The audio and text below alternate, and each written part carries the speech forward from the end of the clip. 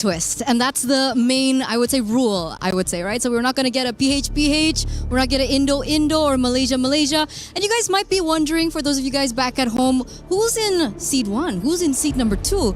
Seed number 1 is going to be coming from all the established regions, right? We have Indonesia, we have Malaysia as well in there, as well as the Philippines. And of course, coming into seed 2 are the emerging and the rising regions that we're definitely excited to see battle it out here in MWI. Yeah, over here we have Africa, Cambodia, Mekong, China, Western Europe, South America, Mongolia, as well as Turkey.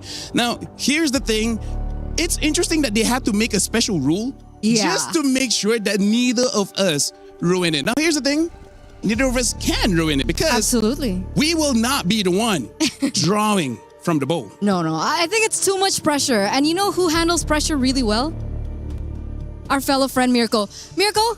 Bob Frederick, please come on over. Ladies and gentlemen, give it up for Mirko. He will be the one to actually be selecting the teams. Well, selecting. It's wholly RNG. So how do you feel that the responsibility now is on your shoulders? It's just another day at the office, pretty good matches. I'm here for the women's games. All right. What made you, volunteer? Because I heard that you volunteered for this, actually. I like it when my IG goes away. And you know what? I've been trying to do that for a while. But now, let's actually continue. This is Pool 2. You will be drawing every single team here first and eventually go to Pool 1. It will be A, B, A, B, A, B. So I hope that you're ready because you got to start selecting team now. Okay, let's start. I think everyone out there is anticipating this first matchup, but we aren't going to see the matchups just yet because we're going to draw out the first team. Don't forget to show it on camera once you get visuals of it. It's okay. That's what she said. We have all the time. And the first team is Seita. All right, our representative from the Chinese region. Yeah, so right now it looks like Seita will be the first team from the second seed moving over to Group A. Now the next team you will choose will be going over to Group B. So this one, we're going to be finishing everything from here. Yep. Let's go. Let's go again. So right now we still have Africa, Cambodia, Mekong, Western Europe, South America, Mongolia, as well as Turkey. And let's look at the second team here. Okay. And the next team is Foot Esports from Turkey. All right, so at least for now, looks like Seita as well as Foot Esports, they will not be in the same group. It will be different groups, Group A and B. Now going for Group A again. We'll see the second team entering Group A. All right, we still have Africa, Cambodia, Mekong, Western Europe, South America, and Mongolia. So the third team here. It's going to be Aurora Gaming from Mongolia. All right, so it looks like in Group A, we have Seita as well as Aurora Gaming. And right now, we have to see who will be joining Foot Esports in Group B. So far, this means nothing just yet because we do not have the matchups. After we finish Pool 1, then we will officially have the matchups here. Okay. Next team is MIBR Loss. All right. From South America. Yeah. All right, so right now, looks like Turkey and South America will be in Group B. Now, go for Group A again. We only have 4 more teams here, Eterna. Let's see the final 4. And the next team will be... This is for Group A. Geeke Esports from Western Europe. Our first representative from WEU here at MWI. All right, so it looks like Geeke will be joining China there. So now we're just going to go through. I'm pretty sure, especially the ladies watching, they're very nervous for this one. Because again, we will only know the matchups after we finish Pool 1. And this is Galaxy Phoenix. Okay, from Cambodia. All right, and now we only have 2 more, Mirko. This shouldn't be that difficult. We still have Africa as well as Mekong. And the next one is Twisted Minds from Mekong. Yep. So that means the final team here, which I believe will be in Group B, is Team Falcons Mena from Africa. But again, just to officiate, show it to the camera. There you have it. Team Falcons Mena. All right, so now every single team from Pool 2 has been drawn. Now we got to look at Pool 1. This is the established regions, Malaysia, Indonesia, Philippines, Myanmar, North America. This is the ones that everyone from Pool 2 has to be careful of. Yeah, we have the defending Just go. champions there. We have a very strong region in Navi as well in there. So we're gonna kick things off. Our first, In Group A, it's Team Falcons ID. ooh, Team Falcons ID with a revamped roster, but of course we still have Violet and Agatha. So if you guys are familiar with those players, they're still gonna remain with some new players as well to kick things off. Yep, and for you guys at home, make sure you guys keep in mind we're going to be showing the tournament bracket here. Give me a sec while I take a look at this. And looks like I will not be able to look at it because my eyesight is pretty poor. So hopefully you guys at home are paying attention because I cannot. Yeah, I didn't bring my glasses. Well, Yes, Miracle has glasses. Wait, let's try it. Miracle, can you see it? I can see things. All right, there you have it, guys. He can see things. Well, with that being said, you guys at home are seeing the tournament bracket, and those are the second seed teams. And now I believe we will be seeing, but either way, I feel like we will still count that first one. Team Falcons ID is the first team drawn from Pool 1. Okay, so let's move on to our second team. And with that, I'm just letting you know, Mirko, is that we got Team Falcons ID in Group A. So if we do get Team Vitality in Group A, we will have to push it to Group B because Indonesia and Indonesia cannot be in the same group. So please.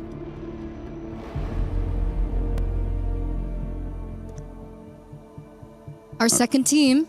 And this should be in Group B. Okay, we have Gen G Esports. All right, Gen G from North America. Hopefully Group B goes good.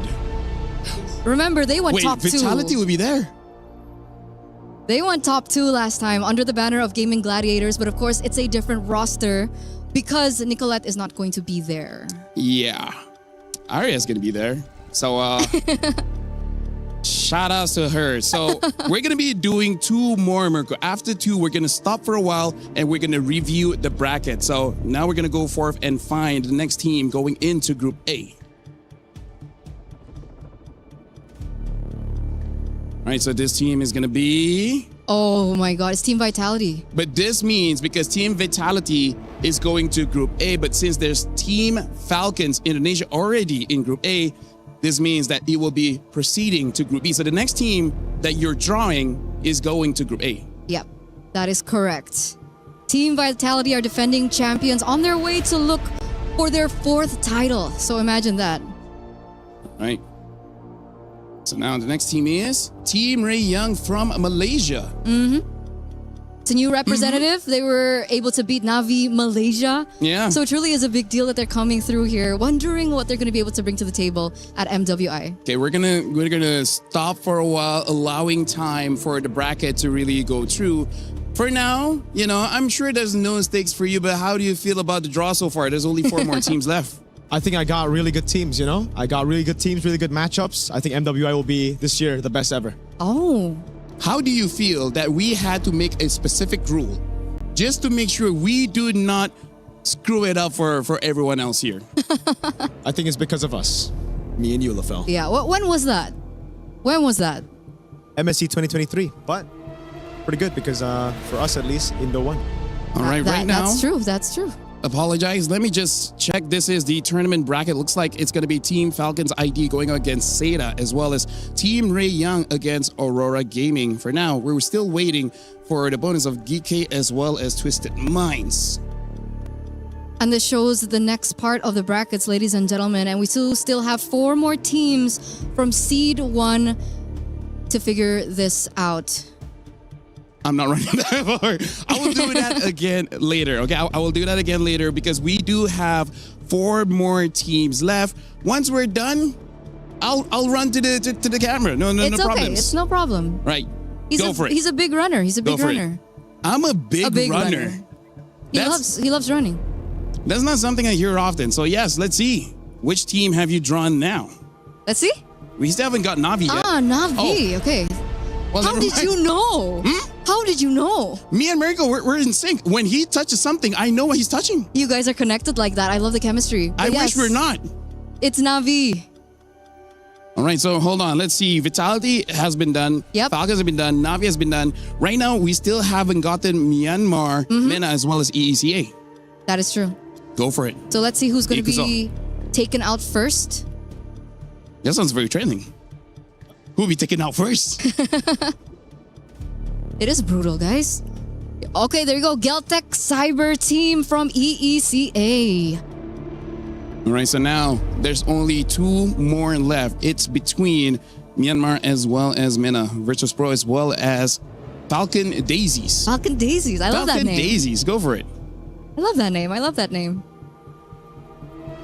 How's the balls? I'm pretty good at, yes. Yeah, well, All right. Next, Falcon Daisies. There you go. Another new representative coming in here for MWI. Very excited once again to see how they will be performing later on.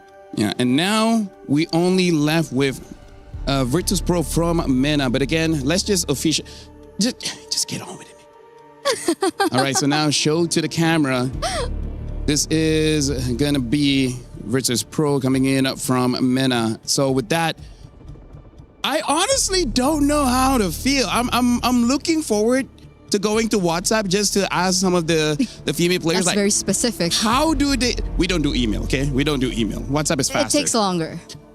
7 business weeks, you know. So it takes a while. What do you think so far for the draw? And mind you, after this we will be doing MSC. So this one you might be okay. The MSC one I'm not so sure. Yeah, I think my socials are safe for now, so it's a good thing. And great matches, competitive matches. MWI always has surprises for us, so I don't think it'll be anything less than that. Yeah, honestly, Wildcard is amazing. MWI is amazing. MSC is copy paste, but either way, hopefully this time is gonna be fun. Let's not have a 4-0 grand finals, right? For now, let's look at the brackets just to see how it shapes up. Let's walk. Oh yeah, let's walk. We can walk together. You can stay there. You're Mirko all doesn't good. want to come? Right, so right now we're looking at the tournament bracket here. It looks like it's going to be Team Falcons ID going up against Seda, Team Ray Young against Aurora Gaming, Caltech Cyber Team against Geek Esport, and Virtus Pro against Twisted Minds. All right, so very interesting matchups that we're going to see. We're looking at some new faces. We also have familiar faces coming back into the fray. So I feel like, I know it's not the wild card, but it's Yeah. definitely going to be wild card results. So just now it was Group A. Now we're looking at Group B. It's going to be Gen G going up against Foot Esports. Later on, it's going to be Team Vitality against MIBR Lost. And then Navi going up against Galaxy Phoenix, as well as Falcon Daisies against Team Falcons MENA. Let me just tell you, Eterna, Arya specifically asked me just to make sure that they're not going to get into this kind of group, not with Team Vitality, not with Navi, yeah. not with Falcon Daisies. So as much as Mirko said is okay, I feel like some people might be slightly upset with how you've drawn specifically for Group B. Is that the right mentality to have, though? If you want to be the best, you got to beat the best. No excuses, no easy matches. So prove you're the best. Honestly, I agree with Mirko. To be the best, you got to beat the best. That's why I keep beating myself. Yeah, because, you know, Self-pain. greatness is earned, right? C'est la vie. Such is life. In the land of dawn, such is life when all that remains are dreams. We don't expect the loss last year, and the result is not like what we want. I know that we were capable of more. But MWI is where barriers are broken and queens are made. Vouloir, c'est pouvoir. To want is to be able. MWI is a chance for ladies to represent themselves because there were no opportunities in our region back then. Çoğu insan Türkiye'nin kolay bir yer olduğunu, biz burada bunun yanlış olduğunu kanıtlamak için buradayız. From heartbreak to hope, from doubt to belief. We only want to take revenge on Team Vitality because they were the only team standing in our way. То, что я нахожусь здесь, уже доказывает то, что мечты сбываются. I think the fourth title will be ours. Who will rise above? 2 champions, 1 game.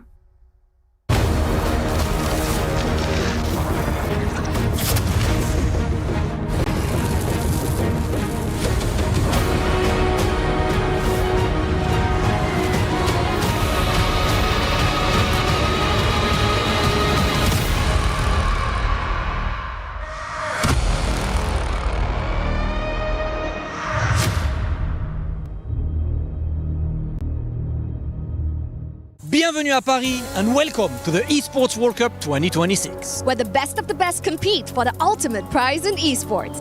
And for the first time ever, EWC is on the road. And we're here in the great city of Paris. And as we all know, greatness doesn't happen overnight. You become one of the greatest when you emerge triumphant at MWI at EWC 2026. And we're all wondering if it will be Team Vitality versus Gen G again in the final, or if one of our talented underdogs will give us an upset. It's the skills and years of practice that led these players to this moment. Here at EWC, nothing is granted, everything is earned. And it's time for the Mobile Legends Bang Bang Women International at the 2026 Esports World Cup.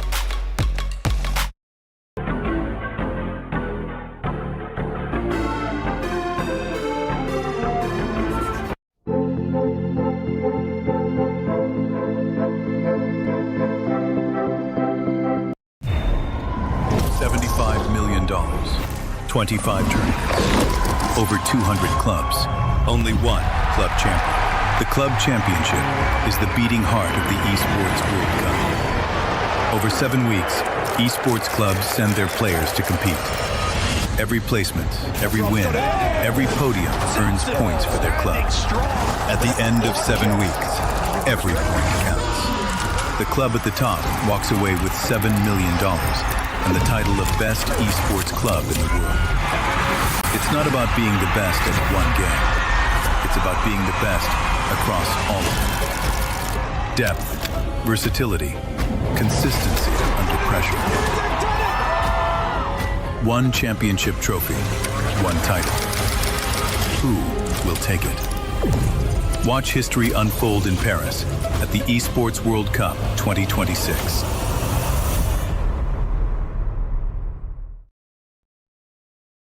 We're here at the Paris Expo for the Esports World Cup 2026, where it has literally taken over the city. Now, we're reporting to you here from Mobile Legends Bang Bang Women's International for EWC 2026. And with that, 16 teams have landed here in Paris. And for one reason and one reason only, to take the crown from Team Vitality, our title defenders. Now, with the target on their backs and pressure on their shoulders heavier than ever before, one question remains unanswered. Does Team Vitality have what it takes to defend the throne and rise above?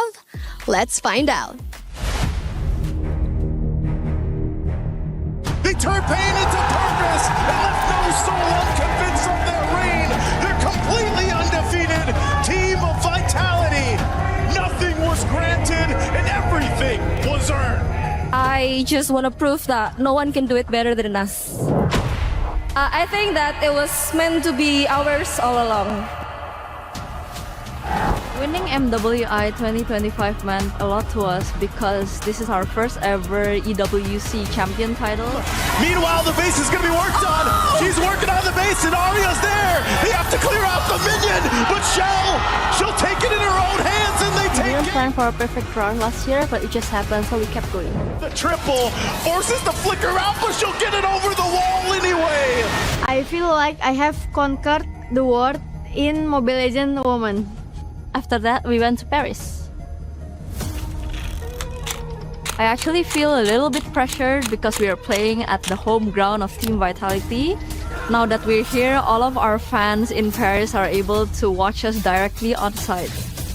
Defending it again is the biggest challenge because there are more eyes on us. It has always been our nature to win every tournament there is, but what changed is going into this year's EWC, we have more motivation to get the back-to-back title. I feel confident this time.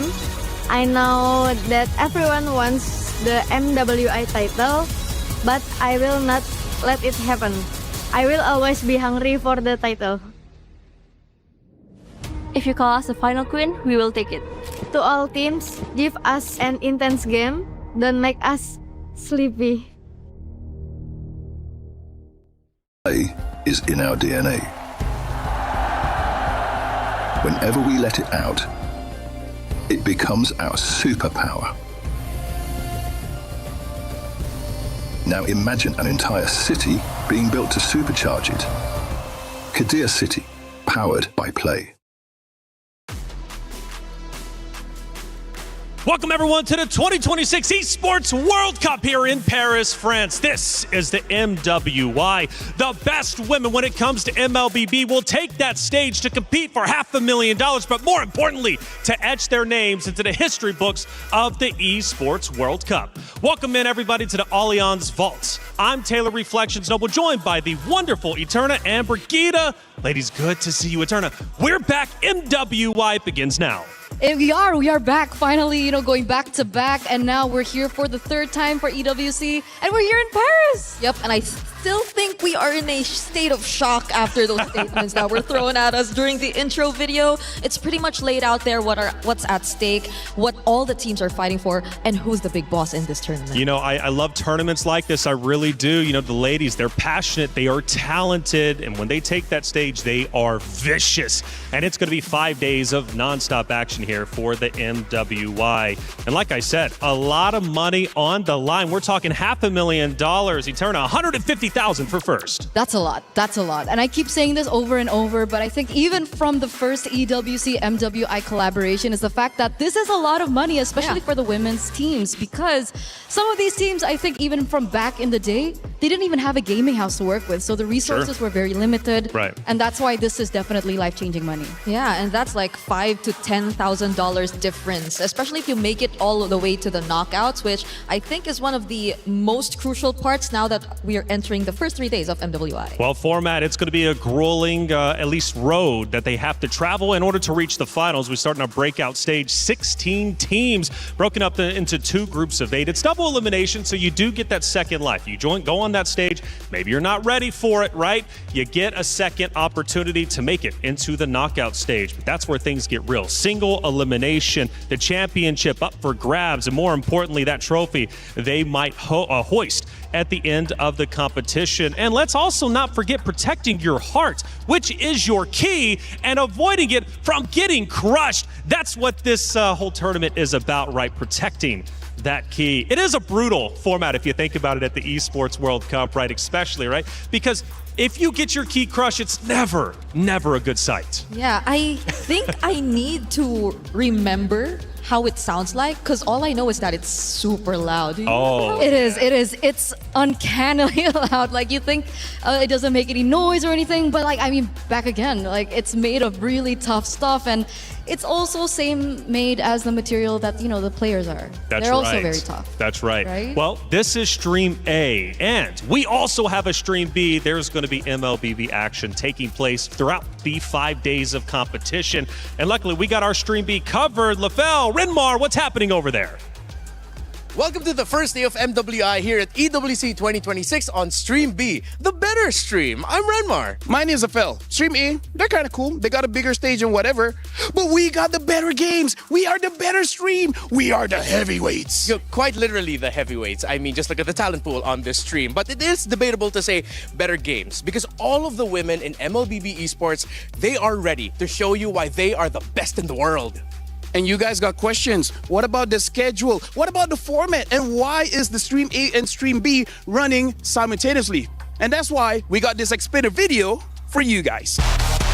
MLBB Women's International returns to the Esports World Cup 2026 for its historic 3rd edition. And for the first time ever, the grueling battle heads to Paris. As the one and only all-female championship at EWC 2026, 15 teams emerge through qualifiers spanning over 60 regions. Only one team bypasses the chaos, Team Vitality, returning as the title defender with a direct invitation. 16 elite teams will fight for a staggering $500,000 prize pool, one of the largest in women's esports history.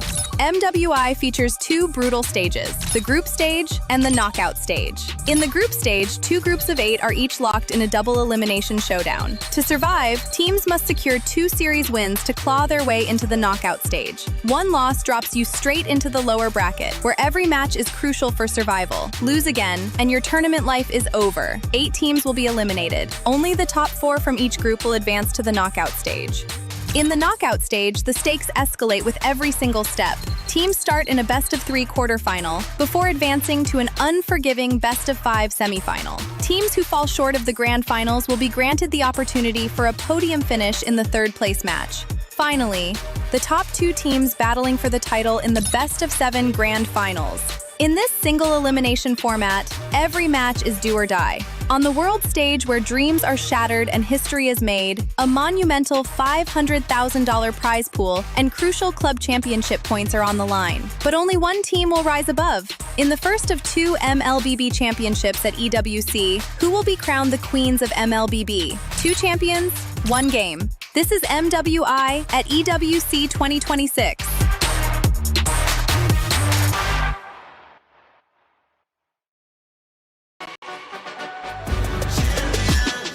This ain't no regular thing. Came for the ring, you know what I mean. You see my name in the lights, better get right, I'm champion.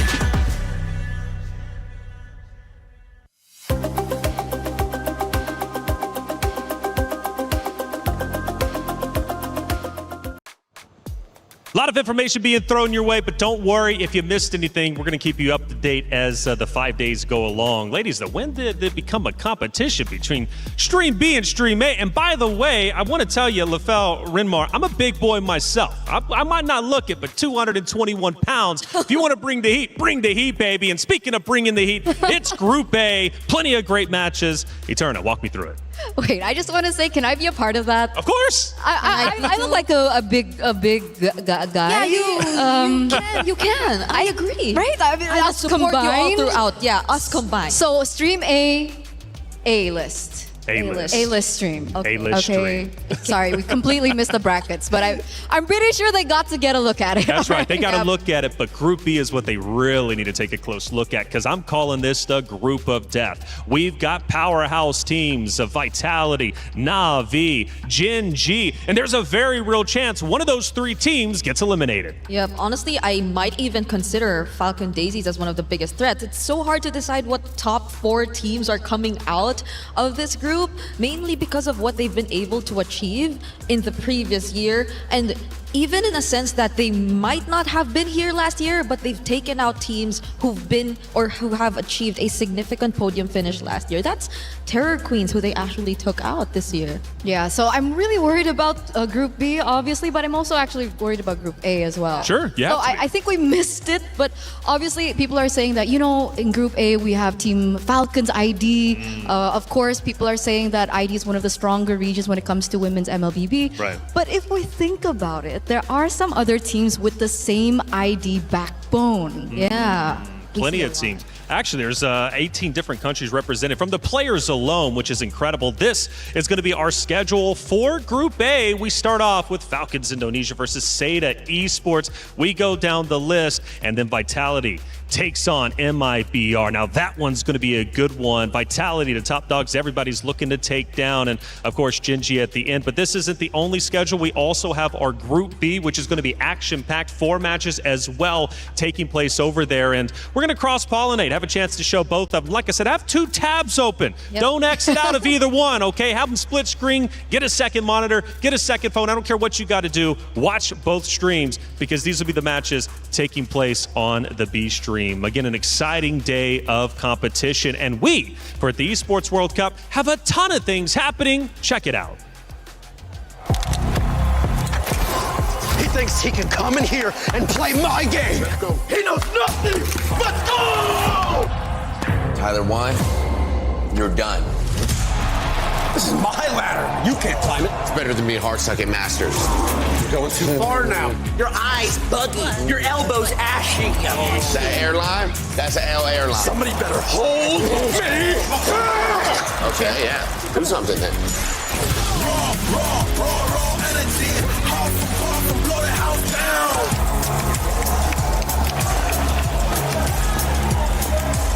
down. You look nervous. You look short. Everything's good? Mm-hmm. Fight.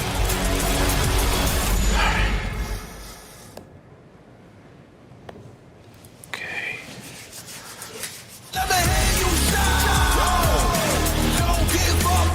Do you really need the wraps? Yeah, this feels like overkill to me. In our DNA. Whenever we let it out, it becomes our superpower. Now imagine an entire city being built to supercharge it. Kadir City, powered by play. Like I said, a lot of things happening, including apparently Tyler 1 facing off with everybody in the world, getting the hands wrapped up. Hey, it's going to be exciting for sure. Let's talk and break down our Group A and B because they are stacked. Again, double elimination. So if your favorite team does end up losing their first series, no worries at all. They'll have a secondary chance to come back, but they only get one more chance after that. Talking Group A, again, a lot of great teams, but who's the heavy hitters you're looking out for? That's what I was talking about earlier on when I told you about the Indonesian, backbone. I see it in Twisted Minds because if we're talking about Team Vitality, for sure, everyone knows who they are. Everyone knows that they're the top region and, of course, the top team in the region and maybe worldwide as well. But we've got to remember that when it came down to it, it was always top 1, top 2 being Falcons Vega. And Chin Chao, the gold laner for Falcons Vega, is now in Twisted Minds. So that's one of the teams that I'm definitely looking at as well. Well, Group B, like we said, might be the most deadliest. It is stacked with competitors. We've got a couple of them on your screen. Brigitte, who are you looking at? All right, so I did mention a thing or two about me definitely watching out for Falcon Daisies in earlier Group A, but that in Group B, when you take a look at it, I think there are just too many titans, quote unquote, when you take a look. So maybe I want to put my attention towards the newcomers instead, such as MIBR Loss and what they could bring to the table. Sure. Because their first day here at MWI is no joke. That's right. You're a newcomer, and the first team you go up against is Team Vitality. And by the way, first time here, and they're walking into the venue, and Rose had a chance to catch up with a couple of them.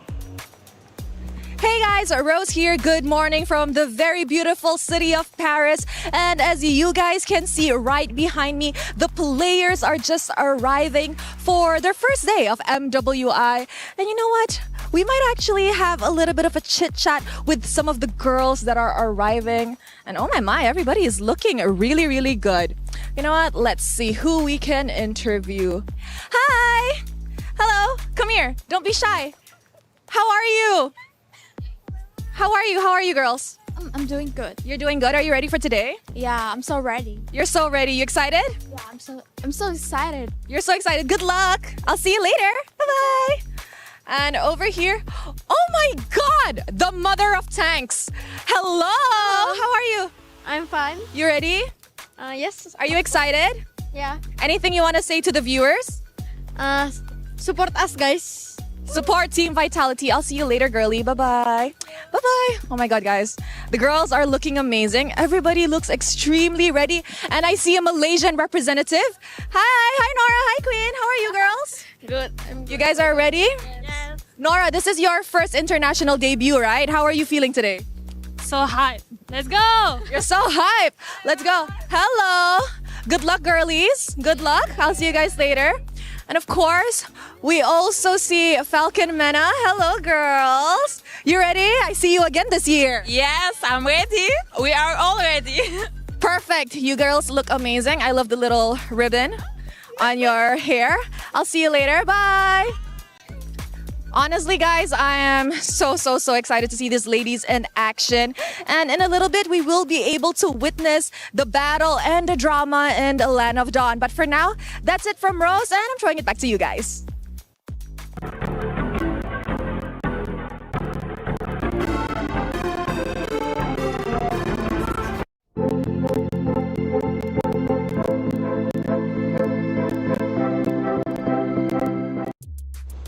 Ooh, the players are ready, and Rose, love the energy out there. Vivian putting on the moves, man. She's like out there ducking and dodging, man. She's the mother of tank. She's looking to go big, of course, representing Vitality. You know, one thing that I really appreciated about those player walk-ins, sometimes you never know what you're going to get, but everybody pretty much had a smile on their face. So they're ready for the competition, and I'm ready for our crunchy story of the day. Now, the question is, who dare challenges the queen? Who dare challenges Vitality? And I've got one that I think is looking for revenge, and that's Gen G. Yeah, back last year, they were under Gaming Gladiators, and they were able to take top 2. It was the Cinderella story, the underdog story. I think everyone was corralling behind this team because they just wanted to see someone be able to beat Vitality finally, right? Yeah. And now they're coming back with a vengeance, obviously under a different banner, Gen G, but they also came in with a different roster too. Yep, they had a slight change, and it was, I think, a significant one, especially if you take it into context of the current meta, because this will bring so much new expectations to the table in terms of how Gen G as a team will actually play their game, because it's Rui. And this new player they actually took in had a very remarkable record in the previous MWI. She finished third alongside Terror Queens, also made a statement themselves, put up really close fights just to make it to top 3.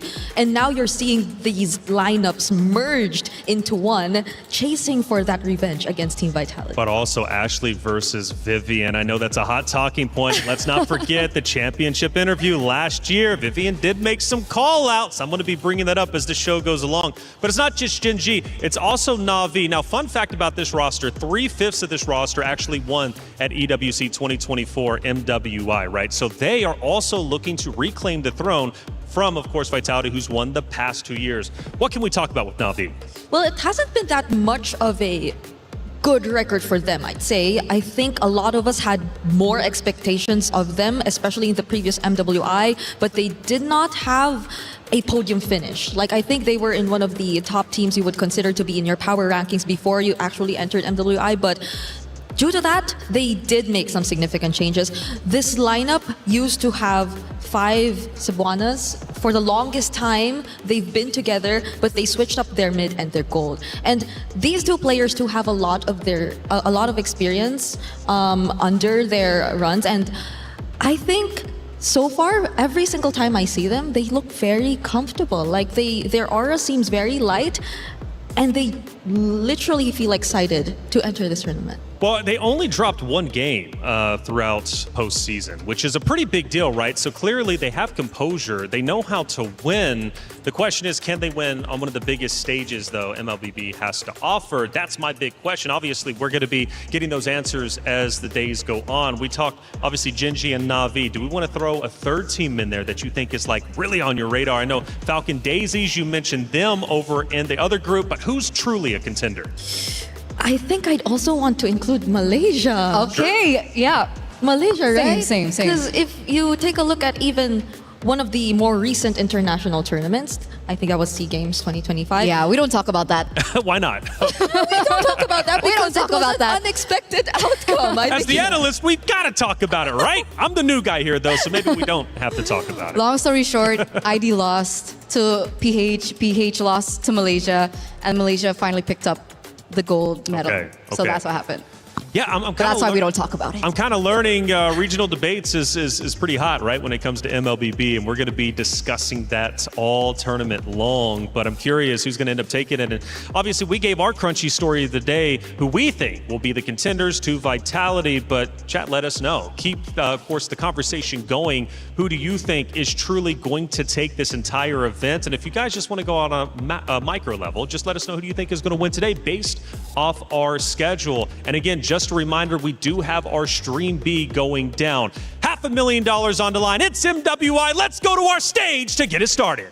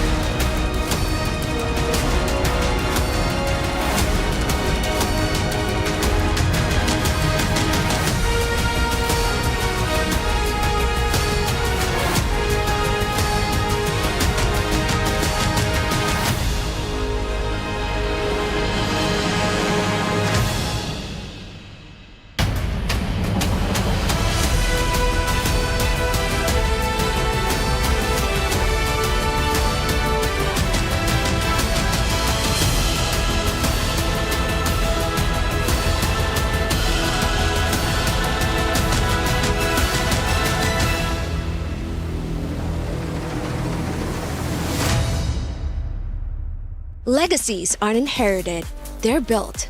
One match, one win, one impossible comeback at a time. Nothing is granted. Everything is earned. The Esports World Cup has landed here in Paris, the city of love. And this time, for the love of Mobile Legends Bang Bang. 2 champions, 1 game. Welcome to Mobile Legends Bang Bang Women's International, where we have gathered 16 of the strongest female MLBB teams, where they converge here in Paris to make history and rise above.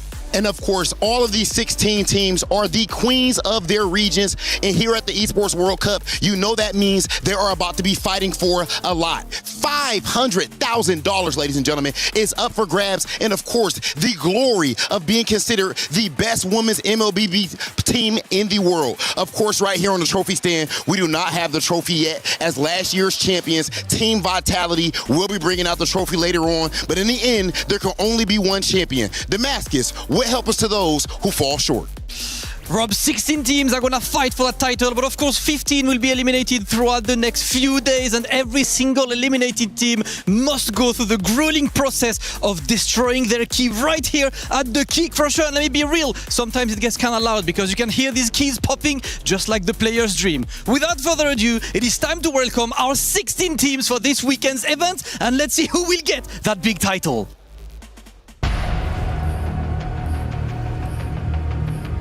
Qualifying out of Indonesia, Team Falcons. Qualifying out of Western Europe, made up of 5 countries, GK Esports. Qualifying out of North America, GG Esports. And joining all the way from Mongolia, Aurora Gaming.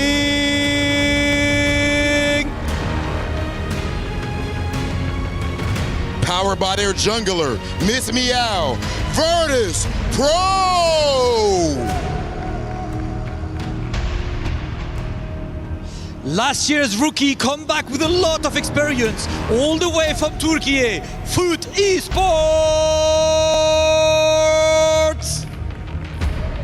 The newly assembled qualifying out of Myanmar, Team Ray Young. And the new representative all the way from China, Seda.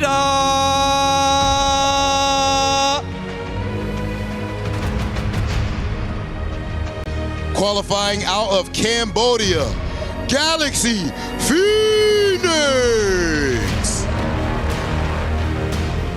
The 2024 champs are coming up with an updated roster, Insurance of Redemption, representing the Philippines, Navi.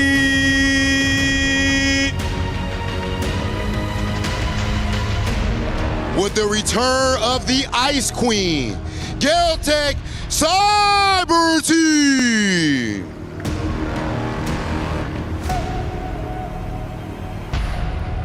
Brazil's alliance looking to put South America on the map, MIBR Los.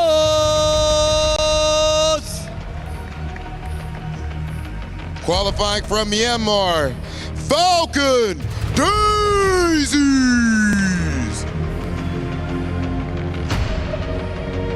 And with a more experienced roster looking to put Mekong on the map, Twisted Minds.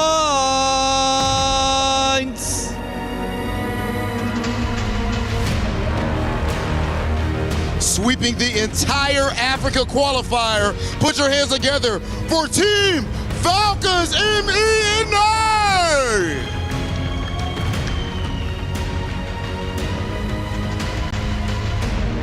And now it is time to welcome the champions, the title holders. Make some noise for Team Vitality!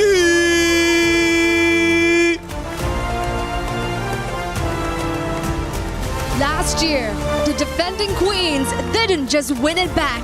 They went undefeated. A perfect run. The golden road. This year, the target is on their back, heavier than ever before. Every team came here to Paris for one reason and one reason only: to take the beehive down, and the crown from the queen bees. But here in Paris, this is the home ground of the organization. Pride is on the line. Today, the question isn't whether Team Vitality still belongs at the top, it's whether anyone in the room can actually do something about it. To break it down, let's find out from the studio. An introduction. The ladies have taken the stage. Things start to get serious. And the trophy has been placed in the center by Vitality, looking to protect it. Will they be able to? Well, only time will tell. 5 days of competition. Let's start breaking down our first matchup. It's coming up quick. It's going to be Falcons Indonesia versus Seda Esports. Two dominant rosters going toe-to-toe for the first time ever here at the 2026 Esports World Cup. However, when it comes to MLBB, there's been some big changes. Even since our wild card matchups, let's start discussing our new meta and how things are shifting about. And, well, I don't know. Who wants to take this one first? Okay, I think we start with the first and probably the most important point that we have to talk about here. It's the nerf on tank junglers who have been the kings of the jungle for the longest time in MLBB. We see occasionally some assassins here and there, but just because of this nerf, in terms of their jungling speed, I think this will allow for the assassins who we've all been wanting to see finally step up and take place in the Land of Dawn. And I am so excited to see this because a lot of our female junglers are actually really good assassin users. Yeah, they're carries. They're carries, they're violent in their execution, they're violent in the game. So I do agree with you, Brig. I like that you brought that up. But also when we take a look at this hotfix, we gotta see it coincide with one another, right? You're talking about specific tank junglers being nerfed, and we're talking Baxia, Fredrin, Akai specifically, but also the fact that there were battlefield adjustments that we also need to pay attention to as well. The fact that the purple buff, the orange buffs, and the creeps around your own jungle has gotten buffed when it comes down to how much income you get. It's 20% on orange and 20% on purple, and the rest have been upped by 50%. We're saying a lot of numbers, we're saying a lot of specifics, but what does this mean in the game? It means that there is more room for carry junglers to rise. Assassins will be able to get to their power spikes a lot quicker. It also allows them to not really have to go for the contest for first turtle, so they can play the way that assassins want to play. And hence, if you do still want to use your tank jungles, I guess you need to be a little bit more aggressive in the invades.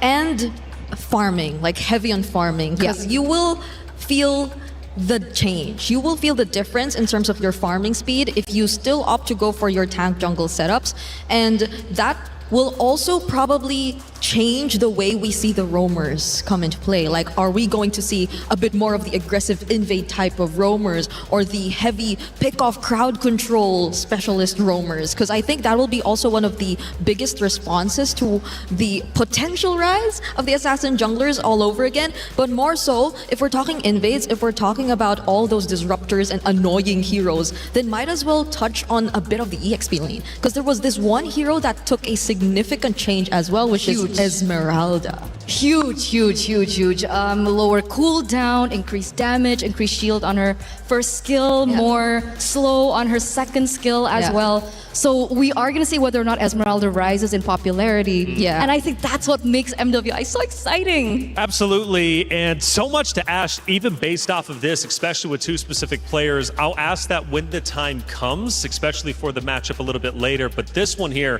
Falcons Indonesia, Seda Esports. Very talented ladies about to take the stage. Now, the story here is you have one of MLBB's strongest teams going against China's newest team, built specifically for MWI. Now, first we talk Falcons. Now, Falcons Indonesia, a talented roster built around a veteran.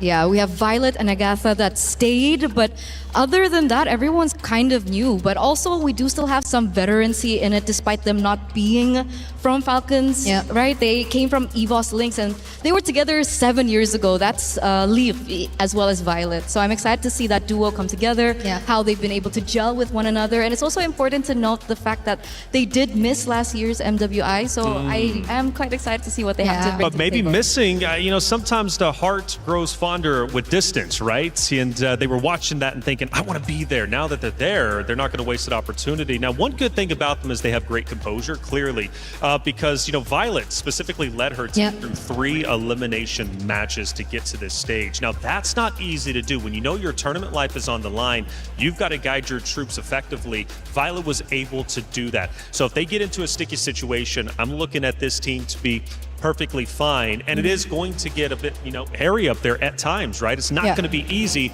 against the competitors you have to go through. Speaking of which, obviously, Seda Esports.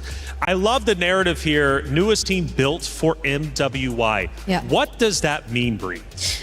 I think it's so much emphasis on the word new, because even if you take a look at their qualifiers, there's really not much information that you could get out of this team in terms of their gameplay, in terms of their hero pools. And that is, I think, in a way, a double-edged sword too, because this is where you could probably argue that you could not really find enough information about them to prepare enough about this team. One thing that we know for sure, though, is that they tend to really prioritize the strong laning picks in order to just establish that early game, because they're most flexible when it comes to the mid game. That's where they can either opt for these split approaches or even just rely on team fight as a whole. But what we know for a fact is that they're a very flexible team, and both of them would probably really just fight for that early game advantage. Now, with a new meta, flexibility obviously is going to be hugely important here. Now, I have heard, though, at least when it comes to our ladies, they do like to go with the comfort picks despite of the meta. But I guess here for this roster, maybe they're going to be comfortable flexing a little bit. And by the way, if you want to go ahead and get your fantasy team written up, scan that QR code. There's a lot of players to choose from. Who do you want to choose? Like I said, EWC is great. You have an opportunity not only to be involved just in chat like the traditional way, but also choosing your fantasy roster. See how good you are at building the best team you possibly can. Scan that QR code. But again, going back to the meta discussion, because it changes, do we think Seda Esports might actually have a little bit of an advantage here? Because clearly they have good, at least from what I've been seeing, macro mechanics. They're solid.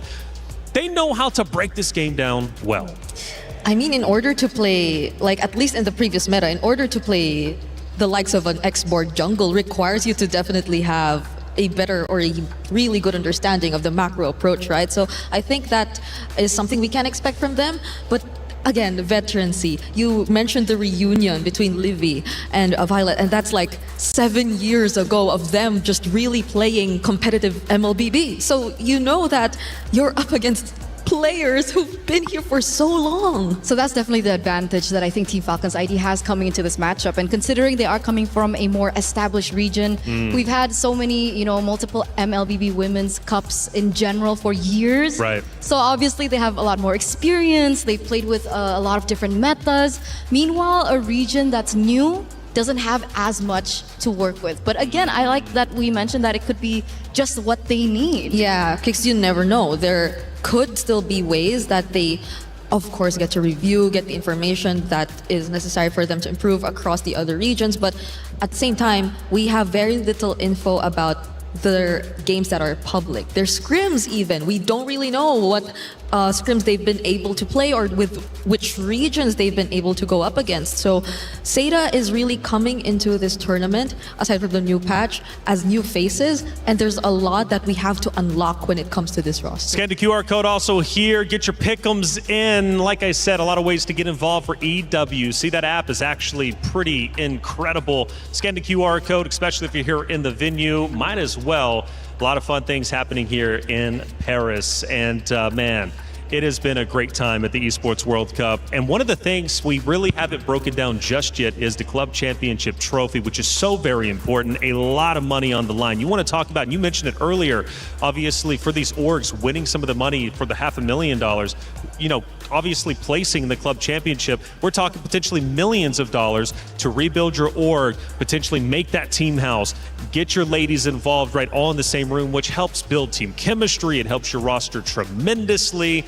And we have a lot of great orgs represented. Vitality, for example, they need to catch up when it comes to the Club Championship points. This is their opportunity to do so. Genji, another roster, but Falcons, this is just one of the rosters. They've got two. They've got a lot. Yeah, they do. Like even later for MSC, they have what, 2, 3?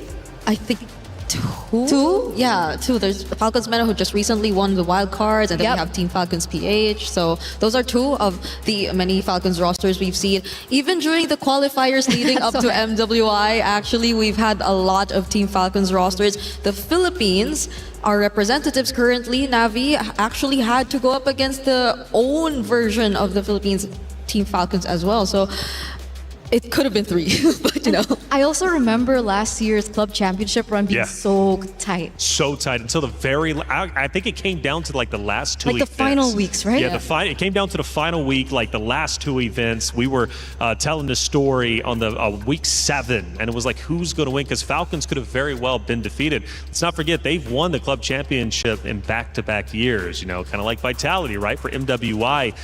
That's like, what, $14 million is just insanity if you think about it. But the point is, winning this event is tremendous help for the club championship race. And on top of that, obviously, putting your name onto the totem to be immortalized. You know, we have the totem room. It has all three, well, I guess 2 totems from the previous 2 EWCs, plus the new third one. And it's really, really cool just to go back into history, see who's won these events, and really just take a step back in time. Hey, check it out. Our matchup is about to be underway. We'll be going into our pick and bans very shortly. The ladies have taken the stage to face off against each other for our first time. It's going to be Team Falcons Indonesia versus Seda Esports. It's one of MLBB's strongest teams versus China's newest team built for MWI.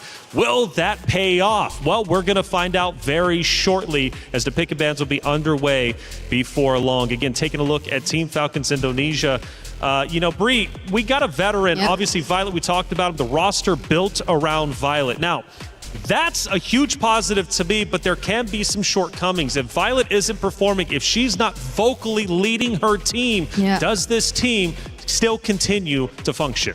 It will be tough, especially if the shot calling does revolve around her. But considering that I think Raymond is known to heavily play some invader roamers, which I think we've previously touched upon when we discussed the meta, then I think there will be a part of the shot calling coming from her as well. She will be taking charge in a way, and I think they have to work hand in hand. So it's not just going to be all around Violet, but a huge part of it will come from her, definitely. Since we're speeding things up with the new meta, do you think Falcons Indonesia is going to be able to react to that accordingly? Because were they traditionally a fast team, a slow team? Obviously, you've got to adjust. Or do they, Eterna, go with their bread and butter, their comfort picks? That's a big question, because when we talk about Team Falcons, I'm so used to the old lineup. I'm so used to, Chin Chao, Agatha, and the rest of the old members. And when we looked at them, it felt like everything revolved around Chin Chao. Like she was the star player. But now that she's not there, we're waiting to see perhaps the new backbone and the new formula or the new system that Team Falcons ID will bring up today, especially with the changes to the patch and so on and so forth. But I'm pretty sure the coach is also there to really help assist them through this. And that's why this first banning phase here in Stream A, that's what makes it so fun and interesting. Yeah, I know they told you to check out Stream B too, but just keep both of us open. That's right. This isn't a competition between the better stream. The matches are debatable, but both are a must-watch. Both are must-watch indeed. Yeah, I don't know why it turned into a competition. That content. It's LaFell. It's LaFell. He's just a competitive Yes, guy. yes. Fair enough. I'm going to have to arm wrestle. I think that was a big thing you guys like doing. And I haven't lost yet, at least when it comes to the talent arm wrestling. Wow, impressive. That's right. Well, it's just what I do. It's just what I don't know, but you're also saying you're a big dog yourself. So I am. We don't do that though, Eterna. I think we don't try the arm wrestling, Wait, why? Do you want to try? Yes. Okay, let's see if you can. Let's do it off stream. Off stream. Well, yeah, we'll see how much time we got to fill anyways. But right now, as the players again do get set up, you mentioned coaches. So I'm new to MLBB. You two are the veterans, and it's a pleasure to be here. By the way, I'm going to be learning each of these 5 days. Fun fact: First Mobile also being involved in as a talent. Coaches across multiple esports play a varying different number of roles. How are the coaches when it comes to MLBB, and how integral are they in the success of a roster? Yeah, a lot of the planning in terms of drafts and really just studying the opponents comes down to the coaches and the kind of system that they set up. It really builds what kind of culture and habits the players eventually have. And I think you just know for a fact that they do like work together when it comes to the drafts, but majority of like the preparations and the studying are going to stem from them, especially when it's a news patch. And we've seen such variety when it comes down to coaches, right? We've seen a variety of coaching staffs. Sometimes there's the head coach, assistant coach, Life there's coach. life coach, emotional coach. What else is there? A lot. Tactical coach. It really depends on how established the org is. But for simplicity, let's just keep it to, let's say, head coach and assistant coach. We also usually have an analyst to really study everyone else in the competition. And you've mentioned everything very technical, Brie, but also what's really important about the coaches is how they bring these players to light. I mean, some of these players are so young. Yeah. Right? We've seen players, 16, 17 years old. Wow. Barely growing up. I don't even remember what I was doing at 16, 17, but they are playing competitively. And obviously, the frontal lobe isn't fully developed. So, of course, emotions are on the table. So that's what another thing that the coaches really have to think about as well. We're talking frontal lobes and everything on the desk. I was a biology student. No way. Ooh. Oh, it's about to get deep up here. Okay, I like it. But coaches seriously do make a big impact, especially when you start talking about younger players. Yep. 16.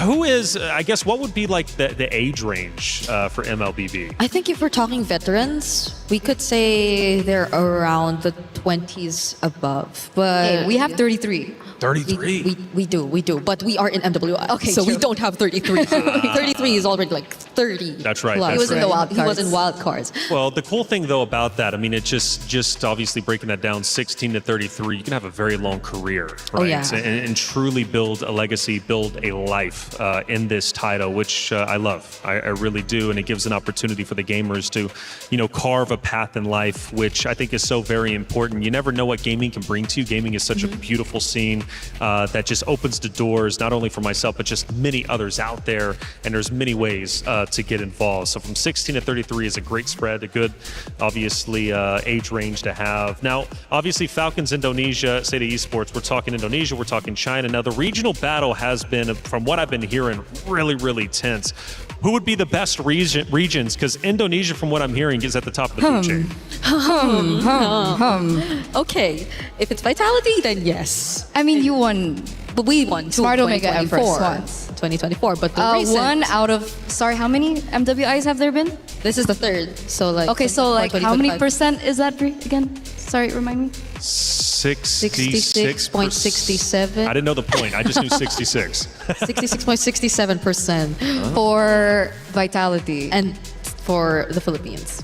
So then Indonesia. Wait, no, why? Why is it 66.67? That's why, for Vitality, no? Yeah, because they won 2 out of Oh yeah. 2 out of the 3 is 66.67, as you said. Oh yeah. Don't do the 6-7 in the chat. I don't want to hear any of that. 6, No, 7. God. No. I thought you didn't want me to do that. Why did you do it just I'm now? sorry. Intrusive thoughts. But so Indonesia, I mean, at least as of right now, at this stage, seems to be the best region. But who's hot on their heels? But that's why it's so arguable, right? Because in the past, when Team Vitality won their title last year, they were on an undefeated run. So, locally, regionally, international tournaments, like third parties here and there, they've been able to win it all. But this year feels a little janky for me. The fact that they lost the SEA Games. Yeah. What do you think about that? I mean, at the time, it felt as if the mastery that Malaysia was able to show was just really exceptional overall, because they've been spamming.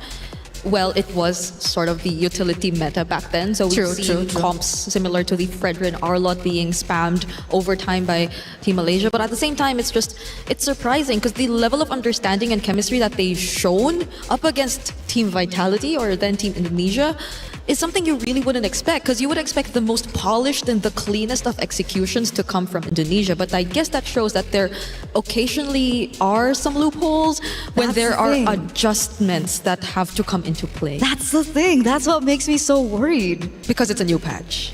Yes. I mean, considering this is a different coaching staff, by the way. So in 2024, was it 2024? In 2024, when they lost the throne to Navi, back then it was Smart Omega Empress. It was a different coaching staff. It was under Susugaja, Coach Susugaja for Team Vitality, and eventually they did a swap in roster of the coaching staff, and it's now under Coach Casius. So I thought that with the change in coach, with Coach Casius now, really holding the helms for the team, that it would be okay if there were changes, but it turns out there's still a chance. There is still a chance. So I think it's just in a way showing that they can be defeated. Yeah. But there are a lot of factors that have to come into play. It's either maybe timing, a bit of course, the adjustments that I think constantly point out, because again, we're in a new patch. But if we think adjustments and just their comfort overall in this new patch, I don't think they are expected to struggle as much. Sure. Well, new patch, I guess we'll bring this conversation forward because it is going to have an impact, obviously, in this first matchup. Ashley, Vivian, there's a big discussion, Mother of Tanks, who truly is it? Obviously, Vivian holds that title at the moment, obviously winning last year, the year before that. But now that the tank meta might not be as prominent, could we see potentially a fall off, not necessarily in skill set, right? But at least just maybe different roles being played. Are tanks going to be as impactful? Obviously, the assassins now truly impactful, more so now in this meta. But how is that going to change the game? I mean, does it speed up? Is it still going to remain a little bit slower like it used to be? I think should speed up, right? Like compared to before where we saw a lot of the 20+ minute games, things should feel a bit faster now if we just focus on those kinds of junglers coming into play. But we're finally seeing the draft. We are going to start. And as of the moment, I'm surprised to see that a lot of the focus is actually going to be on the roamers. It's the Mathilda, Atlas, and the Marcel that have been taken out of the options for now. So this makes room for a lot of the previous priorities. I think I'm a bit iffy about seeing the Juicin prio though. Do you agree with me? Like, do you feel the nerf on the Juicin? Personally, as a Juicin player, sometimes I feel it, sometimes I don't. It really depends. Really? Like if I'm still up against a composition that's very melee oriented, like the Baxias of the world, the Fredrins of the world, the range diff to her skill is not as bad. Really? It's not as bad. But that's why I feel like coming into the draft, it's going to be interesting because we've been talking about how perhaps the assassins will come up in popularity, but so far these bans don't really indicate that, right? The Matilda being banned out. Obviously, the Matilda has been such a great support hero for the junglers in the tank. So either this is them knowing something that they know that we don't know about each other, or it's still kind of centering around the tank junglers. Yeah, I'm trying to make sense of what Seda is trying to set up for, because they've been taking out Mathilda, Atlas, and Glue. 3, I'd say, very annoying roamers in the sense that they just really provide stability for your team. But what is the prio if they just don't want to go up against these kinds of heroes? Like, I mean, the likes of the Freyas and the Paquitos are there definitely, but you might not want to really see them first pick now that the Esmeralda's been buffed up really well. So I think we're going to maybe shift a bit back to seeing more jungle gold prios, because we did mention the Juicin. It's also probably going to depend on these teams if they still feel very comfortable into prioritizing the mid lane picks. Yeah, and on that note, we do still see the Baxi being banned out, Bri. Okay. Okay, so we talked about the Hirara coming to the wild cards. I think it was a very huge and heated debate. Is Hirara good? Is Hirara bad? Is she viable in the meta? Is she okay for top-notch professional play? Yeah. A lot of players argued differently, but we did see an okay win rate from Hirara. I think in the later stages, I think the teams got a lot more accustomed towards the Hirara, and the fact that we do see the changes towards the battlefield, easier to farm, and so on and so forth. We do see the potential of the Hirara.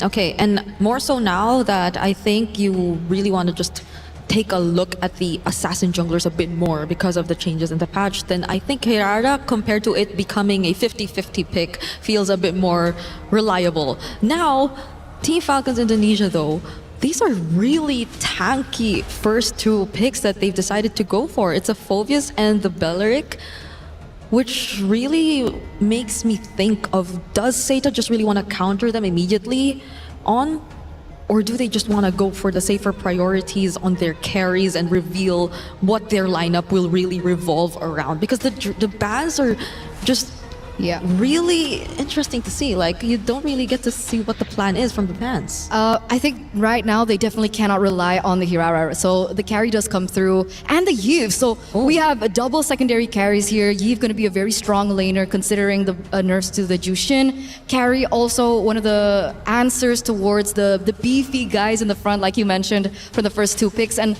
the Falcons ID drafted in a way, especially first two, that they really want to counter this Hirara, right? Yeah. Very difficult for her to dash in of these team fights and get out alive. And that's exactly what the Belleric has to offer. And so does the Phobias on the side lanes. But the question is now, how do they want to close things off? What is that third pick? Do they want to go for a counter pick in the jungle? Yeah, and what is their damage source? Like, what is one of their damage sources gonna be? So now we get an answer. It is gonna be the Gourd. Although it is gonna go up against a Hirara, we do see like the synergy that can come into play. It's a Belleric and a Gourd, so you can just be constantly annoying in the mid, just spamming the taunts, and there will be very reliable follow-up and poke damage that can come into play if you take a look at their mid duo. Because I think that's something we're yet to see from Seda. Like, what is going to be paired up with the Eve? What is going to really change the course of their mid rotation so far? Because the fact that you don't know what kind of jungler Falcons ID is gonna go for yet, it kind of feels 50-50 to just go for a heavy invade type.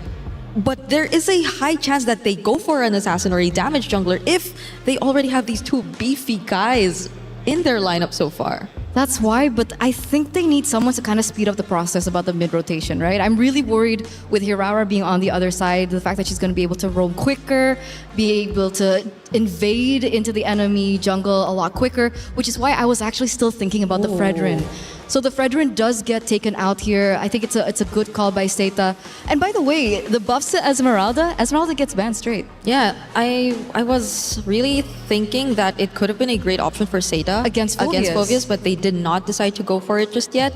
They prioritized the Eve and the carry instead. So we're seeing a setup on the box for Seta, at least for now. Most probably is going to be a team fight approach that they really want to take heading into this game. And speaking of team fight, they even take out the Minotaur. This is something I wouldn't really expect to come in, but there probably has been some information for Team Falcons that it could have been a specialty for Miss on the roam. And if you think about it, I think it pairs up really well with the AoE that Zeta have actually established so far in the Eve. Makes sense. We're waiting on the final ban now coming from Zeta. They're starting to really limit down this jungle, and that's why I was thinking that they might want to go for a jungle in third, but it turns out they prioritize the Gourd instead. The Harith gets taken out, establishing the fact that they want the carry to have a more comfortable laning phase. But of course, the Claude is still open, but they go for the Moskov instead. So a little bit more map control around the side lanes, something that they could definitely work with. You were asking about what kind of carries that they were thinking about, and we do see that the Moskov comes through. Yeah, so it is down to the jungle option left for Team Falcons ID, but Seda, on the other hand, we're yet to see their roam XP. And I think these are going to be two very crucial anchors if we're talking team fight. If Seda really wants to go all in on team fights, then what are going to be their tempo setters for their XP and roam picks? Because I believe there are a bunch of options still out there. If they're looking at AoE or pickoffs, I think some of the more common picks previously were the Cho. I was supposed to say Gatot Kacha if we're talking AoE, but I didn't expect it to come out because it has been out of the meta for quite some time now. And you just add on more layers of that AoE. So just look at this lineup, this team fight lineup that Seda have established for game number 1. And they definitely have answers towards the backline, right? Moskov, backline, Gourd, heavily backline, and they have the Gatot Kacha with the AOG to kind of disrupt that front line, especially we're seeing and considering, the Phobias and the Belleric that will be a huge factor when it comes down to the team fights. They also have the Alice to get to the backline. So it feels like it has been answered. I just don't know what Team Falcons should prioritize in the jungle here. Yeah, there's so many options if you want to fight them head to head with an assassin, but I mean, Nolan was buffed. Do they want to go head to head? Oh, they go Suyo. Okay, yeah. Suyo did show up quite sometimes. Even in Wildcard, I think it's never been really out in terms of the meta. But so far, looking at the compositions, I think so much is really going to boil down onto team fight. Like even looking at Team Falcon's ID, I think a lot of this is going to revolve around their team fighting prowess and capability. Apart from the fact that they do have a Moskov on their side, but that's really going to likely be the name of the game. Well, now that they're obviously chosen, from what I'm getting, Seda Esports maybe taking a little bit of a different approach versus Falcons Indonesia. You know, mentioning it obviously for the macro mechanics for Seda Esports, they're solid, and they did come in created specifically for MWI. And I'm thinking the Hirara pick is going to make a big impact, obviously, for the side of Seda Esports. Getting that buff recently, we think that's going to be a prio pick. It was instantly. You got to play around it and adjust accordingly. Falcons Indonesia are going to have to fight hard going into match number 1. Here we go. Thank you so much to the panel. We're here. It's me, Mirko, and Athena to bring you game number 1 into the land of Dawn. We go for the opening match of MWI EWC 2026. We get a quick look at the emblems here, straight up. It's kind of crazy that they went for the Hirara, the Yeve, and the carry straight up. Seita, they just put everything on the board, no hidden cards coming into the second phase. And that's the thing, Seda is actually known to adjust their composition quite well, depends on who they're up against with. And with Falcons back here for MWI 2026, we're kind of seeing a different assembled version of them by missing out some of the few seasons a while back, but now they're back for vengeance. And looking at the draft, Eterna and Brigida had discussed that they want to go head-to-head, especially on the jungle. You mentioned the Hirara. Now we got the Suyu back on top here for the Manda or Sev. I don't know about the matchup, dude. The Suyo has really gone down in stocks the last patch after the big nerfs on skill 2, some of those cooldowns as well. But the Hirara, on the other hand, has been finding a lot of success even in the utility meta and wildcards that we saw. Just a few fights here and there. Fun one. Okay, Raimundo will immediately fall down. It's a great answer here for Seda. Setting the tone, immediate takedown onto the roam. Seva trying to go for the pickoff. Will there be a trade? Yes, indeed. Joe with a kill immediately onto Zeb. Now it reflects the nerf onto that Suyo. We questioned it and it's instantly answered. Guy. Great laning phase so far against Liv, but the Suyo, that clearing speed definitely took a hit. And for Zoe on the Hirara, it's just been fantastic. Free Turtle with all the setup they've been given, with mid-prio as well. I think that's one of the main things about the Belleric. You really gotta wait for level 4 before you're actually useful, when you could see with Fanhuan, the Gatakacha, it's just playing 1 to 3, getting the prio, and then utilizing and revitalizing that brutal sustain. And that's exactly Seda went for. They didn't even wait for Raimundo to get that ultimate, just taking advantage of the early game here. Meanwhile, transitioning onto the top lane, we could definitely see the rise of the Eve yet again. With a box type of composition here for Seda, they wouldn't have any problem at all in just disengaging or actually initiating types within their framework. And now, Fanhuan to the top lane. There's gonna be some kind of vision here for Falcons. That's why they will not resort onto any pickups yet. And it gets really tough now as we get into the mid game for Falcon ID. They still have a very good team fighting composition, but it all relies on whether or not they can be free around. Violet Sev, an attempt at the bottom lane. That's a 3-women setup here, but Jessica 6'6", just chilling around here. Definitely not worth her time yet. So they just want to somehow focus on Zoe farming up as much as they can. And so far, there was some kind of question for a set of division if they can withstand fast-paced tempo disruptors. But looking at the early facing, looks like they got this one on the back.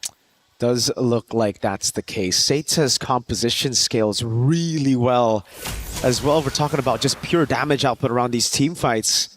Falcon ID, on the other hand, they're really going to have to rely on the Suyo and the Moskov to try to play these side lanes, build on that macro advantage, and then try to split Seda up, because it really looks like as long as Seda stick together, they get tempo around the map with Zoe and Jessica, they should just be able to build a solid box to play around, and that's exactly what both teams want to play around this time. Yep. On to Turtle 2. It's a box for Seda. It's up to Falcons to break it. Okay, Falcons immediately goes in with a taunt here. Violet on the other hand, going for the follow-up. Jessica 6-6 onto the back, targeting Liv and Livy as well. Livy falling down. But on the front lane, just dishing out those damages. There's going to be a chase here. Panwa, good free hits for Guy. There's going to be the Dark Wave, but it isn't enough yet. There's going to be a 3 women here and an immediate takedown onto Violet. Most of the kills onto the side of Seda. Falcon got the tempo, but they couldn't get more than just a neutral objective. The team fighting we were talking about, Jessica, what a set with a throw and a ruin combo together with the AOG, and they can't look for anything on the map. Seda on the other side though, Guy and Fanhua here just waiting in the bush. Violet's in for a rough awakening if he just walks up into this turret. I think it's just going to be a free turret for Seda. Definitely. Falcons right now, they can't risk another sudden death like that.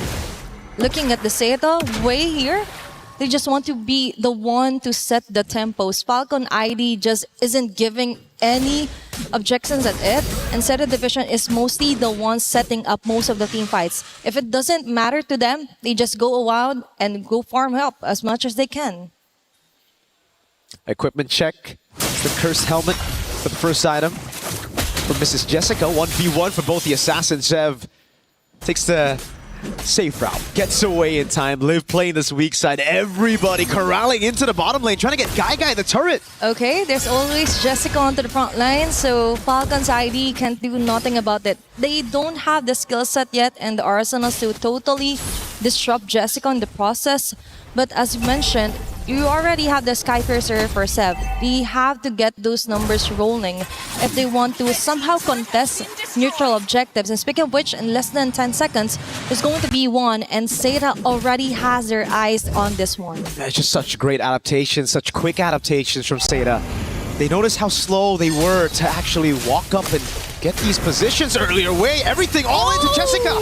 That's a very nice missing gusher for Livy in a slow with a flicker in. Final with a killing spree. Caught off guard yet again. Jungler. Looks like there's going to be a backfire onto Falcon. Chasing down onto the backlane. Zhao onto Raimundo. They're going their own way. Violet falling down as well. Livy onto Zhao. Looks like there's going to be an easy kill for her. Or not. Might be. Going for the tower lock or tower hug here, but Seda Division still came up on top on that clash. Falcons try to all in on the main frontliner. Jessica just took it like a champ, and everybody else went in for the re-engage. Now it's Liv caught all alone by Name. Okay, there's one to avoid Crystal. Okay, that's a sandwich meta. Liv forced to go out of her way just to escape Seda Division. 3K gold lead. Things are not looking good right now for Falcons ID. No, they were really just looking for a trade there around the fights in the bottom lane. Now Doe might go for the 1v1 again. If Sev uses that first skill. No, just a Soul Sever. Okay, it's going to be Karasu. Trying to dash his way out. Go with a chase. Looks like they go in for the discipline yet because there's another neutral objective being targeted. A very smooth transition here for Seda Division. All neutral objective most of the time goes onto the hand of Joe. Oh, Name. Another big weakness for the Suyo is these long-range mages in mid. They can just burst him down. No magic damage reduction anymore on the kit. It's been nerfed quite a while ago.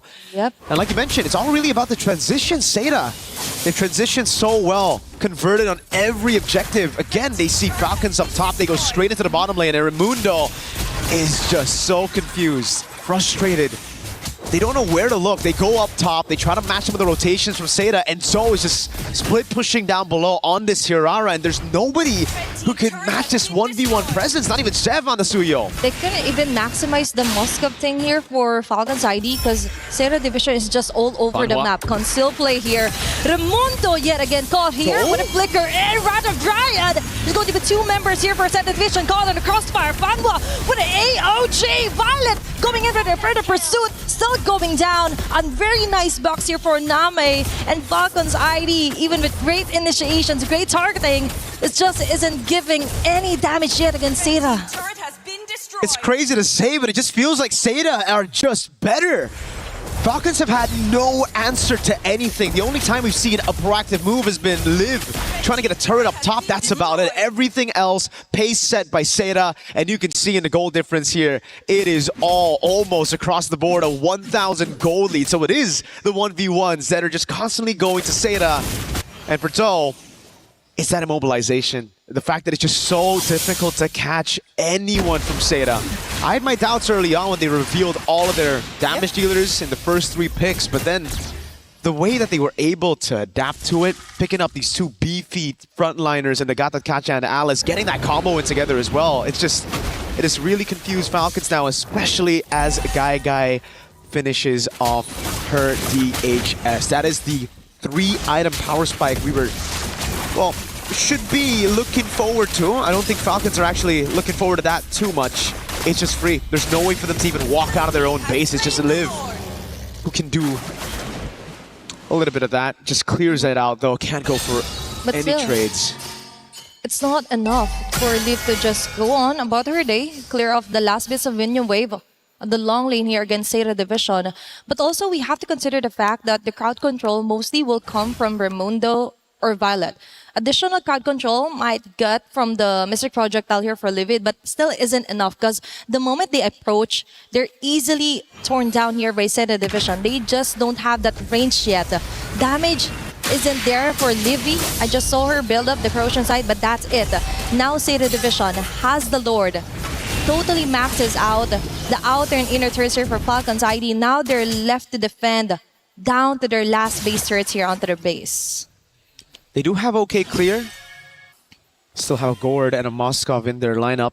But Seda's got really good siege with Jessica. Conceal again? On the Alice, yep. The conceal. Guy's looking for the shot to the turret. Name just looking for an angle to get an RWM to zone Falcons away from this turret. Now Baser down below. Targeted by Seda. Oh, another drone of ruin!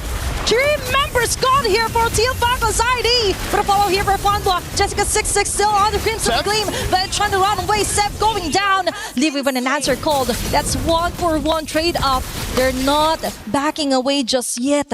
Still for Seda Division, I think that was a very fruitful initiation, even though it cost Jessica26 her life. Yeah, no bounties on Jessica. All good as long as they're able to get those chip damage over onto the turrets. It's very low down below. It would have been even better if Seda were able to take that down. But hey, a win's a win right now. You'll lose your frontliner for the price of Zev, who now will lose a lot more time to try to look for farm. Heck, Liv is being given over the orange buff. So this level lead is going to be still a problem as we get into the next Lord for Falcon ID. Zev is going to have to just try to out-retry, predict those red tree battles coming in from Zone. Yep, because most of the time for Falcons ID, the issue is that for the earlier parts of the game, they weren't even able to farm up as much as they can. And from their coach, they quoted that they just have to go farm, then go kill. They can't even do the step 1. So for right now, it's too scattered here for Team Falcons ID. Seda Division really found the right weakest link here for Team Falcons, which is to somehow get and disrupt the whole jungling pattern here for Seb. Just going ninja here, trying to get her own purple buff while all of them are still busy. But now for Team Falcons ID, there is just so much to catch up to.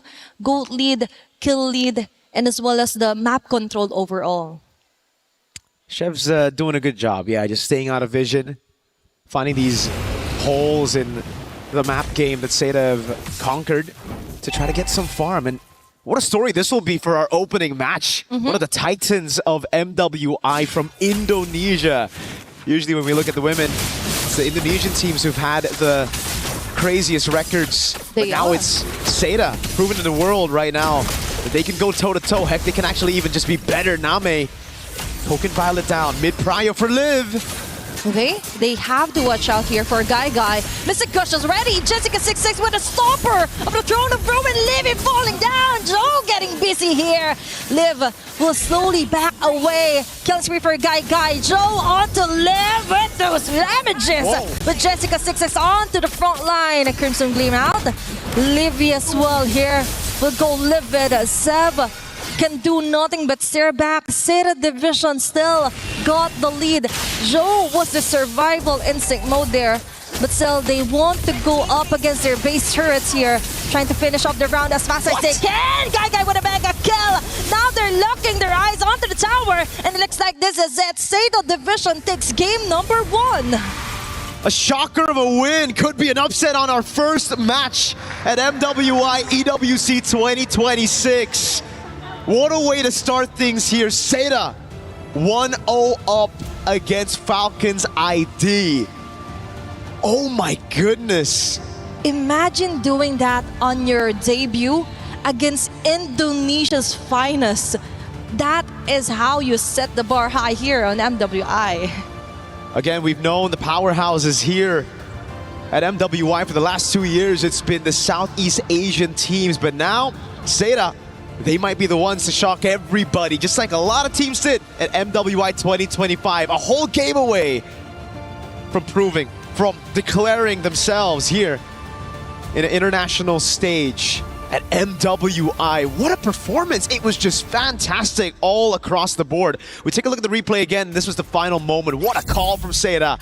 They know they depleted almost all the resources from Falcons, so instead of going for the Lord, they go for the bombastic move to go for the siege. They know it's just Liv that they need to deal with, and what a fantastic zone coming in from Fanhua on the Gata Kacha.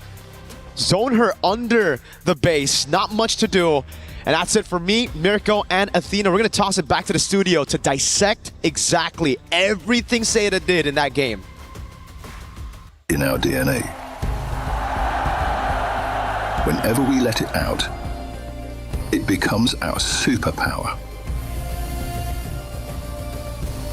Now imagine an entire city being built to supercharge it. Kadir City, powered by play. Mirko and Athena, thank you so much for game number 1. More games to come, but what a dominant performance from our newcomers on the international stage. Seda Esports came in with a game plan, executed well, and honestly, the competition really didn't even show up. Things are looking quite scary.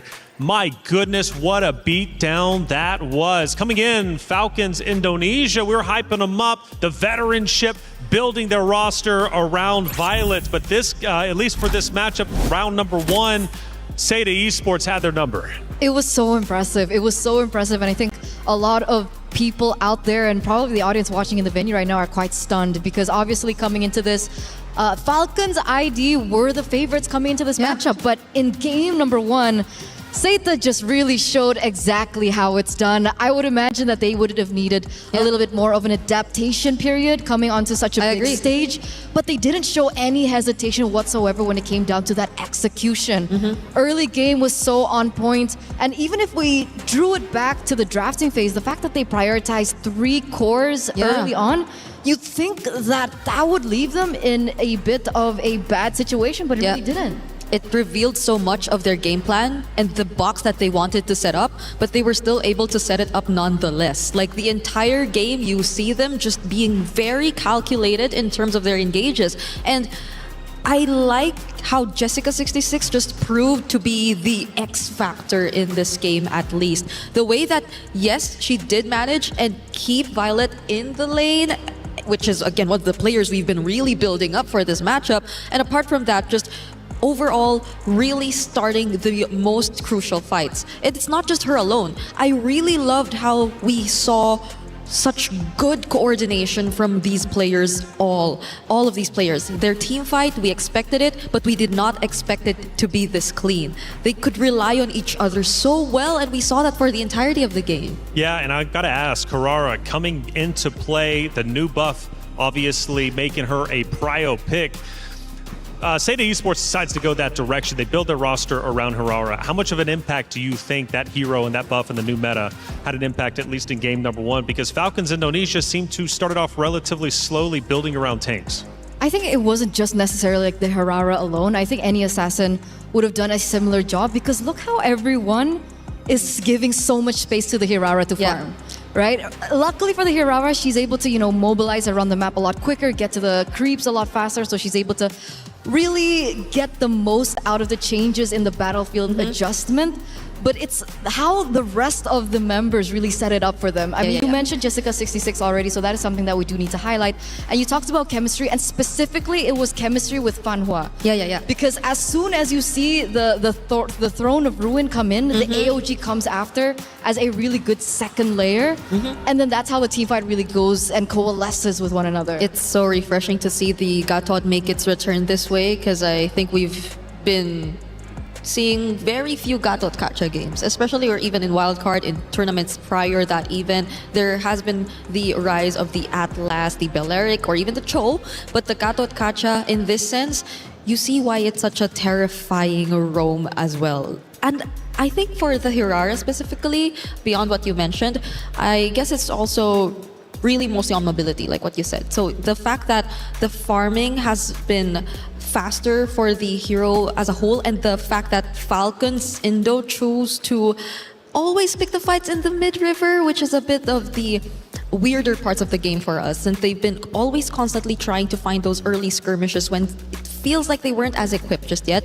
The Hirara was just able to really take advantage of that with those easy in and outs of the team. And at some point, she was 2 levels ahead. So I'm wondering, like, Suyo into Yves itself was already kind of like, okay. I mean, if you're comfortable with that, if you're confident enough with that, because technically the Suyo is very susceptible to long-range magic damage, especially in the early game. For Falcons Indonesia, they were taking the fights, priority rights, but they weren't winning those fights. They were getting shut down hard by Seda Esports, and one name that was consistently mentioned was Jessica. Jessica was holding her ground, refusing to budge.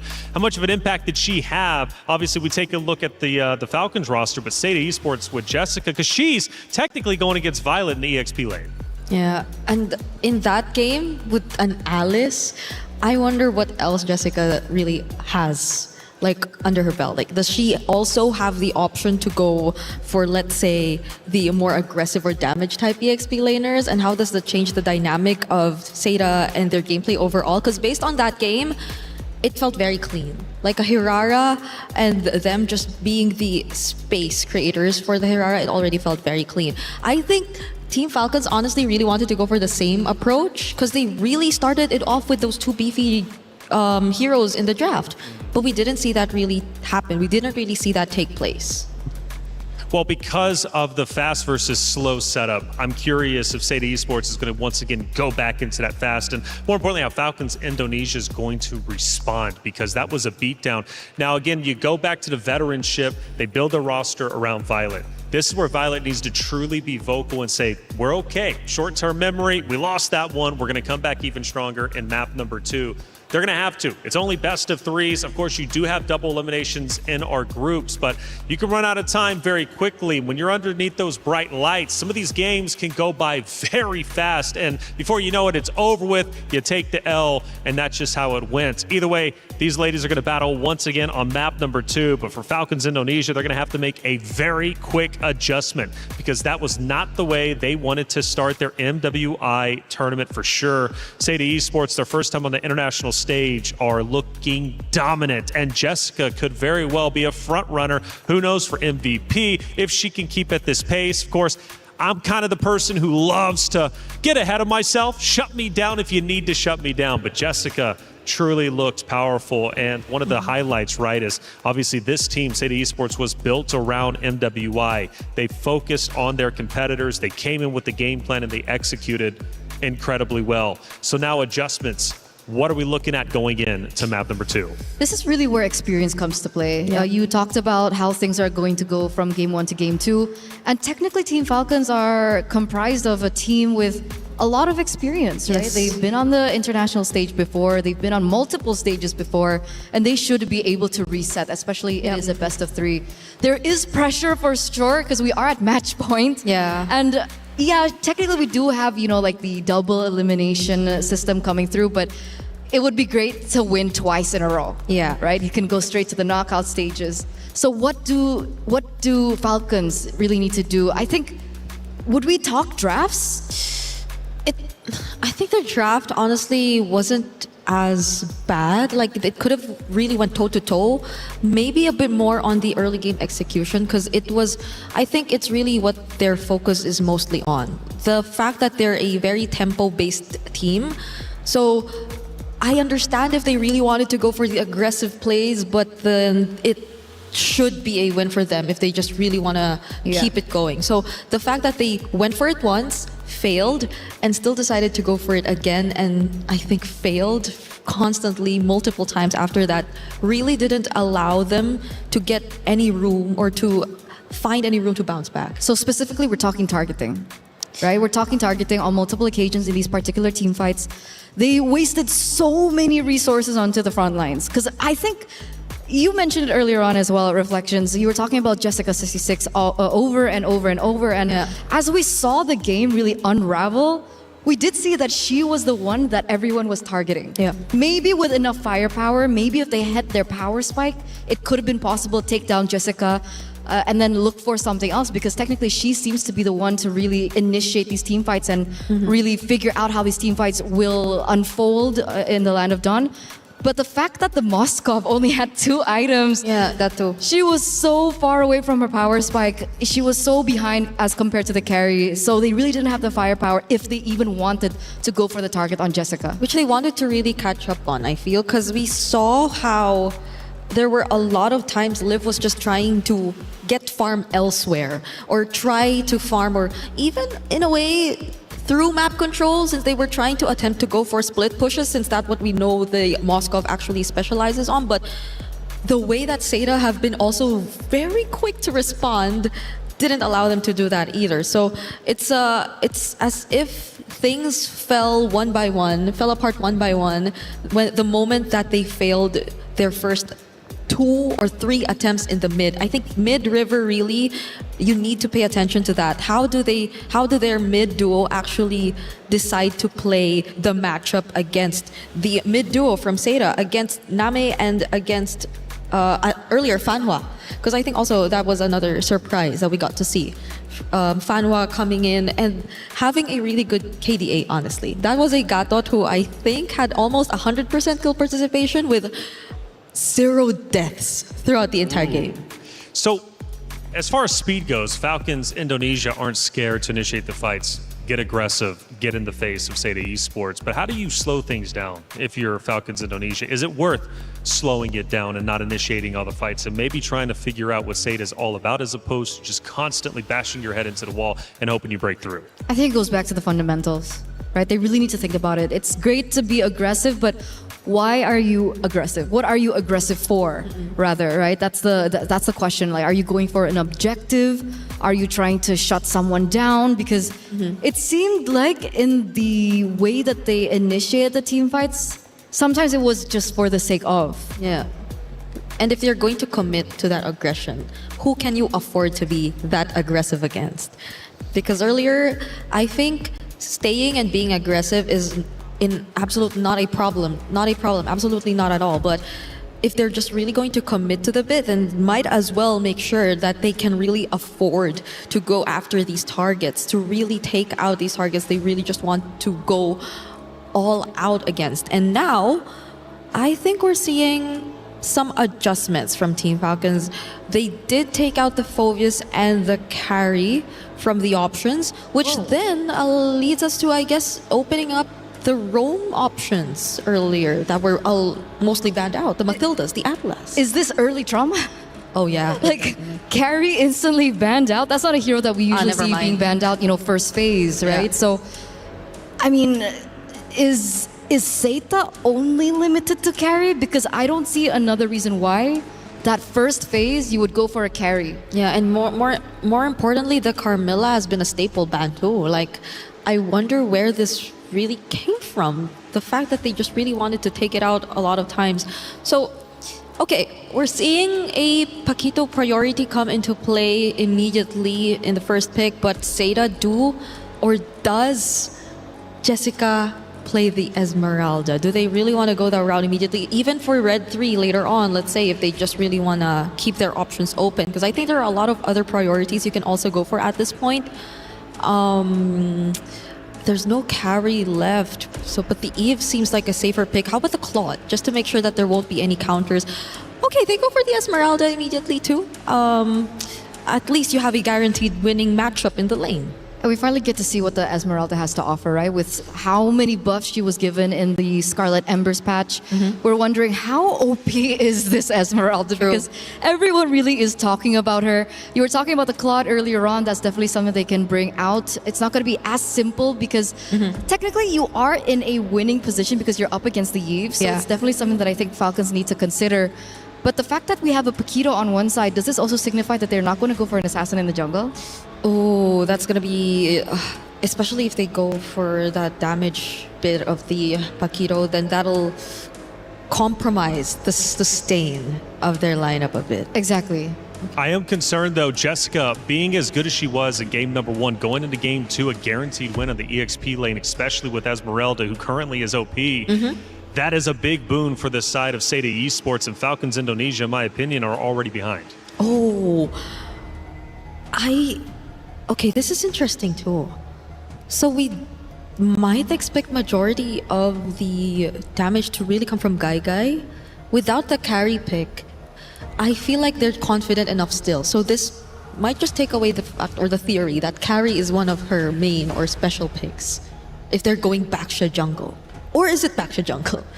It should be. Do you think there is a chance that it could be flex? In the roam. It can be flexed into the roam. Because it was picked after the high loss, Jusin. So like those are really high mobility heroes. Look at that. Seda also taking out the Expo, a hero they played in their very own qualifiers as well. Which is why I think Baxi is going in the jungle. Yeah. If they're taking out Export, okay. Do you think that we're living in a world where Paquito can go jungle? I mean, it was meta before. Or are they forcing it to... It could be possible, but technically Fredrin's still up for grabs. The Akai basically hasn't seen the light of day as well. Because I remember there was a time too where high loss could have been in the EXP lane. We remember that. We remember that meta. There's just so much possibilities if we're talking patches way back. But if we were to follow what we're commonly seeing nowadays, then we are indeed expecting the Baksha to go into jungle. But what does Guy pick up then eventually later on? Because I feel like Falcons ID also sense that they might just put it in the jungle, so they're taking out some of the other options that could just really put out the damage that's needed from Seda. But if that's the case, shouldn't they be taking out the Claude as well? Because Seda's picking up first after the second banning phase. What's the idea here? Yeah. Technically, they're put in a tough position as well. Like, how big is that hero pool that you opt to go for the Moskov ban? Unless, or do they feel like Guy doesn't play Claude? It could be that, or are they going to put something unique in the gold lane? Maybe an unconventional gold laner? What else is there? If we're talking Shred, there's an Obsidia, but there's again a Paquito. I mean, Freya is still up for grabs. But then that leaves you with an almost all-fighter Freya lineup. against Esme, I don't think you want to do that as well. Okay, does Seda consider the Claude here? Or do they have other options up their sleeve? Because we're thinking that the Baksha is going into the jungle. They already have an Esmeralda and Eve. So much space created. There you go. They indeed decide to pick up the Claude. The other remaining matchups are honestly... it's a bit tough to Harith into the Eve and the Baksha. Yeah, I was about to say. Not. I think the most 50-50 would be the Harith, but... It's a Baksha Eve. It's a Baksha Eve. What else is left? I feel like Liv will have to bring out something. Do you want to play like risky early game? Like the Grangers of the world? Or do they want to like switch it up? Put Paquito in gold if you don't want to go up against the Esmeralda and put something else in EXP? Well, we're thinking about it really hard, and it looks like they are thinking about it really hard as well. They're taking their dear time. That is a hero that we have not seen in a while. That is Hanzo and the Iritel. Hey. Unconventional drafts. And could this be Falcons Indonesia reaching deep into their bags to try and defeat Seda Esports, who surprised them so much in map 1? I have a feeling there might be a chance because it doesn't feel like a typical Game 2 draft in a best of 3. It feels more best of 1. It feels more... Well, technically, if you think about it, they're already down 1-0. They lose one more, they're That's going true. to loser bracket. They got to commit everything. It's a do or die for Team Falcons ID, at least if they don't want to go to the lower bracket and have only a single life left. And say to close it out with a Tigreal. Okay, how could you just go in? Yeah, this is going to be tough. I mean, the one thing that Falcons ID have in their cards is the fact that there's really nobody to kind of look around for the Hanzo. I guess Esmeralda will have to be able to look for that. Yeah. Okay, I still feel like Team Falcons ID can definitely play around with how unorthodox their draft is currently. The Irithel in the lane can, I think, manage the Claude if we were to follow like the more previous times we've seen Irithel into a Claude matchup. If it's just laning that we're talking about. But the Irithel moving around these heroes, a Baksha, an Eve, an Esmeralda. I mean, that's she the has tough movement part. speed, right? Yeah. That's the thing, right? If you're playing with movement speed and boxes, Irithel should be able to do it. Well, it's definitely a fun hero selection, and now it's time to move into map number 2. Athena, Mirko, take it away. Thank you so much to the studio. A great analysis so far, man. Hey, yeah, this is definitely an unorthodox draft. Welcome to the Land of Dawn. We're seeing a lot more picks, and this is exactly why we've been talking about the Hanzos, the steals early on, and Zoe, not aware of it on the Baksha. It's already such a slow clearing jungle. Tries to go for the top lane straight up. A level 2 dive or a level 2 gank attempt here.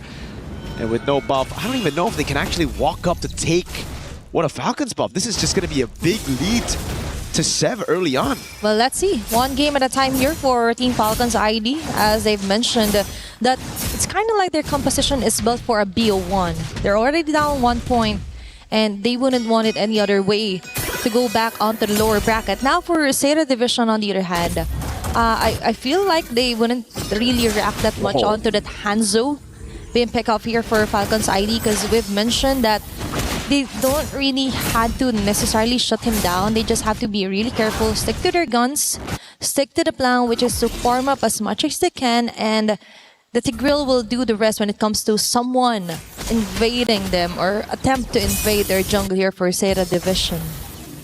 Really wonder if Zoe's actually even going to get level 4 before this first turtle. Guy in the bottom lane, losing out. Liv has actually gone for a very aggressive emblem choice. A Master Assassin down below. Knowing that Guy is weak side, he's trying to punish her even more. Oh. And Zoe will try to rotate down below. She actually did get level 4, so this is A-okay still. You're not losing out on too much, despite that early orange buff take by Sev. Zoe's going to try to go for the shield unity. Oh, that's what we're talking about. That for Zoe, they just have to stick to what they know best. Try to be stoic here for our game number 2. Raimundo onto the front. Flicker was forced out of Name. Panwa getting in on the right, but the Vitalize activated as well. Trying to survive here is Raimundo. But Zoe with a shield unity in terms of size already activated. But trying to run away, being blocked over the corner here, offered neutral objective. Name yet again will get the first blood. Same goes from what happened from the previous game. Oh no, the targeting is all over the place. It looks so good for Falcons ID. Yeah. They went in, but they just had different targets in mind. Seda, their composition that really thrives in that position where they can actually delay and sustain through the initial damage from Falcons ID, and they just had no idea who to target together. It really just feels like a big disconnect between the team. Turtle 1 going to Seda with the Baksha. A hero that we just didn't expect to be meta after the nerfs coming into this patch. With a Hanzo stealing her orange buff early as well. This is a disastrous early game for Falcons ID. It's not like... This is not the same Falcons ID that we've seen compete on a triple elimination, surviving that game hers from way back in Indonesia. And now, for Sera Division, they're just showing how much they want to stay in the lane. Okay, Glorious Party already activated. Liv will get the kill. That's numerous members down here for Zeta Division. Jessica26 keeps them at bay. Liv right now cannot do some follow-ups. Nami with a free hit. Valid crawl onto the RWM, trying to run away. Jessica26 hot on her tail right now. And it looks like she will be able to get back. Now Falcons got another punch in from Zeta. And it's the same story again, Athena. It's all about Falcons initiating first, being the proactive team, but then losing track of the win condition. They go in, they use all their resources, but Zeta, they want that to happen. It's all about the longer team fights where they can abuse some of those resources being spent already. And look at the zone coming in from Fanhua. Liv has the Purify, but I don't know if she wants to burn it. Oh, maybe. But let's see, Fanwa being cornered here, Flicker, and now we see has been exhausted. For Falcons, on the other hand, we see them try to attempt numerous fight, but that's it. For Zeta Division, they just go ahead and trust their instincts when it comes to Nami committing that very nice box around them, and Jessica26 always on top of things, preventing the very great respo here for Team Falcons now. Objective up. Violet. Half an HP left. Violet onto the back line. Targeted Nami. Nami will still survive. Onto the front yet again. Seb with a ninjutsu. Pinnacle Ninja not able to even get the objective. It's Zeta yet again taking the upper hand. 2 red trees, and it's Fanhua on the Tigreal. What? Do a lot of damage with the implosion, and I think it was like 3 patches ago. Jessica, though, there's no one that can actually handle Jessica. She can actually just be all up in there, under turret, no problem whatsoever. So has a Vengeance too. Shev's just tickling her. Look, she's kind of enjoying the attention that Falcon's ID is giving onto her. And imagine, she is considered the X factor for Zeta Division. Definitely she is. With an X painted on her back, she doesn't even care. It's looking rough for Falcons ID. They got to regroup somehow. It's not like they have the best late game too when it comes to just pure team fights. Zeta wants to play the tempo toe with a dive. Okay, that is very nice Glorious pathway. Although there was an implosion play here immediately for Fanboy and Joey. Now we see Gaige just going with the free hits. Now the Blazing Duet activated. All those bullets coming in hot here for Falcons ID. It's going to be the Soul Snare, enough stacks, but they have to try and run away. Fanboy onto Livy, hot on her tails. They get the kill. Now Liv is the next target here, but Zeta Division, they already got most of the kills, got an advantage, and Jessica26 goes on her day, just clearing up the last bits of waves onto each lane. They've got all the winning matchups, and they can dictate the tempo of the fights. They started first, and it just creates so much confusion within Falcons ID. Again, we see the targeting all over the place. Livy, Crimson Beacon forward, went onto Guy, but Sev wanted a different target. Everybody is going for their own 1v1s, and it just doesn't look good for Falcons ID, who are already a game down. Zeta are putting Chinese MLBB on the map. Imagine that. First match, opening of MWI 2026, and a win against a Titan. It's Livian again, my God! What a great setup here for Fanwa. Now we're talking. Now we see why they've built from scratch instead of just buying a whole new set of organization. From building to scratch, now they've got this blueprint. A wonderful standard here for MLBB Chinese, especially on the FE division, right? They're setting a whole new face here on MWI. And it doesn't look like their first rodeo. It's actually looking like a huge contender for the crown this year. Shev can't even deal damage to Fanhua. Fanhua is just taking it. They're going for the poke again. Sev's trying her best to do the best she can. She's the only one on the team who's still deathless. And it's just harsh to say, but right now, Zeta are gapping Falcons ID. The Sea Halberd first item to try to deal with Jessica. Still not enough though for Violet. Livy's going up as well. No glowing one. So they're just real. That's no wonder. They're relying on just the Sea Halberd from Violet so far to actually deal with the sustain coming in from Zeta. That's why they can do whatever they want. Yep. Leaf only has a Haskell. Understandable. And that's why it couldn't even deal a lot of damage here onto Zeta Division. Now they're chasing Raimundo. They don't care. Even if it's the tankiest of them all. They've got enough damage to totally shred them into pieces. Chassis Poltron as well here for Jessica26. The problems just keeps on piling up here for Falcons ID. She's dealt with the wave so well. Now she goes up top again. Chev will get a turret, but that's about it. Now it's a 1v1 against Jessica. She gets away with the Pinnacle Ninja. There's just no one that can deal with Jessica. That's the problem right now. All the battle spells are up. We're waiting. This is the calm before the storm. A big one that can actually be Seida's first win in the tournament. A loss to the Titan in Falcon's ID. A purple buff take by Zoe, by Seida. They're getting control over. Chev has already used the Retribution, and it seems like Zoe will try to go into the bottom lane. They had vision on a few of those members. Raimundo might just be the sacrifice for Liv to get out. They're willing to commit even with the Revitalize. They just take the bait. That's another additional kill here for Seida Division. And as you've mentioned, Jessica26, the full responsibility was that to somehow zone them out and of course try to spot where Sev will come from. But now she has multiple responsibilities and she's doing stellar at her performance. Now another objective is up. Joe as well is starting off smart here. Violet onto the back, but I feel like it's too risky to contest this Lord up into the hands of Seida Division. And now Sev with a ninjutsu, Pinnacle Ninja, already exhausted their ultimate. Glorious pathway here for Raimundo. Is that the opening that they want? But Gaigai with a blazing duet hitting on to the right marks of Falcon's ID, slowly crumbling down. Lord as well will be stalling off here by Lev. Valley with a shutdown kill. Is it a turnaround that they need to actually contest this fight? But no, Seida Division has her eyes on the prize. They don't even care if you get that Lord as much as they want to get that. As long as they get the kill and advantage, they'll take it.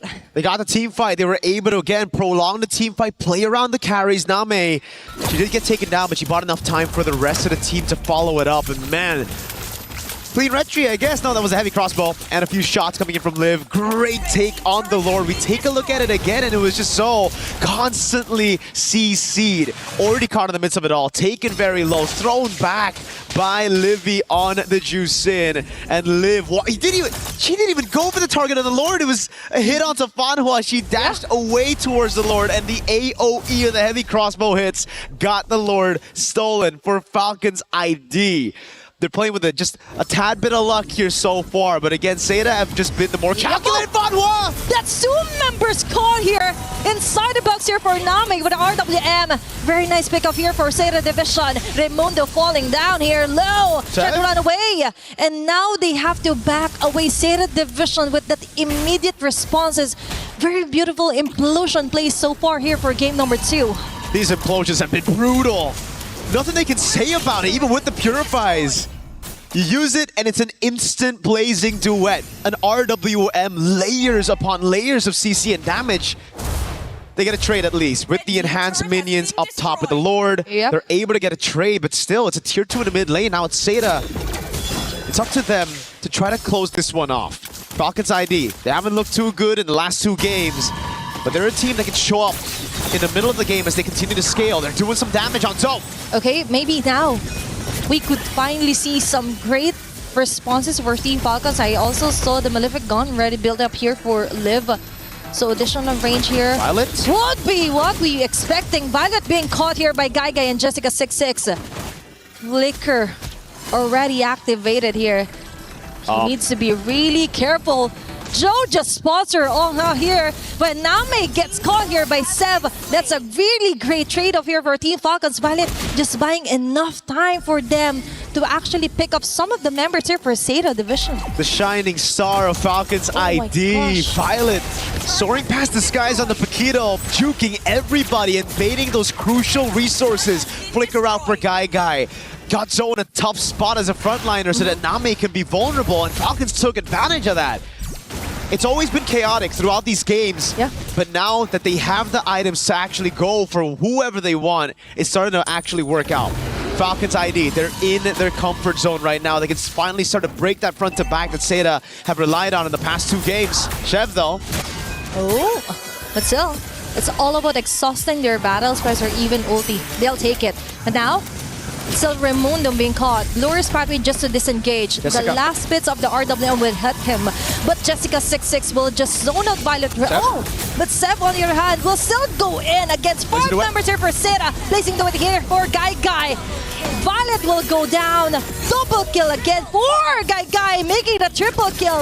Liv and Sev are the only ones left, but not for long because Jessica26 still has her eyes here on the Liv. Sev is the only woman left here, and looks like Seda Division or Seda Esports wants to finish off this game 2 as fast as they can. We've waited a long time for China to make their show on the international stage. This might be it! And this time, they want to put their names on top of the list, and Seda will ensure the 2-0 sweep against Indonesia's finest. This is Chinese MLBB onto the main stage. Wow. What a way to do it. What a way to put China on the map for MLBB. A win against a Titan in the women's division. MWI has just started with a big surprise, a big bang. They came in hot with guns blazing. What a way to start off the first day of MWI at EWC.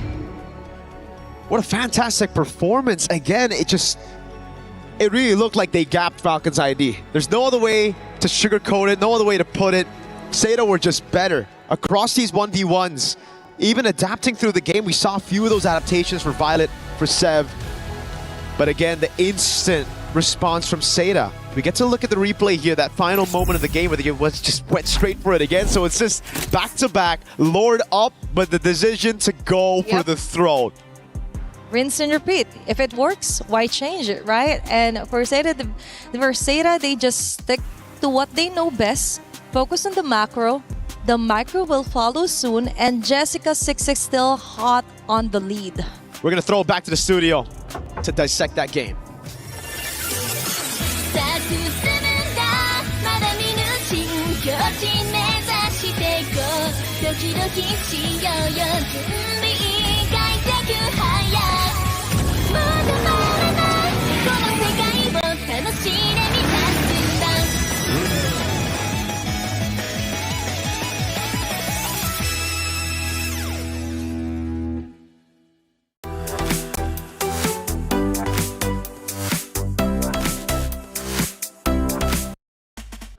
Welcome back in. Thank you, Athena and Mirko, for casting that wonderful game. And Seda Esports coming out very, very strong, taking down one of the titans of Falcons, Indonesia, doing it in a 2-0 fashion, making it look easy. Falcons Indonesia, they will have a second chance in the loser's bracket, but a very real chance they don't make it to the knockout stage. Hey, welcome back into the desk. I'm Taylor Reflections Noble, Eterna, Regina. Good to see you, ladies. Let's break it down, because my goodness, did it go by quickly. Seda Esports on fire. Yeah, it was 14 minutes in the first game. It wasn't too far off in that second game. A huge gold gap as well. We did see some moments of life, I would say, for Team Falcons in game number 2, but ultimately the execution just really wasn't there. Yeah, and I feel like a game plan that they had to resort to just because they ran out of options. It was a lineup that they had to wait to scale, and it relied on the mid to late game before they could actually find ways around it. And even then, it was still 50-50 because it relied on the execution and the angles that they could utilize to go up against Seda, who were very dominant across the entire map. Going back to hero selection, there was a big talking point and a huge surprise, and especially in game number 2, Falcons Indonesia throwing a wild card out there. And I love that you said, Brie, about like, look, it looks like they're trying to go and win a best of 1. Well, essentially it was that, right? Trying to stay alive, force a game number 3, but it took you by surprise. They took a risk, they took a gamble, it didn't pay off. Yeah, and a lot of it, I feel like they tried to address in this game. Like they felt more careful. I don't know if you would agree with me, but in terms of the more calculated team, it's always Seda on top. Like the way they utilize even the Tigreal, one of the probably the kinds of roamers who have very high downtime in terms of the ultimates, very ult reliant. You see how much they understand how to use it and how good they are in terms of space creation. I think that's one thing that really showed up in terms of Seita's gameplay. It's space creation and knowing when to take on the fights. Absolutely, absolutely. Chemistry is also another word that I would definitely put in when it comes down to Seita. And meanwhile, going back to Team Falcons again, we were talking about game number 1 and how their targeting was so off in these particular team fights, and we see the exact same thing happen in game number 2. Again, there were moments where, they got better trades, like a 3-4-2, a 2-4-2, so at least they were able to trade back against Seita. But all in all, again, the targeting, is it a call issue? I'm not really sure what's going on, but they're definitely all over the place. If we're going back to the topic about the Hanzo, we did see that the Hanzo was at some point actually a level ahead of the enemy jungle. So a level ahead of the Baxia, so that is something that we can consider. There were moments as well where Sev was able to get some good kills in. So it looked like she really did try, and I don't think it was the Hanzo pick. The Hanzo pick really did work well for Team Falcons, but as an overall team, the way that they played, it was still off. Yeah, and I think there's a big discussion obviously about Seita and just how well they were playing. You know, the hero selection obviously is incredibly important, but Seita Esports was just fired on all cylinders. They look like a dominant roster, and it's going to be scary for anyone that has to go against them later on in our group bracket. But we had some big moments. Let's talk about our first big moment. Lord Stolen ends up happening towards the midway point. Obviously, maybe potentially a turning point for Falcons Indonesia. Walk me through what ended up happening.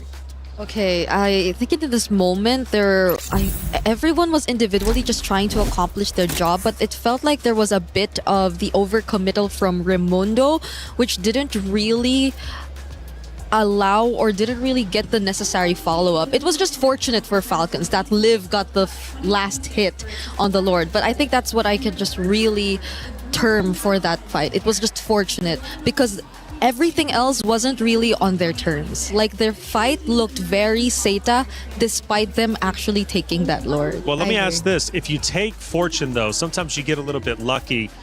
Could that have been a big turning point for Falcons Indonesia? Because they did almost turn things around. At least things started looking up. I shouldn't say turn around, but things started looking up.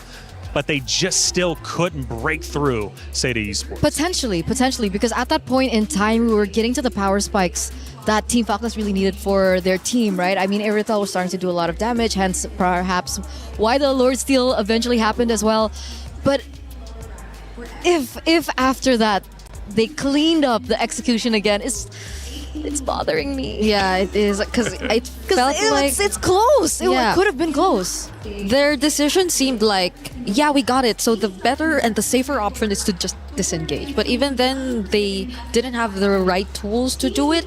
And even so, if they fought back, I feel like it would have been an even trickier situation, because typically, once you lose on that Lord fight, you would want to find the trades. And Seita felt like they still had the advantage nonetheless. So they went for the chase. It was a very tough spot for Falcons Indonesia.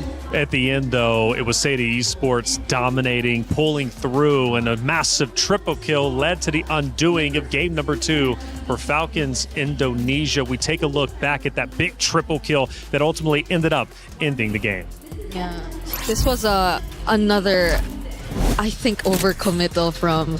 It's Sev, so yes, she can afford to. Yeah. Because she can just go back to her body, whatever. But it's the fact that they decided to also go all in. Like, everyone else followed. I don't know if you have a term for this in Indonesia, but for the Philippines, it's more of like an audition where you just go in one by one. And it's a very uncoordinated play, which eventually cost them the game more than the triple kill, which felt like it was just handed over to the Claude. It feels like, okay, you know, to play devil's advocate, I mean, we've been talking so much about Team Falcons and ID and how they could improve coming into their next matchup, but obviously it's also something that we need to highlight coming in from Seita. The fact that they were able to make the team fights as messy and as unstructured as that, I would say, right? Because, you know, like the Jushin was jumping in, and then the Paquito was still in the back line, so it was just really messy, and perhaps it was forced. It was a forced error that happened. Yeah. Well, I mean, that was a lot of conversations about, you know, Falcons and Indonesia just trying to force openings for themselves anyways, especially in game number 1. The aggression was there,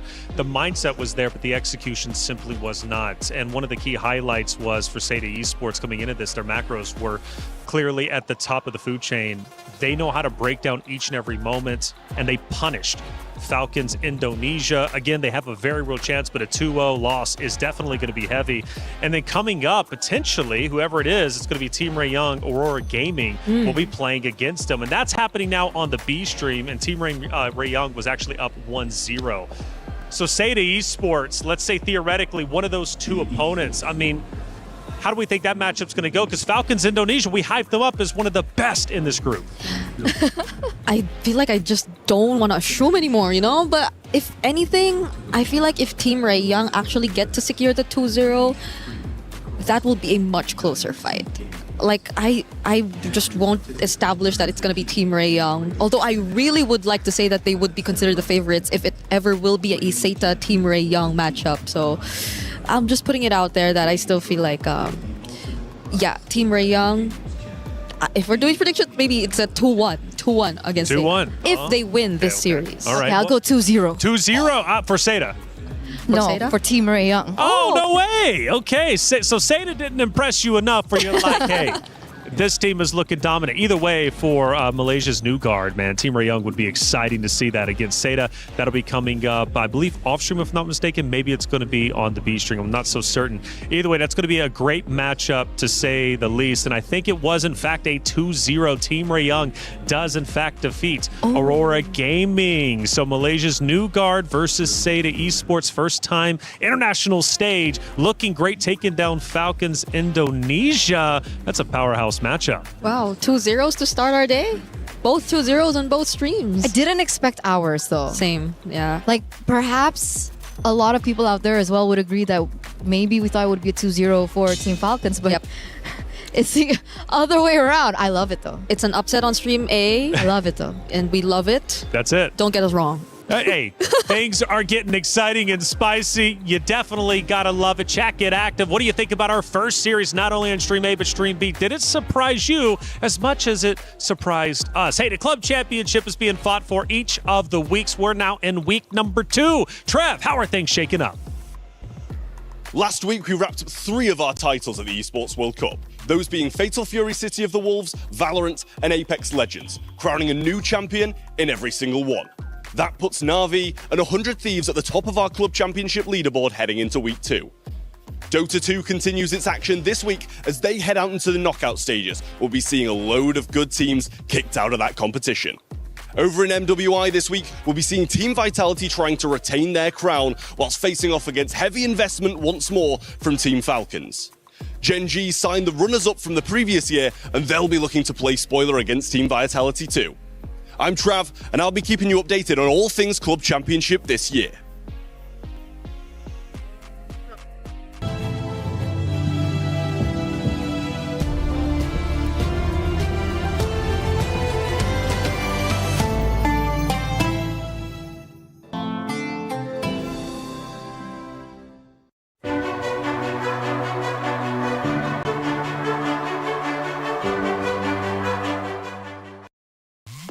Well, the club championship, like I said, being fought for. Trav, thank you for the update. He's going to be providing updates throughout the entirety of our Esports World Cup. Okay, matchup number 2. The ladies already taken the stage, and therefore we got to shift our conversations from Falcon Indonesia, Seda, over now to Geek Cyber Team Geek Esports versus Geltech Cyber Team. 2, again, great teams. And what's fun about this one, Geek Neferia, our only French player in the tournament on home soil. No time zone change needed coming in, and hopefully the crowd are going to be supporting her each and every step. So is this added pressure or added confidence, right? Because it could go both ways, but I'm definitely really excited for Geek Esports in particular because this is our first WEU representative. So I love that about MWI. Each passing year, we get more regions, more faces to look at, and of course, more strategies as well. And it's no joke, because these are like 6 players from 5 different countries, which brings you the question, how has chemistry been? How has communication been between these players? And how are they making it possible? Because they've already made it possible just by the fact that they've made it here to MWI. That's a great point, because, you know, when you think about teams coming together, especially Geek Esports being our most diverse roster, language barriers, are there? Probably not. I mean, they made it it to the stage, right? So clearly they know how to communicate and everything is on par. But what do we know about Geltec's cyber team, right? Taking the stage. Kyoe is back.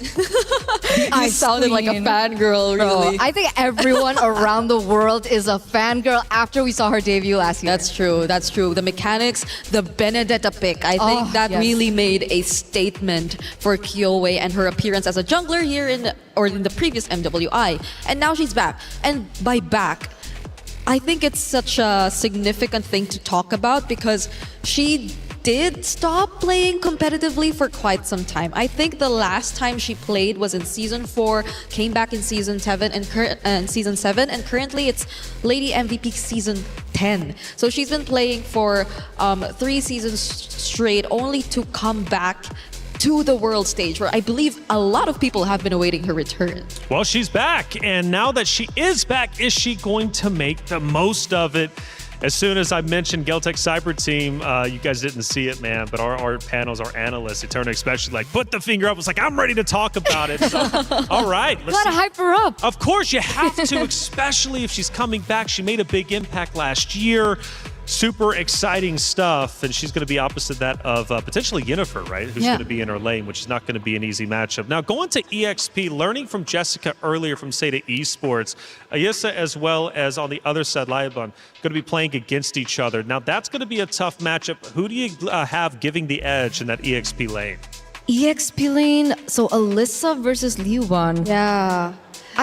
Well, considering that we're in a meta where Esmeralda looked really good earlier on, I think whoever gets the Esmeralda. Whoever gets the Esmeralda, that's just true. Gonna be as simple as that. Yeah, I guess I just might lean a bit and very slightly just a bit to Liuban, mainly because we've been seeing EECA in the MLBB competitive scene for quite some time.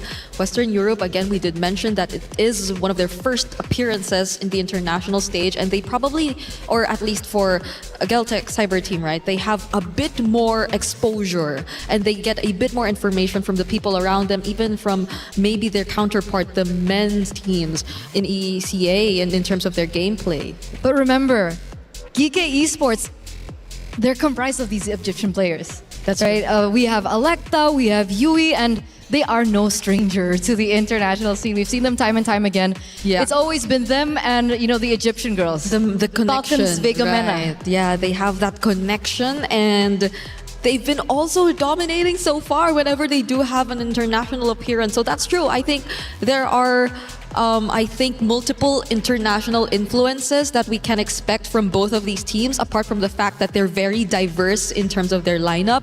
So it's going to be an interesting match to see how all these influences come together and how they make it uniquely their own.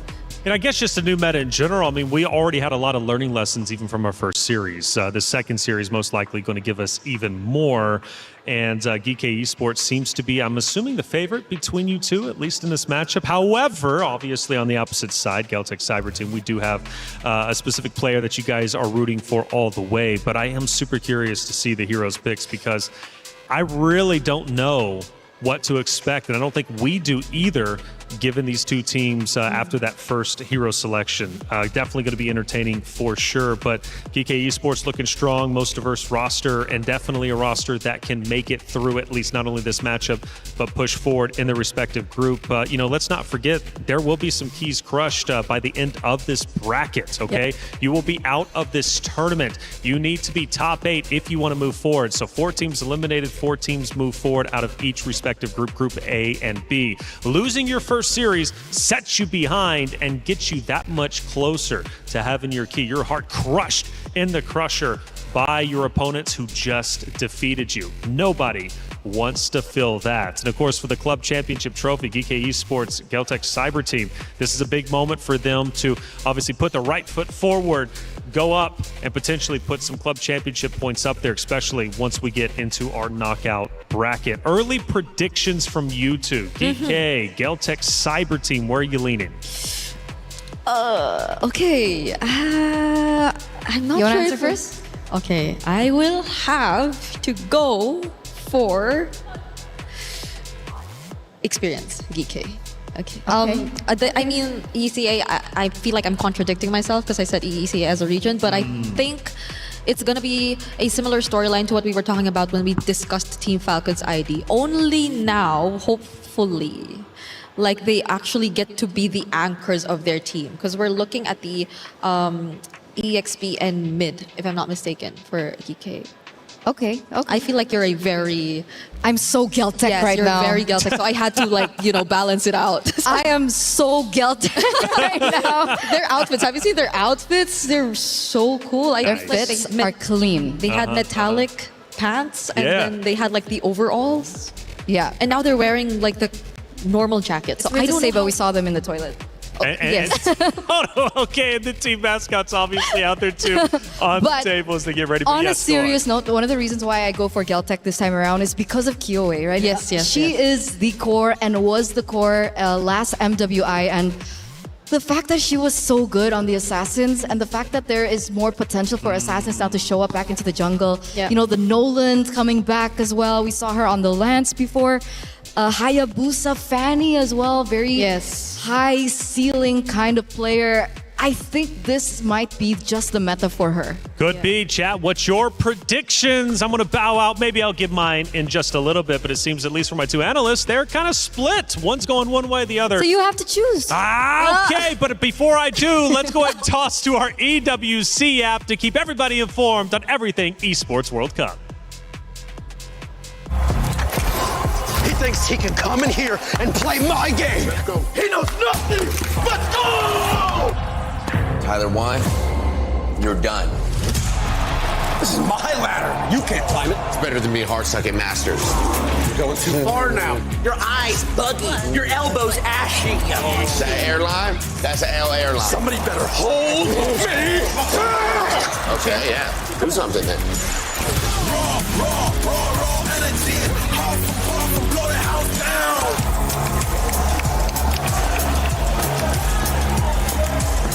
You look nervous. You look short. Everything's good? Mm-hmm. Fight.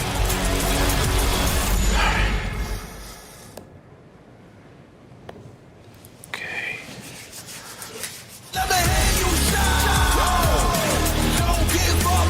Do you really need the wraps? Yeah, this feels like overkill to me.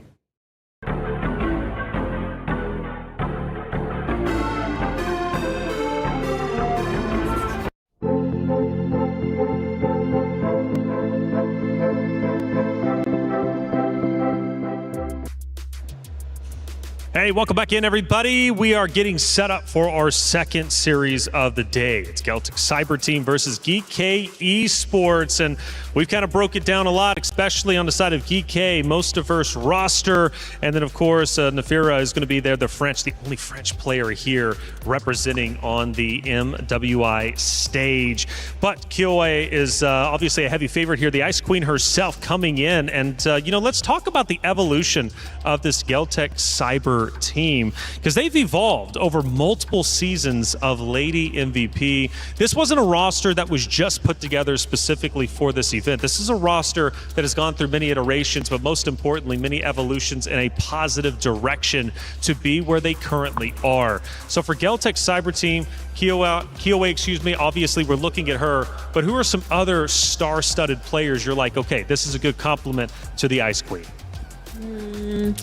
I think we're all eager to see like the quote-unquote debut of these players, because it feels like a revamp in a sense from the last time that we saw Kyoe alongside these players, because again she herself took a break, like a 3-season break before getting back into competitive gameplay, and was under a different banner. Too. So this is I think one of the questions that we are also having before the start of this game. It's the fact of whether or not this is a lineup that gels together much better than the last time we saw, because I feel like it'll be great to see another standout gameplay where Kyoe shines, but it's also great to see the same level for the others, where it's more of like a team effort that we get to see from them. And team effort indeed is needed because our club championship is well underway. So much money on the line. And if you don't know what the club championship is all about,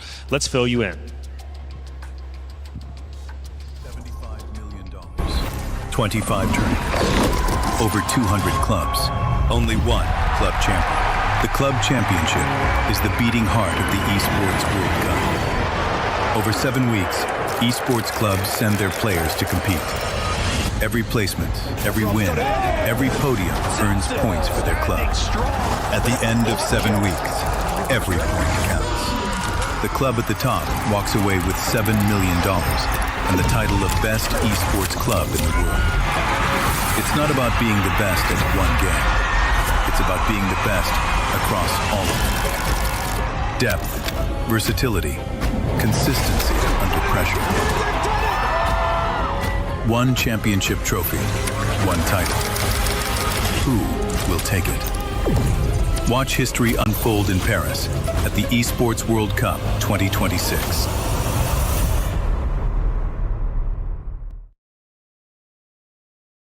There. For every click, every clutch, every respawn. We were there for the years of grind, and we're here. Now, the proud founding partner of EWC, powering the biggest event in gaming, shoulder to shoulder with the world's best, making history. Greatness deserves a stage. Lenovo Legion, reach your impossible.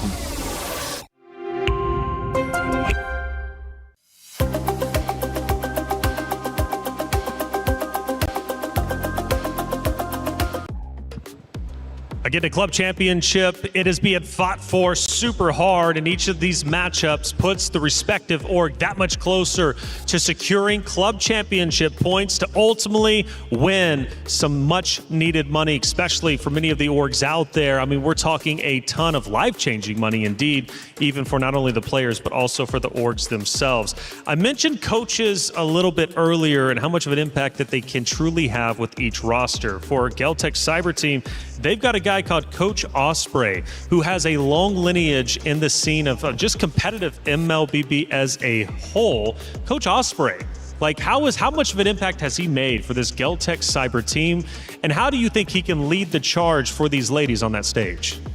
I mean, on the way to MWI, definitely Coach Osprey had a huge role to play. I think we'll just really have to see whether or not he's remaining active alongside Frost, or has Coach Frost taken over. I think we are yet to confirm, but if we know one thing for a fact, it's that Osprey and his experience as a coach is undoubtedly one of the longest running EECA coaches who's had lots of international experience as well. Yeah, he's definitely not an unfamiliar name, especially if we've been following the international scene. So if we take a look at how everything has really unraveled for Geltec Cyber Team, especially during their qualifiers, I would say huge, right?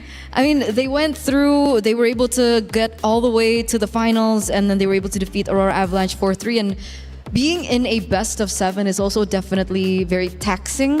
Like, you would need extra mental fortitude, and I think that plays a lot, and it requires a lot from the coaches as well to kind of guide that through. Yeah, that's why we listed down the names and kinds of coaches that you tend to have when it comes to an MLBB team, because really there's so much. There's definitely a lot, especially for I think our players who are currently part of MWI, because how often do you see them given an opportunity to just come together and compete internationally? I think the most significant is definitely this, but other than that, it's like we rarely get to see them meet each other on the international stage. So these are like one of the few times they can really just show up and really prepare for and make a name for themselves internationally. So they definitely just really wouldn't want to miss this opportunity. For sure. And for GK Esports on the opposite side, they are obviously debuting here for the MWI. Now, that is a big deal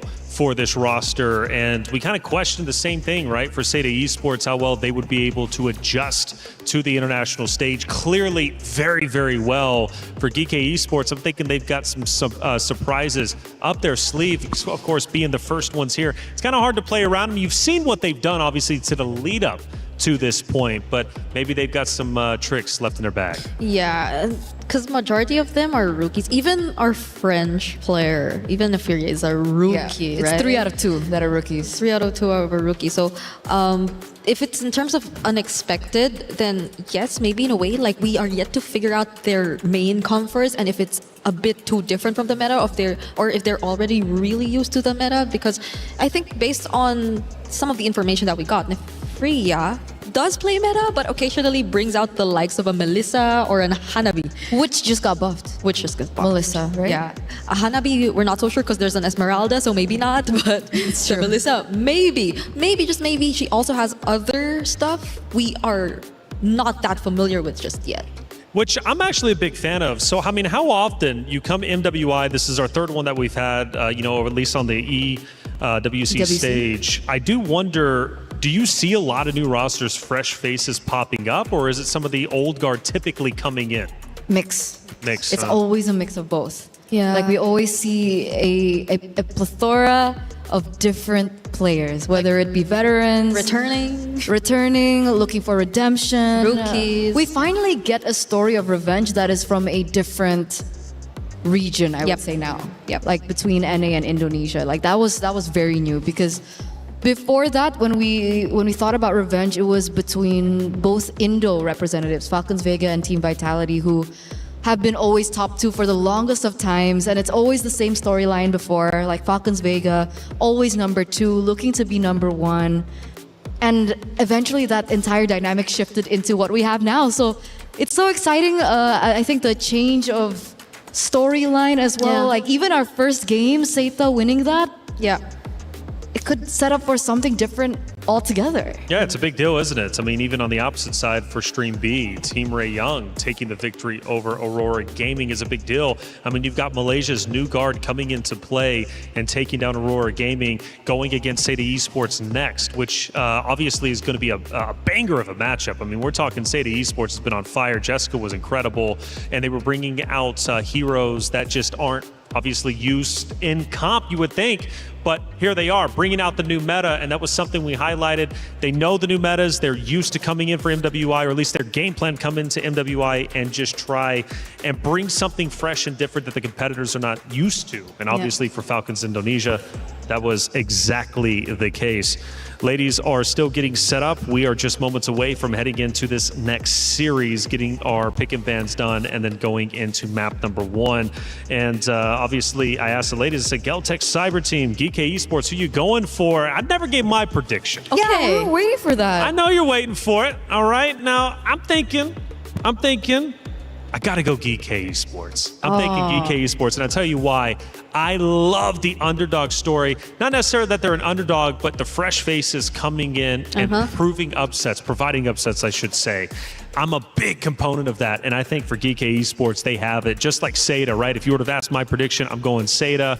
Granted, Falcons are a strong organization across the board throughout the entirety of the Esports World Cup.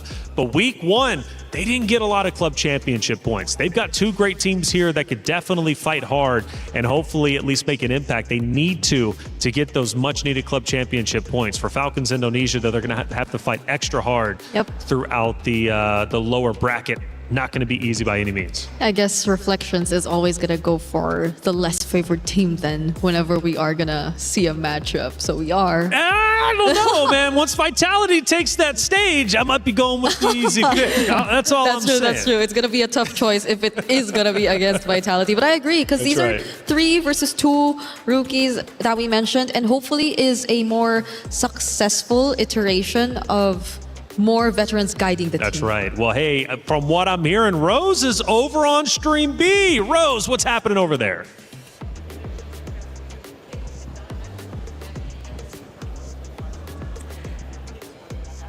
Hey Hey guys, Rose here live from the secondary stages. We have just recently wrapped up the first match of the day in Stream B with Team Ray Young winning 2-0 in a dominating fashion up against Aurora.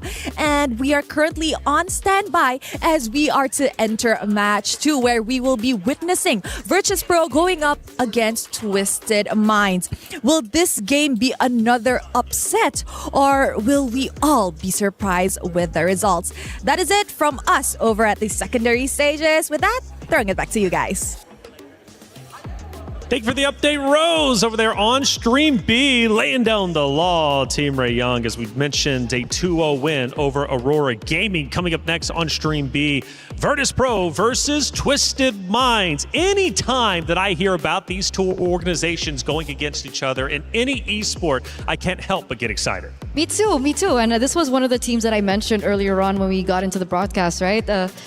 Twisted Minds, Yeah, a very same. unique team, being able to go through from the Mekong qualifiers. And they've incorporated such a unique lineup, very Indo-coded. Jin Chao's there in the gold lane. And we got to actually see them, I actually saw them at the airport. And I was like, you guys confident? Yeah, it's been okay, but I've been hearing that there are communication issues. So no matter how professional these teams are, no matter how professional these players are, when you unite a particular team under different banner from different regions, communication is going to take its toll because their coach is also Indonesian. It's Nasi Uduk, Coach Nasduk. On paper, though, they seem like a very terrifying lineup. Like their mix of players consists of players with very remarkable experience. So you know for a fact that she's also made waves even in previous MWI. Jin Chao, again, we're so used to seeing her rivalry within Indonesia, but now she's exploring outside. Jin Chao and Shell. Yeah, that's another layer to the story that we're currently talking about. And the other players as well, Mei Lane, Daisy, Kao, every single one of them, and the kind of flavor that they bring to this lineup and the difference that they make. So I agree. For sure, for one, communication might be likely an issue, but it's nothing that cannot be resolved completely. I feel like even for adjusting imports, there are just really like common and basic go-to terminologies because the fundamentals are pretty much already established. Like you know the structure of a game and how it normally goes. It's just the team and their unique approach that they usually have to deal with eventually. But we get to figure that out later on. That's a Stream B thing. So again, if you guys are watching, please. That's a Stream B problem. That's a Stream B problem. Stream A don't got that problem. We have a different we have Vitality later on. That's right, Vitality, and then also Geltech Cyber Team, GK Esports, and Kyo obviously getting a lot of attention over here, especially from the side of Eterna, right? Being a big fan. And you know what? I can see why she's a fan. I mean, she was awarded as the finals MVP. She was making great clutches in a previous tournament. And, 7-game grand final playing Harley Leomord, right? She obviously has versatility. She can go in and make objectives hers, which clearly, as a big impactful player, I can see why she's clearly going to be a big impact for this Geltech Cyber team. But is it enough to take down GK Esports? Because we mentioned the veteranship earlier of, I believe it was Violet, right, coming out from the side of Falcons Indonesia, but that wasn't enough to take down Sata Esports. The veteranship sometimes can't get your team over the edge to take down the newcomers. Yeah, which is why I'm really hopeful. I'm really hopeful this is a more successful version. And that's what makes this matchup really interesting, right? We've been highlighting Kyoe for the longest of time, but on the other side, it's Electa. Do you remember Electa? Electa Final Blow? She also plays the Benedetta.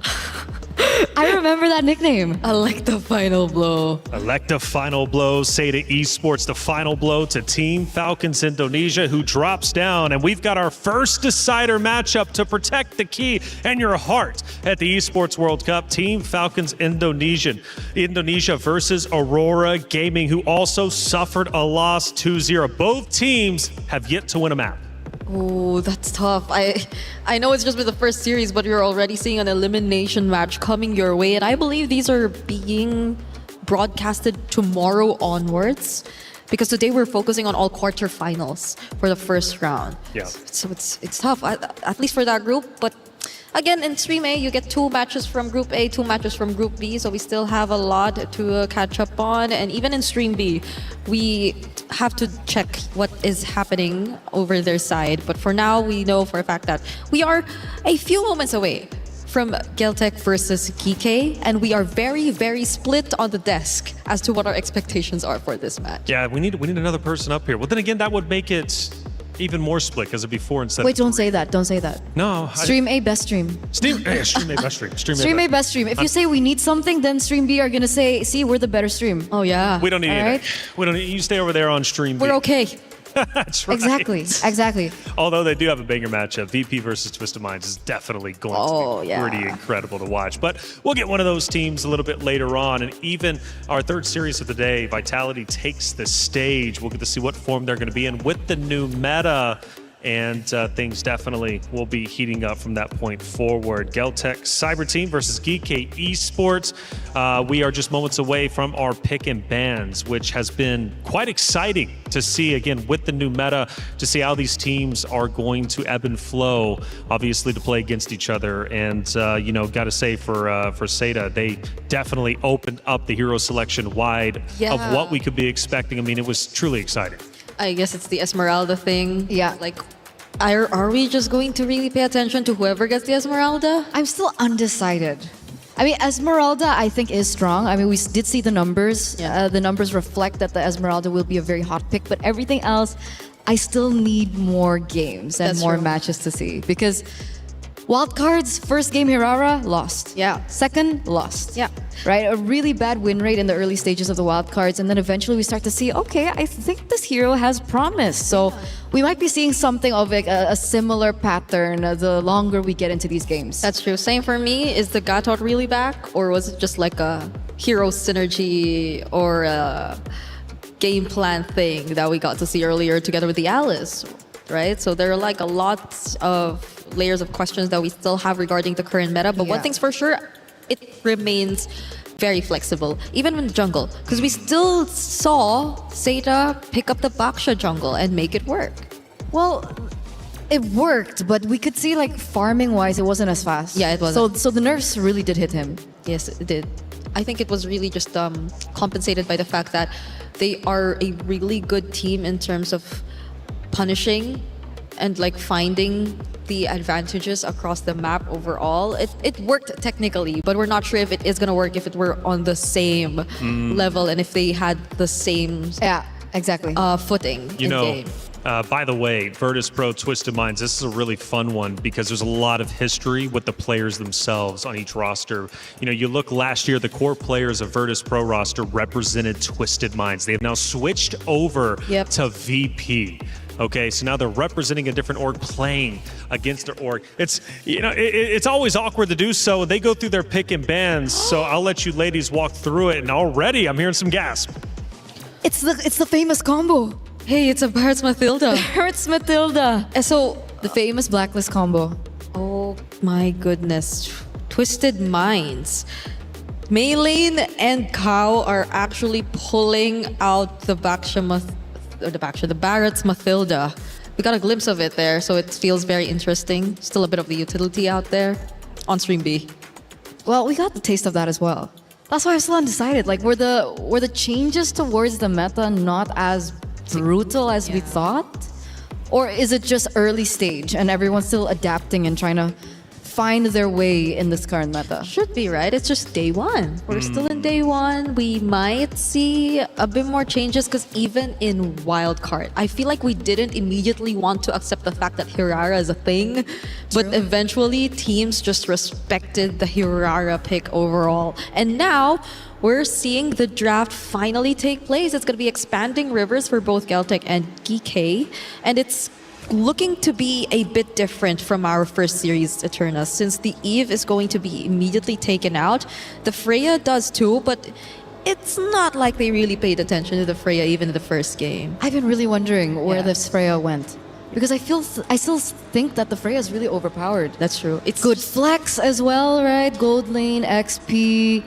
it's a good hero all around, and I think we finally get to a matchup where they respect the power of the Freya. The Marcel also goes out in the first phase. It's a hero that ever since its debut has been really making waves. There have been patches and changes towards the Marcel hereafter, and it made the Marcel ever as strong. Regardless if you're going utility or assassin, I feel like you just don't want to deal with it, you know? Like it's like a Hilda, but it's not.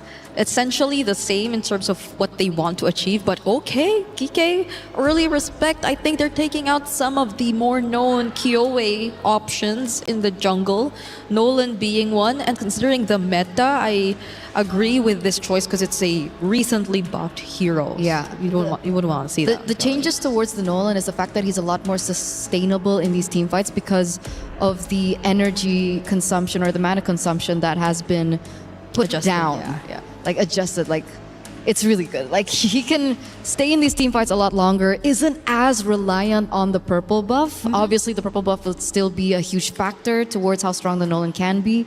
But the fact that the Nolan can rotate very fast in the early game is definitely a hero that we are looking out for in this current meta. Yeah, similar to the Hirara in a sense, which by the way gets picked first by a Geltec Cyber team. We're seeing Kyoei Hirara in as early as game number 1 in this best of 3 series. Probably the closest to a Nolan that you could get since it's been banned out. But for Geekei Esports on the other side, Jusin, Eve out for the options, but they do secure the Esmeralda for themselves. Another Baksha game.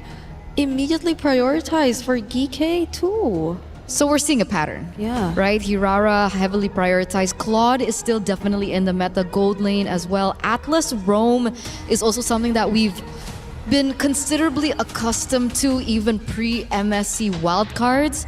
A very quick Valentina pick though, and is it purely for the Fatal Links?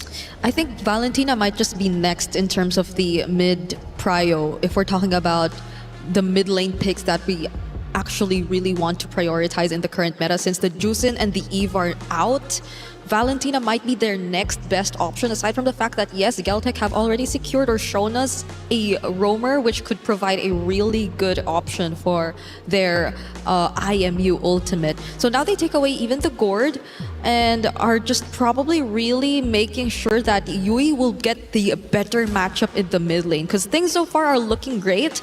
They can expect so much help from the rotations of both the Esmeralda and the Baksha. These are really fast rotating heroes you're seeing from Geekei so far. Which is scary. They need to figure a way how to slow things down just a little bit for themselves, right? If we're looking at the bans, it does seem like Geltec is heavily prioritizing the gold lane matchup. Clint goes out. Wow. I'm wondering if they want to go for their Harith ban next, but I guess they can't go Harith because of the Esme. Do you think it's too much magic damage? I think it'll be the safe option, but it also, yes, might compromise their damage spread a little bit because they've also already went with the Valentina Esmeralda, and we are yet to see where the physical damage is gonna come from. Okay, you know what, let's skip physical damage and jump straight to true damage. And this is a very interesting pick because back in the day when Claude was the most number 1 priority pick, which is kind of similar to as it was now, Leslie was the counter pick towards the Claude. But with so many changes to the Claude, with so many changes to the Leslie, is it still the case? I just played Claude into Leslie yesterday. The laning is still not fun. If it's the laning. But there are other factors that we have to look at because it's a fast rotating Hirara Atlas 2 on the other side for Geltec. So we also are yet to find out what the mid lane pairing is gonna be together with the Atlas, because following this, what else is there? Like if you want to just match them head on, there's a Lilia. Oh, okay, this is okay. This is a really good pickup. It looks very annoying for these close ranged heroes that Geekei have actually picked up so far, because you're leaning in the Baksha and the Valentina, somehow you gotta close in to your targets. That's true. There's also a double setup for Geltec, right? They have the Atlas and the Terizla, so if their combo goes through as planned, it would be very great But another unorthodox pick hits after the Leslie here for Geeke, as we do see now the Kufra being picked up as well. I don't know how much of a great time this Leslie is going to have. Leslie needs to go Purify, but she also needs Flicker, and now they're forcing her into a really uncomfortable spot. Yeah, at least in terms of the Claude, you have a way to just cancel out the Blazing Duet and just push him away. And same applies for the other targets who are closing in, but that's the thing. It's not just one target chasing after you. There are multiple heroes who can just jump at you, and you're just constantly forced to find or escape from all these setups. All right, well, it's time to get our game number 1 started. There's been a lot of setup. Now it's time for action. It's Geltic Cyber Team versus Geek Esports. Casters, take it away. Welcome to the Land of Dawn, folks. Thank you so much to the studio. After analyzing all of that, the drafts are in and we have another Baksha game. So, is utility even dead? Is the question right now, right? Like, we mentioned a couple of times, me too, that like, I don't think we're going to see a lot of utility. Definitely, especially in the recent patch. Although, it really depends on the pilot, on who uses it, right?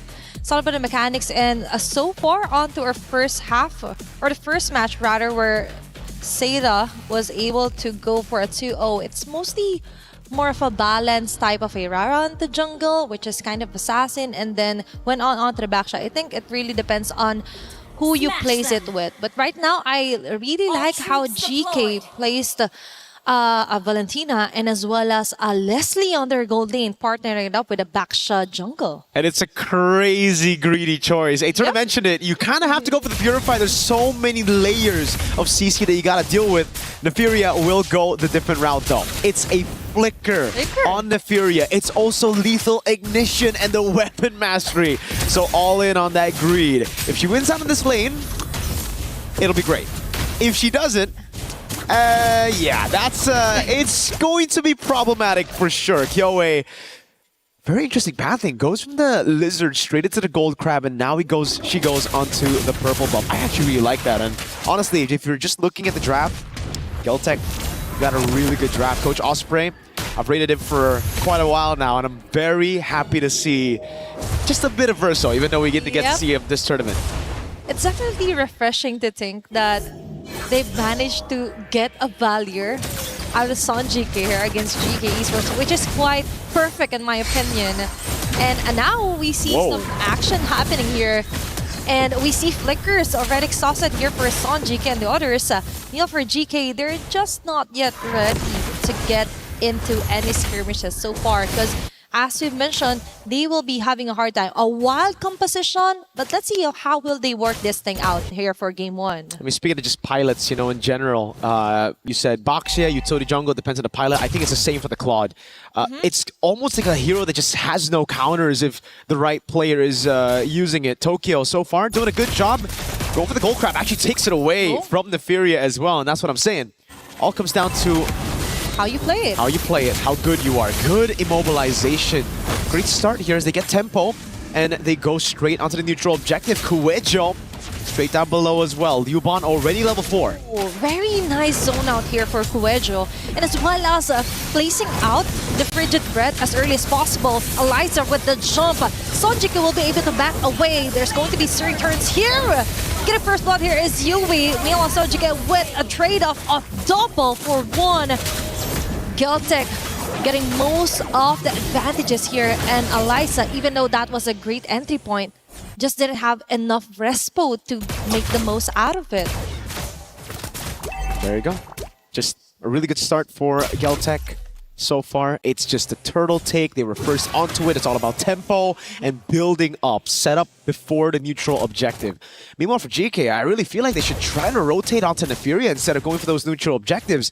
They have pretty good rotation speeds. Tokyo this time won't be too fortunate to actually steal that away. Nefiria will be the one getting it.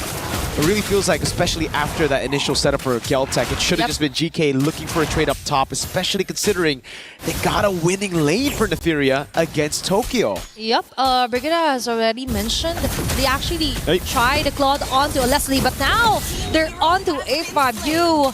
Kyoe is just going wild, and I think the meta fits her best.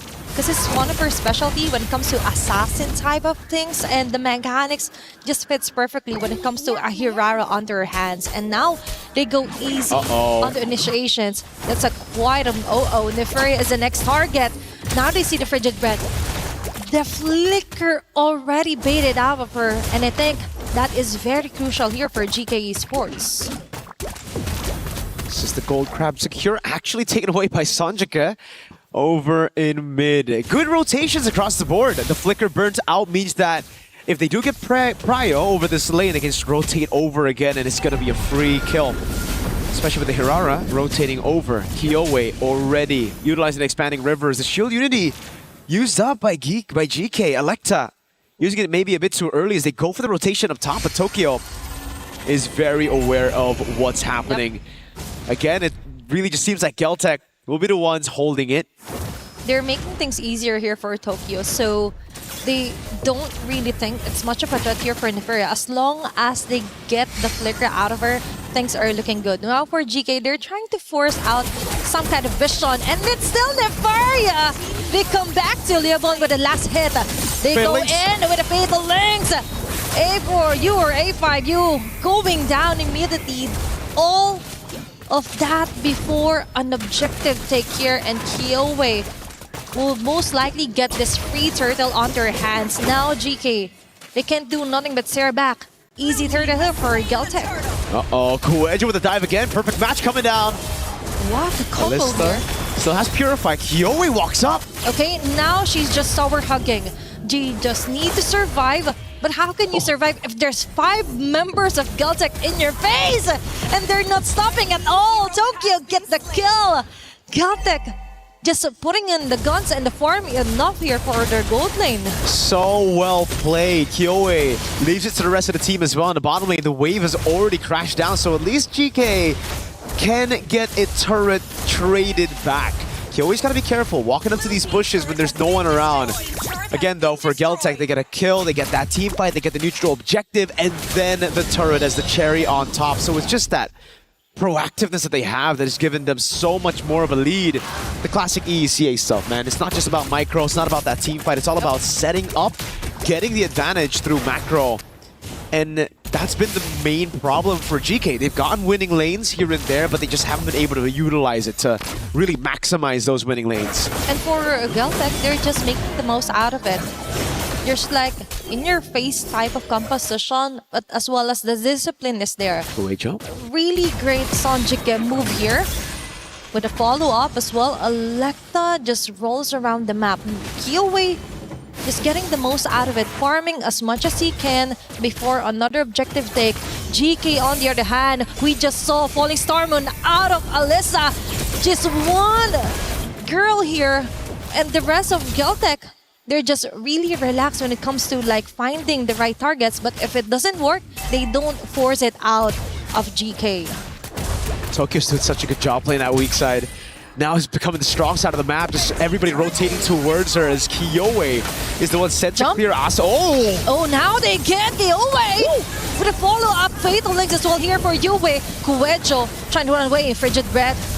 Flicker is already exhausted as well. Now we see a big play here for GK Esports, and now they finally get their hands onto a neutral objective, the last turtle for game number 1. Solid stuff. Finally, signs of life for GK. Finally, they're able to catch Kiowe here, and it seems like Asu wants to go for more. Up top with a flicker as well onto Liuban. I don't even know if they had the resources to kill her. Even if that Tyrant's Revenge landed, Kuejo knows the flicker is down, but doesn't have the Fatal Links. It'll just be now a slower game. Tokyo, everything given over to her. It's all about her being the main carry now as we move into the mid game. Tokyo with the Golden Staff, Neferia a bit behind. Kiowe goes for the War Axe here, right after the Hunter Strike. A bit more of a safe approach. No Sky Piercers for the Hirara so far in MWI. And it's the rush for Electa onto Radiant Armor, which is quite interesting. I understand, you know, Sanjik has been a big threat, but Tokyo and Kiowe, I thought, were going to be the main ones that you have to deal with as a frontliner. I think that is somewhat a tunnel vision here for Electa to just solely focus to the defensive build, but now for GK Esports, maybe that's the plan. They go for the mental mind games. Alyssa forced out of her Purify, and now Geltec just focus fires onto taking down a turret here. Falling Star Moon just to clear the last bits of minion wave, but that backfires on your face. I think this should have just gone out and back away, given that it's already obvious that the turret will be taken down by Geltec. Now they go for the mirror move here onto the top lane. But for Geltec, they still have this in the bag. Advantages, most of it is on their side. Yeah, Kyoe wants to get a bit more into the bottom lane. Asu's getting chunked. Okay, Rigid Red. No can do. Electa just slowly rolls away. And Kyoe deals with the wave in the bottom lane. That's a holy shield taken before the first Lord even spawns in the game, which means, hey, if Geltec gets the Lord, this could be a free base turret down below. Depends on how they siege it down, right? They have great zoning with the Terizla and the Atlas. Kowejo with a face check. Tokyo forced to back away with the BMI. It's all about mid-control right now. Alyssa's trying to form a slow push down below. Kyoe just farming again. Alyssa's got to be careful, though. Purified down for another 20 seconds. You don't know where Kowejo is. Ryuban's going to handle the wave up top. And it's all up to Tokyo to utilize the expanding rivers. So for GK, they see the claw down below. Do they try to go for the Lord straight up? I think they want to rush this one. Alyssa. Okay, now they see Kowejo with Alyssa going all in, frozen as well. But Kowejo caught off guard with a fatal lace in your face here for GK Esports. Will they get the trade? No can do. Alyssa falling down. A5U as well. Nefrir with a shutdown kill. They're trying to chase down Yui as well. Tokyo with the last hit of the bullet. That's 3 members down here for GK Esports. And right on time, Tokyo even manages to get 1 kill out of them. GK are playing it well. They've gotten some great initiations. It's just they don't have enough damage. It really just seems like they're banking on the Furia to slay these guys up front, and it's not working out. Everybody's going back and forth so well for the side of Geltec, and there's not much they could do about it. They're just going in back and forth. There's that untargetable skill from Kyoe as well. Tokyo's going back and forth with the BMI, and so many more initiations you gotta deal with those penalty zones, the fatal links coming around your way. I understand what the composition is meant to do right now, but it just seems like these back and forths and these angles that Geltec are using to initiate on GK, it's a bit too much for them to handle.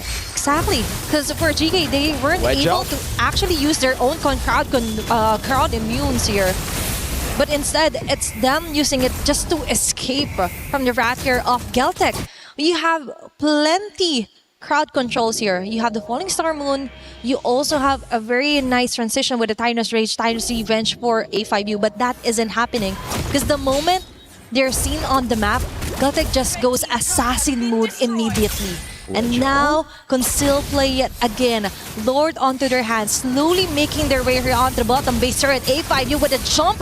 Now on the different angle, it would look like a great initiation, but no! Kowejo with a fatal lace gunning. 2 members here, Tokyo with a blazing red follow-up, and the rest of the gang just gives it their all. Very nice return and bursting fireballs here for Son GK.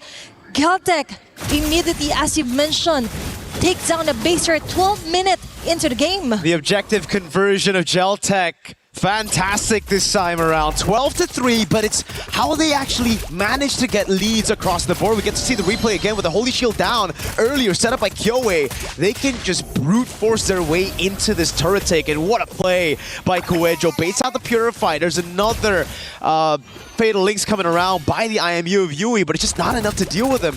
And again, we see the same problem for Neferia. She's doing damage. She has some of the items ready, but it's single target. These guys, these women from GCT, they're able to go back and forth so well that that single target just does nothing in these team fights. And for Geltec, they just have to like juggle around on who will get the first bullets from Neferia, and that's it. And then another one comes in like Liubon, and the rest for GK Esports can do nothing about it. This is the thing about being too tunnel vision. Linear damage as well is a problem here for GK Esports. The item build earlier as well was a bit of a question here for Electa. But now we finally see an Antikythera onto her arsenals. And for GK Esports, they just need to hold on. And for Geltec, we see Kowejo as well. Fatal Links. Landing another Fatal Links onto A5U. Electa on their front line with a Shield Unity. Their Suns activated as well.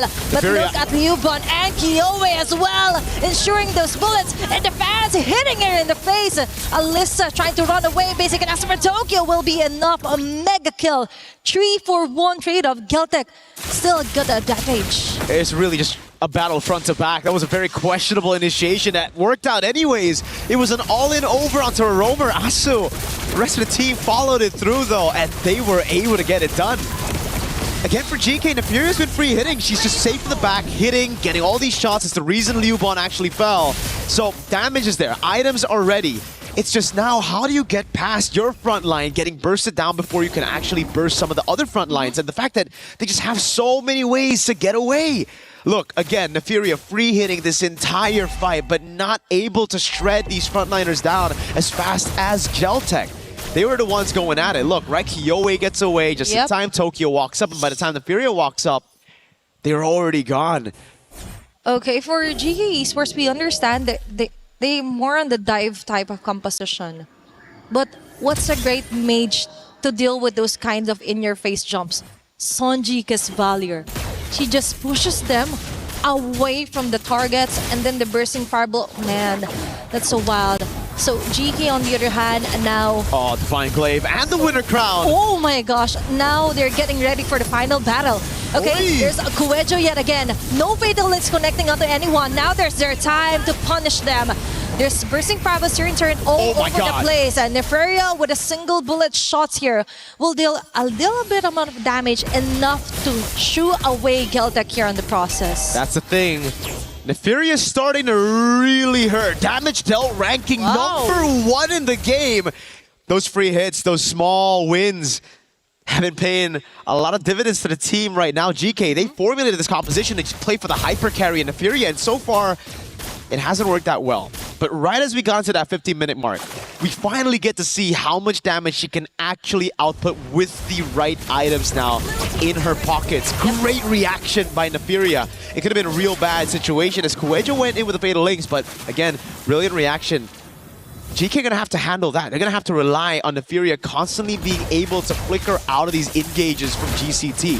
Because if Geltec get just one big penalty zone, followed up by a Fatal Links on Nefuria, all of it goes down in shambles. But that's the thing. Kuejo. It's kind of scary to put all your bags into one basket here for Nefuria. It is. Because the flicker, that's too much of a CD. And for Geltec, they could just time it perfectly so that they will be able to jump in from the back here for Nefuria. But that's the thing. Now, they just focus on to somehow make scarcity, make the jungling harder here for GK Esports. We're approaching the 17-minute mark, which is kind of good here for GK Esports because they're slowly building up their items that they need. Aside from just solely relying on the damage of Nefuria, they have to be tanky enough to just go on the front lines, let Nefuria go for the free hits. Now for Geltec, really need to be careful on who they will be targeting here. And when it comes to finding the right spots, and now the Lord available to be grabbed. A5U and Yui actually has a very nice position here. But Kuejo already having the frigid breath. Advanced thinking. They spot the Furia. Now they go. Wow! Then the Fatal Links connects. Now they know there's no more flicker here. GK slowly crumbles down. Kiowe with a chase. A5U on a hot spot as well. Kuejo with a double kill. Tokyo with an unstoppable kill. All those bullets targeting onto the faces of GK Esports. That's 4 women down. Now they have a single catapult minion wave here. They've turned to finish game number 1, and that is it. Geltec with a very dominant game win. That's the gamble you play with when you go for the Leslie and the flicker. Eterna mentioned it in the studio. If you're a Leslie, it's a gamble to take flicker. It would have been a gamble to take Purify either way just because of the layers and how many of you can just walk up to the Leslie. Still great reactions, but the flicker, and my lord. Just the vision to walk past everybody. To see that, yes, there's only one carry. There's only one person we got to deal with. All these frontliners, all this peel. You don't care. Won't be for anything if the main damage is down. The vision to look for that play, fantastic. fantastic, and it was actually just that secured them the win. Could have been maybe a comeback for GK, but Geltec, they sealed the deal real quick right there. We get to see the replay again. Kuwejo, my MVP for sure. We're gonna throw it over to the studio to dissect it even further, maybe talk about that crazy dive. It was a Hail Mary, but it worked out. Neferia could not handle those many girls coming at her. Thank you very much, Athena. Mirko casting is electric, I gotta say. Game 2 will be underway very shortly between these two wonderful teams, but my goodness, what a start for Geltec Cyber team, dominating GK early on. Big early kills led to 2 early turtles, and they just spiraled from there. Yep, it was a game of whether or not Neferia could actually find the targets in the space. Because especially when, wait, hold on. is going Actually, on? did you change your pants? I got. Why'd you do that? I got so excited as I was watching. I spilled coffee all over my pants. So I don't want to talk about it. But I did a wardrobe change. Yes. It looks great either way. Whether It it's does. white, whether it's jeans, hey, you're crushing it out there, okay? Hey, they're quick. A lot happens in a map, not only the gameplay, but also in the wardrobe changes. It's quite wild up here. Hey, it's been a lot of fun, though. It's been a lot of fun. It really has. And I've been learning from you, too, and I really appreciate it. Again, first time entering into a MOBA. MLBB is incredibly exciting. I'm really enjoying the action and the gameplay. And Geltec Cyber Team truly took advantage of their hero composition, specifically, right, Atlas, as well as the Valir. You mentioned controlling the mid lane. I felt like they did that very well. That ultimately, like I said, led to the Turtles, which gave them a gold lead early on. Like I said, I'm trying to learn. If I sound dumb, give me some leeway. We're going to get there by day 5, okay? But that early lead was quite significant. And on top of that, the early kills, because I think at one point, it was like 9-3 very quickly. And now one thing you mentioned, though, Bree, coming up was Leslie, potentially an uncomfortable spot, and Kufra as well. Value reduced due to the single targeting. These team fights just did them no justice. Yeah, I agree. I also, had to look for ways that they could really make use of this Tyrant's Rage and Revenge combo, because hypothetically they do find a setup. The damage is expected to come from a very single target hero in the form of a Leslie. You do have a Valentina, but the Valentina at that point had very little scaling accomplished due to the fact that they had to manage the matchup so much. Like the laning or the mid control, as mentioned here by Reflections, hasn't been as easy for their mid duo compared to what we saw from Geltec Cyber Team. Well, we set up not only this match, but also Stream B. It was Virtus Pro going against Twisted Minds. Rose, how's that series shaking up?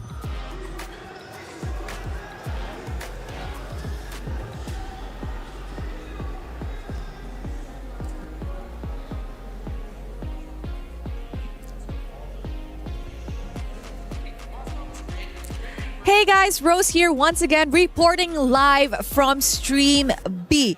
Just to keep you guys in the loop, Twisted Minds has just won up against Virtus Pro in a 15-minute game. And as we enter Game 2 in this series, will Virtus Pro be able to equalize the score, or will Twisted Minds sweep their first match this MWI? That's it from us in Stream B. Throwing it back to you guys. Thank you very much, Rose. Again, 2 streams happening, multiple matches taking place at once. Make sure you have 2 monitors, 2 phones, whatever you need to stay up to date with everything MWI and Esports World Cup. Twisted Minds taking an early lead up 1-0. Virtus Pro, do we believe in them to come back, force a Game 3? What are we thinking? Eterna, come on. That's my girl. That's my girl, Chin Chao. I don't know what happened in that game, but I'm pretty sure she had something to say about it. Yeah, she's pretty historic, right? I mean, I was looking at her stats and looking at her history. Like, she's got a lot of history when it comes to MLBB as a whole. She reminds me of Roger. I don't know why. Jin Chao is like equivalent to Roger. Really? Yeah, that was her hero back in the day. Yeah, I remember her going through so much hair color changes as well. I think she's been here long enough to have multiple changes in terms of her hair color, because that thing doesn't wash away as quick. So yeah, she's considerably a veteran in the scene, and I agree, she probably did shine in that series. And the trend so far has been 2-0, but I don't know if VP could break it. I don't know. By the way, speaking of hair color, I got a couple of grays coming in. I might have to take some advice from you ladies and get rid of these grays so I can look 22. I think that's what I am. Hey, check it out. Age gap. That's right. It was a great series, though, for sure. But it really was. GK Esports consistently trying to come back. We get down to our final moments, and it was Geltec Cyber Team just closing the door shut, and it was just a brutal team fight. That was beautiful. That was beautiful. I think Miracle mentioned it as well as he was casting Cuejo on the Atlas. Now, this really reminds you of how much of an amazing hero. This was the play. That was the play that really sealed the deal there for Geltec. The fact that she was able to find that flank, understanding that Nefiria did not bring the Purify. She still had to force the Flicker, considering, the Leslie doesn't have an escape tool, which is why I was so worried about the Leslie pick earlier on. She was able to utilize that to her advantage, take her out, because at that point of the game, Nefiria was dealing so much damage, but luckily enough, they tunnel visioned on that. Yeah.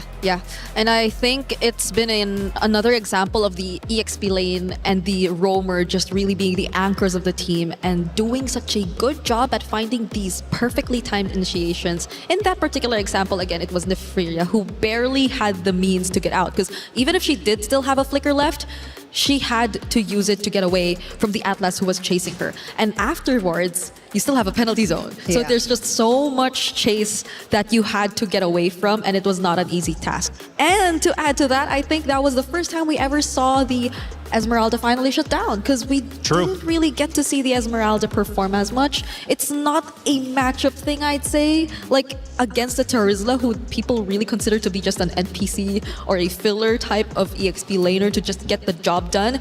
It's not really a matchup thing. So I think it was really more on the execution and just Geltec being the better team in this particular game. Yeah, because I think it was Jessica, City Esports, who was utilizing Esmeralda quite well, right? And clearly doing it very well. Esmeralda is probably going to be a pick we're going to be seeing quite often. I am sure of it. Harara as well. We've now witnessed that twice as the first pick during the hero selection. I'm sure it'll be much the same going into the next one. And speaking of the next one, obviously Leslie, a lot of criticism towards Leslie, a lot of criticism potentially towards Kufra as well, just not getting as much value. So now for GK Esports, what's the adjustment? I would say drafts. I wouldn't even just put highlights on the Leslie as well as the Kufra. But I don't really enjoy seeing a blind Valentina. Like, I don't know if that was a comfort pick, which does happen to a few teams. Like, it's a power pick. That's why they go for the Valentina really early. But it feels like in that composition, they could have gone for something different, right? The Lilia was available. There was still the Zetian. So even though the Yves and the Jushin was banned out, they still had the option of going for the Valia themselves. So again, personally, I also didn't see the Valentina pick or the impact that the Valentina pick had in that particular game. What did you think about the Valentina? It could have been very impactful. I understand it was a blind pick. Not a lot of us are fans of Valentina blind pick, but at the same time, it felt like the next best option since the Jusin and the Eve were already out, in terms of the current meta at least. But the fact that they decided to pair it with a Kufra, I think it was very limiting in a sense of how aggressive they could play the mid river, like the mid duo, like their combination together. Because Kufra is a roamer, you just expect to really catch you by surprise, go for the setups. It's not the type of roamer to play aggressive, and it's not the type of roamer that's in your face who's just constantly trying to annoy you every single time. So the Valentina pretty much had to do a lot of work by herself instead of her being coordinated alongside a reliable roamer in that sense. Do you know who would be then the shot caller for GK Esports to get them on board with the same strategy? I mean, because if you look at them, obviously you're getting into these team fights, it's not working out well. You're then trying to potentially send out a solo hero. That's not working out because you're getting shut down, because Geltec Cyber Team, they're staying together, right? And they're not moving. It's tough to take those individual solo fights. Kufra, again, not getting that value going into this next hero selection. Gonna have to think it through. But then again, you go back to our previous series, Falcons Indonesia. They came out wild, right, with their hero picks, and they overcompensated trying to make back the lost ground that they lost just previously. And I'm really hoping GK doesn't get into that, because I felt like they played decently well. They did, in fact, it worked a bit during that first series, or that first map, I should say.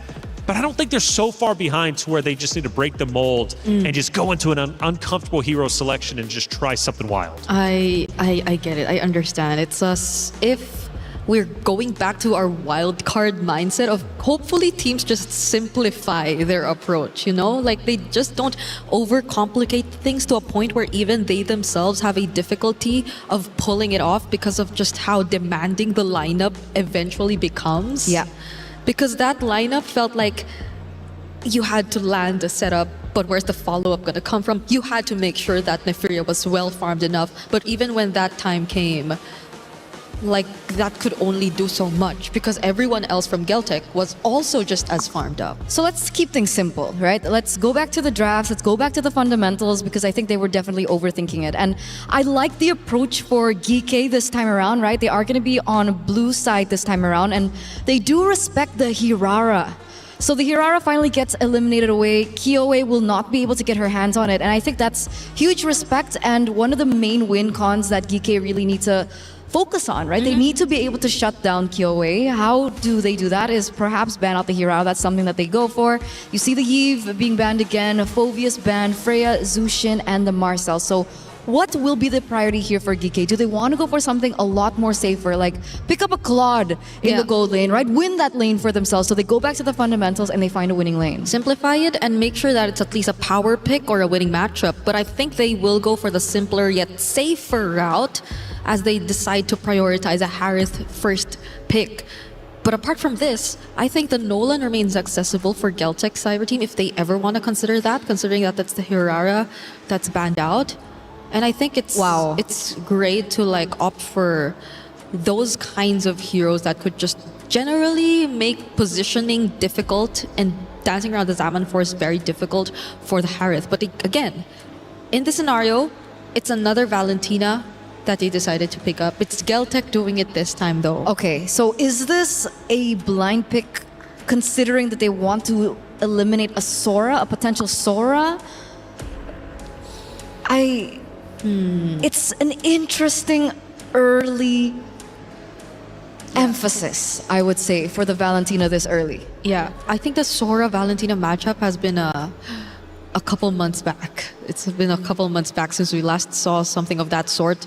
So it does feel like just a general priority for the Valentina, but it does make you think twice about picking up those other very ultimate reliant heroes that could still come out.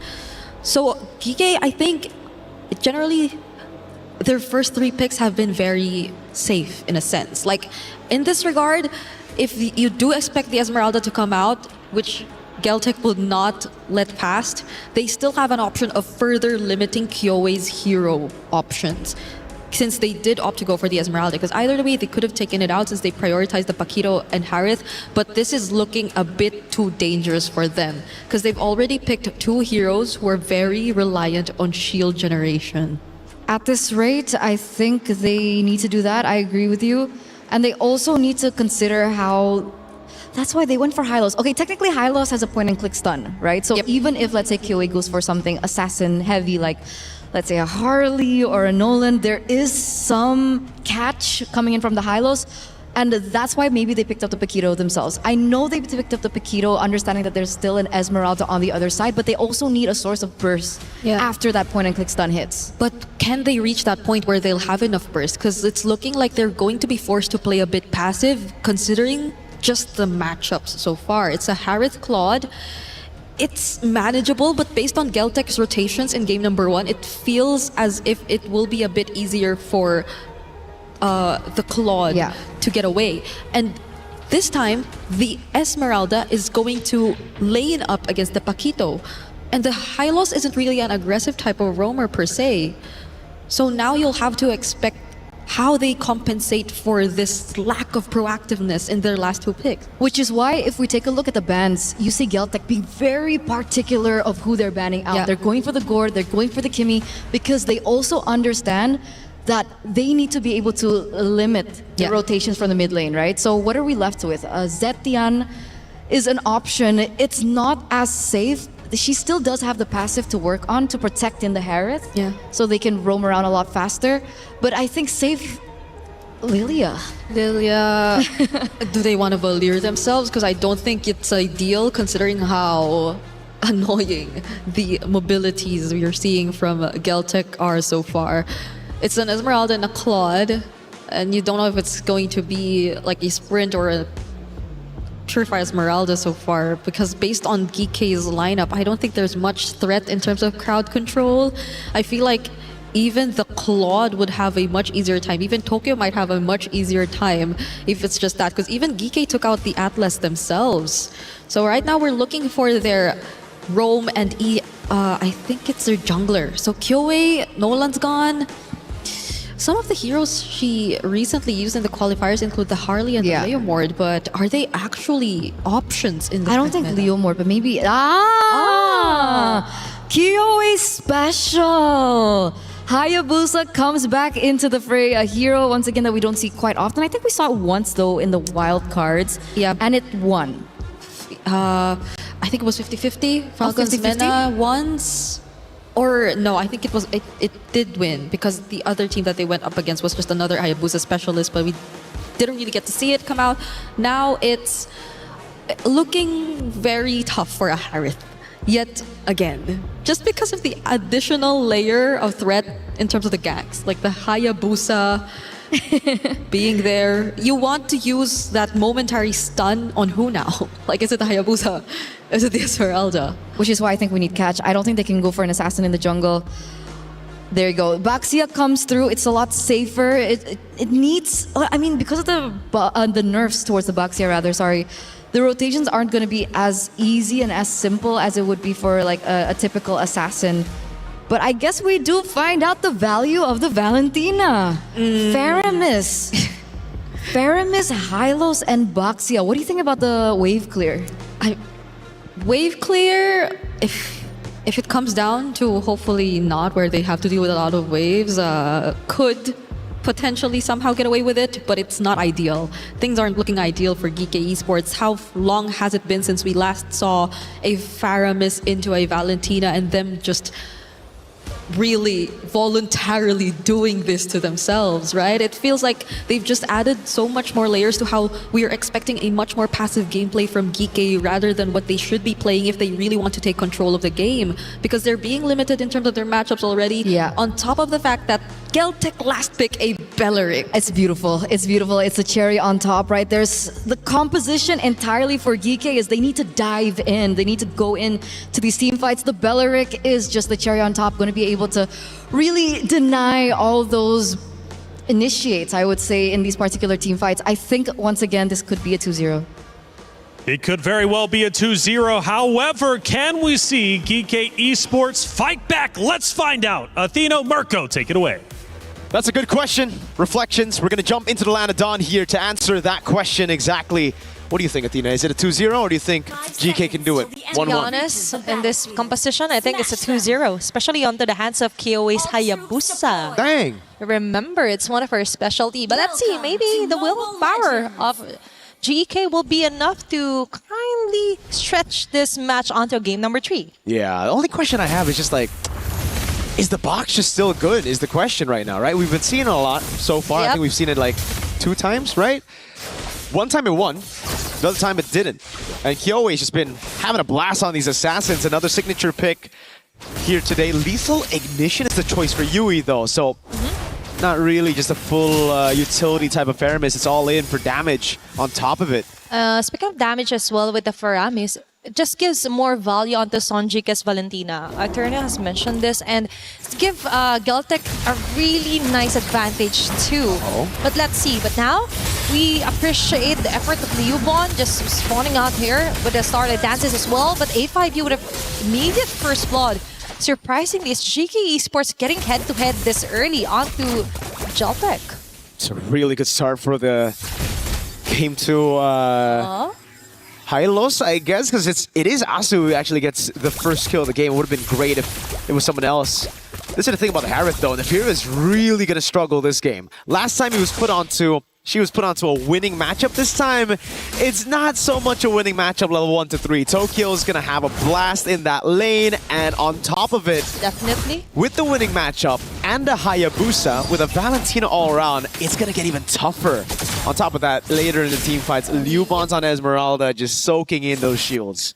She is going to have the time of her life with a Paquito and a Heart. Imagine all the team fights there on And we see the true value as well of what Geltic has done here onto their composition. And right on cue, Turtle has respawned. There's Alecta, but I don't think their damage will be enough. Might be more on the clutch play here for Alyssa.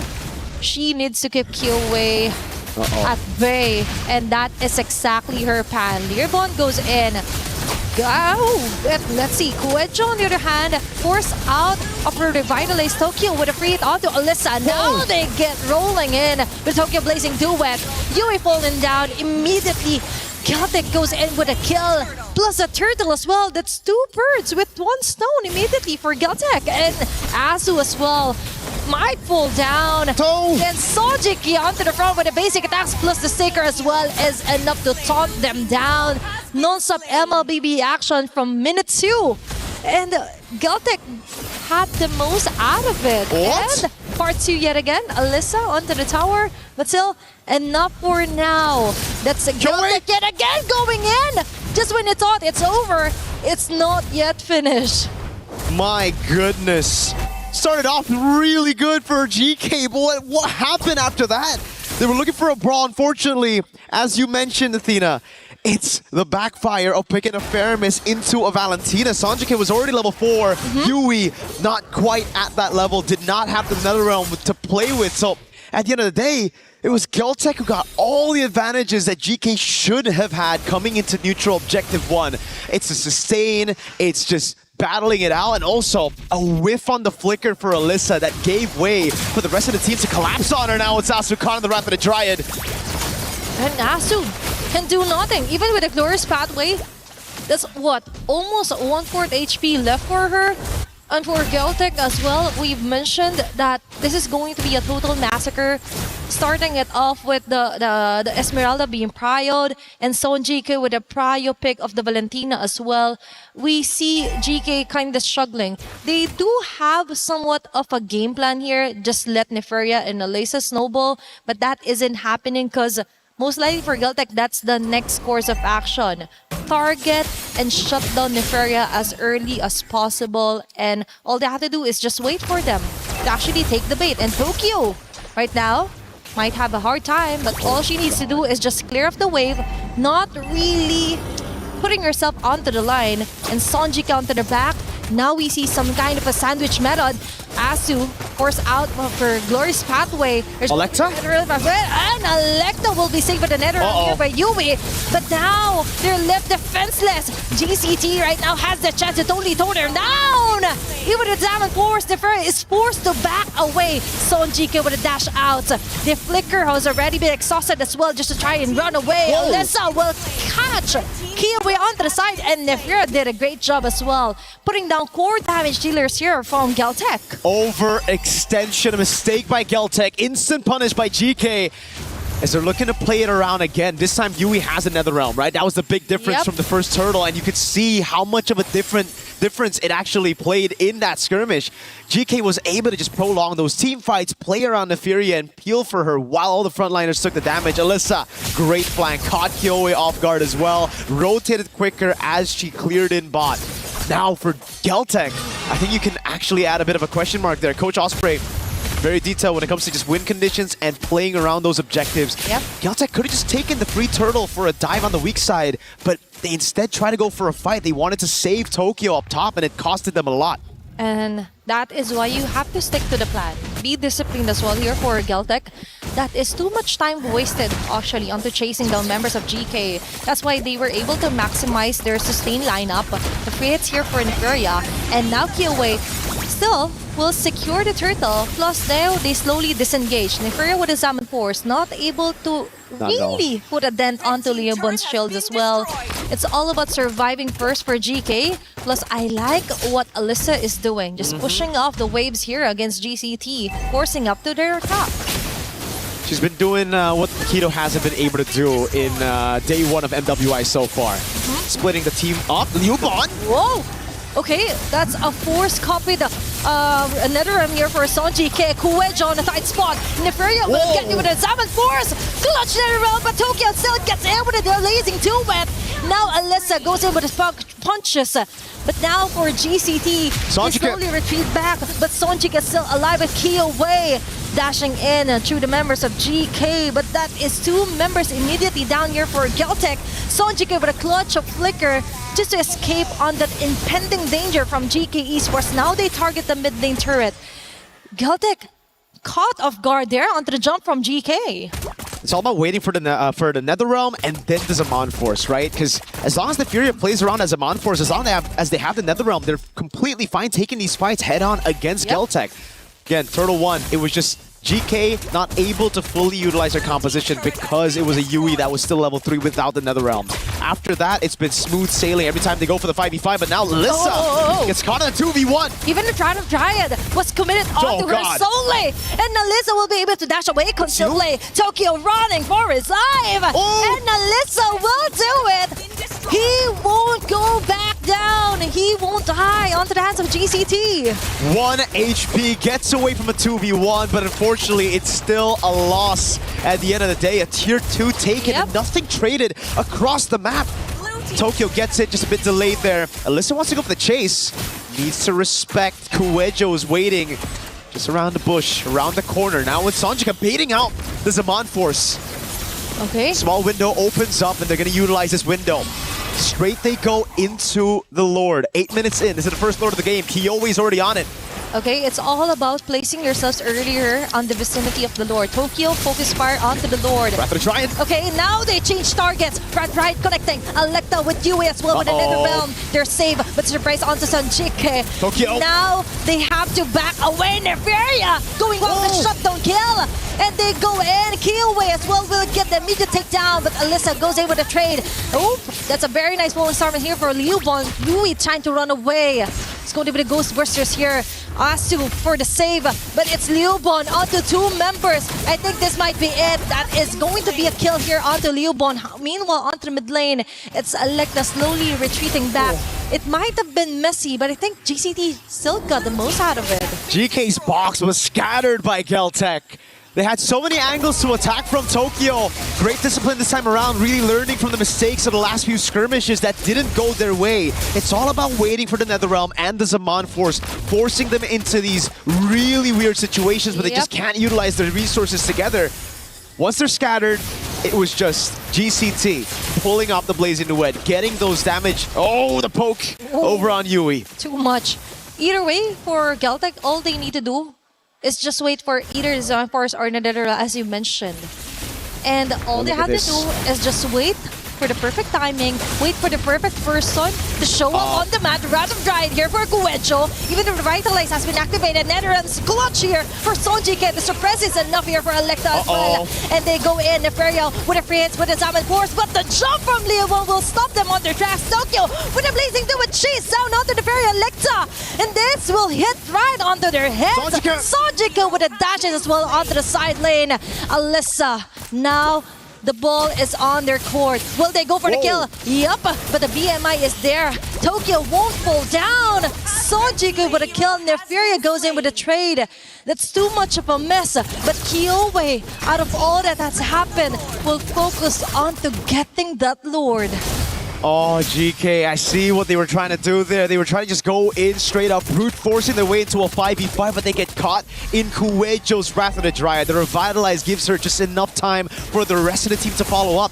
Great Netherrealm to again delay the death of the frontliner, and all that time was used with the Zaman Force on. A window open right as it was gone, right as it went on cooldown, and Geltec saw the vision, went in and punished GK out of that team fight.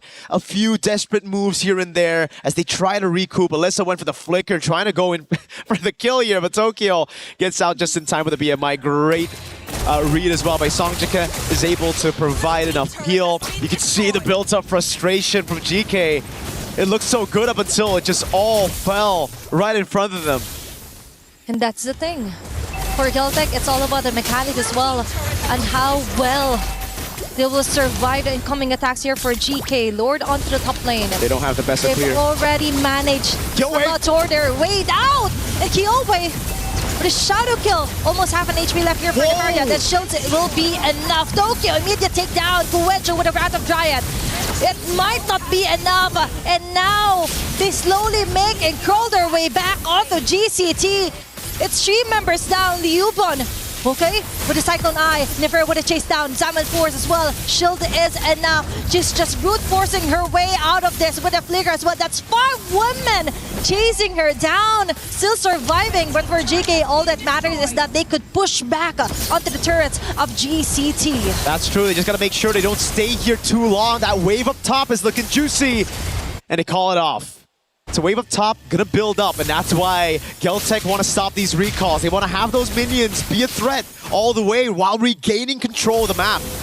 GK, this is very scary to play with a whole wave crashing down again. They're gonna be they're forced to walk back to base all the way to the top wave. And it's Geltec who wanna capitalize on this. Purple buff still secured by GK, so not much was taken away by Geltec, but still. Despite all that, despite a big win, 3-0 in that defense, they're only able to get a tier 1 in the mid lane, and now it's Geltec back with the map control. Yep. Tokyo, though, way too aggressive. I know she was trying to get that turret down, but you have to respect the damage of GK. It's just deja vu to game number 1, where the Furia started to get those items rolling on the Leslie. This time it's on the Harith. Damage outranking, the Furia is very close to the rest of the team. Tokyo, Sanjika, obviously still top 2. Kyoe is just doing assassin job, right? It's all about cleaning up. Tokyo, you might have the damage, but remember, for GK Esports, they're slowly crawling their way out. So they still have enough of skills to totally sort out on who to target. And now for GCT, we've mentioned, even if they lost on that specific takedown onto the turret, and G was able to take down a turret onto the mid lane, the good thing is that they still had the lead, and now they're forcing their way again with Coedjo's Rather Dryad. Electo right now, half an HP left. Crucial save here for US Netherrealm, but that's it. GCT will stake still at the risk here. They know there's no more plan B for GK Esports, but Neferia goes in with a plan A, which is to totally annihilate members here for Geltec. Now they slowly back away. That's a 1-for-1. Electa isn't having any of it. Coedjo might fall down. Alyssa targeting Tokyo with a blazing duet. And she will be doing it! What a save, what a kill here. But no, Sanjik is still alive and kicking. Neferia. Now Neferia is left alone here onto the mid lane. Will she risk it? I think that's enough of a gameplay yet here for GK Esports. They need to relax. They really do. I mean, at this point, they need to start brawling more and more. Live from Paris, by the way. Got a few stars in the building here watching. Shout outs to them. Very entertained already. Geltec, back to the point, it really comes down to how they utilize the Spar lane up top. They have the slow push constantly going in. They do not need to go for the fights. It's on GK to force a fight away from them. So for Geltec, it's all about playing the slow game. Yes, Alyssa's on the Paquito. She can go up top to handle the wave, but having that man advantage, hold on, Geltec. They're looking for the sneak. The Harrods up top, the expanding rivers. Okay. Gives them a bit of a boost, but Kyoe just... Oh, Electa! Okay, that's crazy. Electa just again with a drive-through. Retry still. Coedjo with another dive. Now Geltec is forced to tone them down. Making the most out of it. Tokyo with the blades into it. Hitting on the right marks here for GK Esports. Neferia and Nasu has to find a way to actually defend for their base. Liuban goes in with a falling Starman. They're just buying enough time for their minion wave to slowly crawl their way onto the base of GK Esports. And this might be it. Neferia, this is the final clash of the day, or might be, because now Liuban slowly takes down the members of GK. That's a total wipeout. And Geltec yet again comes up on top. They're just waiting for the next wave of minion to actually help them finish off this round. But there is a few seconds left for GK Esports to totally reset and defend and not let GCT finish off this round onto a 2-0. A hero play by Electa that saves the game. Geltec wanted to end. If they got a Lord, I think they would have still been able to go for that team fight with the Lord, getting all of the base turrets. So at the end of the day, I think GK, that steal ended up still saving the game for them. Okay. Oh, they still want to just go for it. They think they're strong enough. The Furious back up though. Okay, it's all about asserting your dominance here for Geltec. Yuban already committed the falling stars for the next few seconds. GK Esports Taunted. actually has the chance to somehow just come down onto the map, clear off the last bit of minion wave that Geltec has managed to sort their way through. And with that, 16 minutes into the game, still, it's not yet the end here for GK Esports. Nope. It isn't the end. They still have a shot. It's 3 base turrets down, which makes it incredibly difficult to come back. But I think these girls have shown how tenacious they can be. What a steal by Electa! No one checked the bush. No one Kumar'd. You sometimes need to Kumar, you know? He's got to check the bush. And with the Baksha. Yeah, oh, that's true. But okay, that's true. The Baksha's the one waiting in the bush, though, this time. Yep. It's not the one checking the bush. Okay. But for GE Esports, that is somewhat of a breakthrough, actually. It was quite refreshing to see Electa go in with a big highlight play, the most crucial highlight play against Geltec Esports. If they didn't get that Lord, that might have been the end of it. But now for Geltec Esports, now they check each and every bush. That's a very expensive lesson to learn, and Liubon as well has to be really careful onto committing the Falling Star. Even though it's kind of a low cooldown, but still, a few seconds may be what GK Esports needs to actually come back from this deficit. Yeah, they had a shot earlier. They tried to send the Harith up top instead of the Paquito. I feel like this is a mistake that we're seeing again. GK's got to send Alyssa up top to deal with the wave. This is an evolved Lord. If Geltec learn from their mistakes, if they go and send some of those members into bushes, which they have done, Kuwait just holding the angle. Liuban as well. There's no way for Electa to get a free steal again, and she's caught all alone. Isolated down below. Oh, even committing Rat of Giant onto Electa alone. Okay, there's going to be the Glorious Pathway here, copied as well. And the original one, there's going to be an intersection created here, Tokyo, with a Blazing Duet, Neferia going low, even with the Salmon Force. What can they do? There's going to be the Shadow Kill as well, layered properly here for Geltec Esports. Sonjike with a free to unstoppable kill. Killway onto the front. Electa will fall down. Liubon is massacring everyone on their path here for GK Esports. Yui trying to run for her life, but it's Geltec yet again with the minion wave helping them. They want to actually end this game, and they just did. That's a 2-0 yet again for our second match. GG, well played. Geltec Cyber Team and their in-game adaptations, just learning from every single mistake and coming back from it. Fool me once, shame on you. Fool me twice, shame on me. It didn't happen twice. It happened once. Electa held a bush. No one was holding it. Second time around, they had both frontliners holding these crucial bushes, not giving Electa a single opening to make it to the Lord Pit, to get a possible 50-50 trade. And it was just well played. Man, that was wild. Imagine Osprey's happy. Trying to attempt the same move, and they were like, no can do, sir. No can do, ma'am. No can do. They dealt with it so well. All inning of Baksha getting the Wrath of the Dryad, but in the late game with the Claude fully built up, you shred that Baksha. And we get to see the replay again of that moment right there. They were late to it. Nobody was accompanying Electa. They thought Electa could just get another good angle to walk up to the Lord Pit to go for the retreat. And it was a bait in the end of the day. Geltec knew they never wanted to go for the 50-50. It's all about fighting, it's all about brawling, it's all about creating a chaotic skirmish where their heroes would do better. We're gonna throw it to the studio to dissect that game yet again.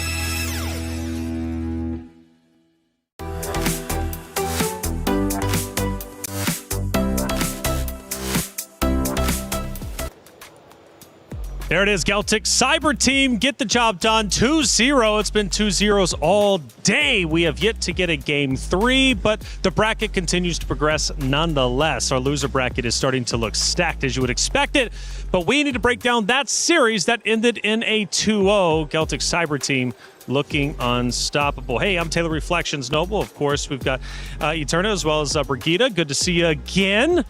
No wardrobe changes this time. Nope.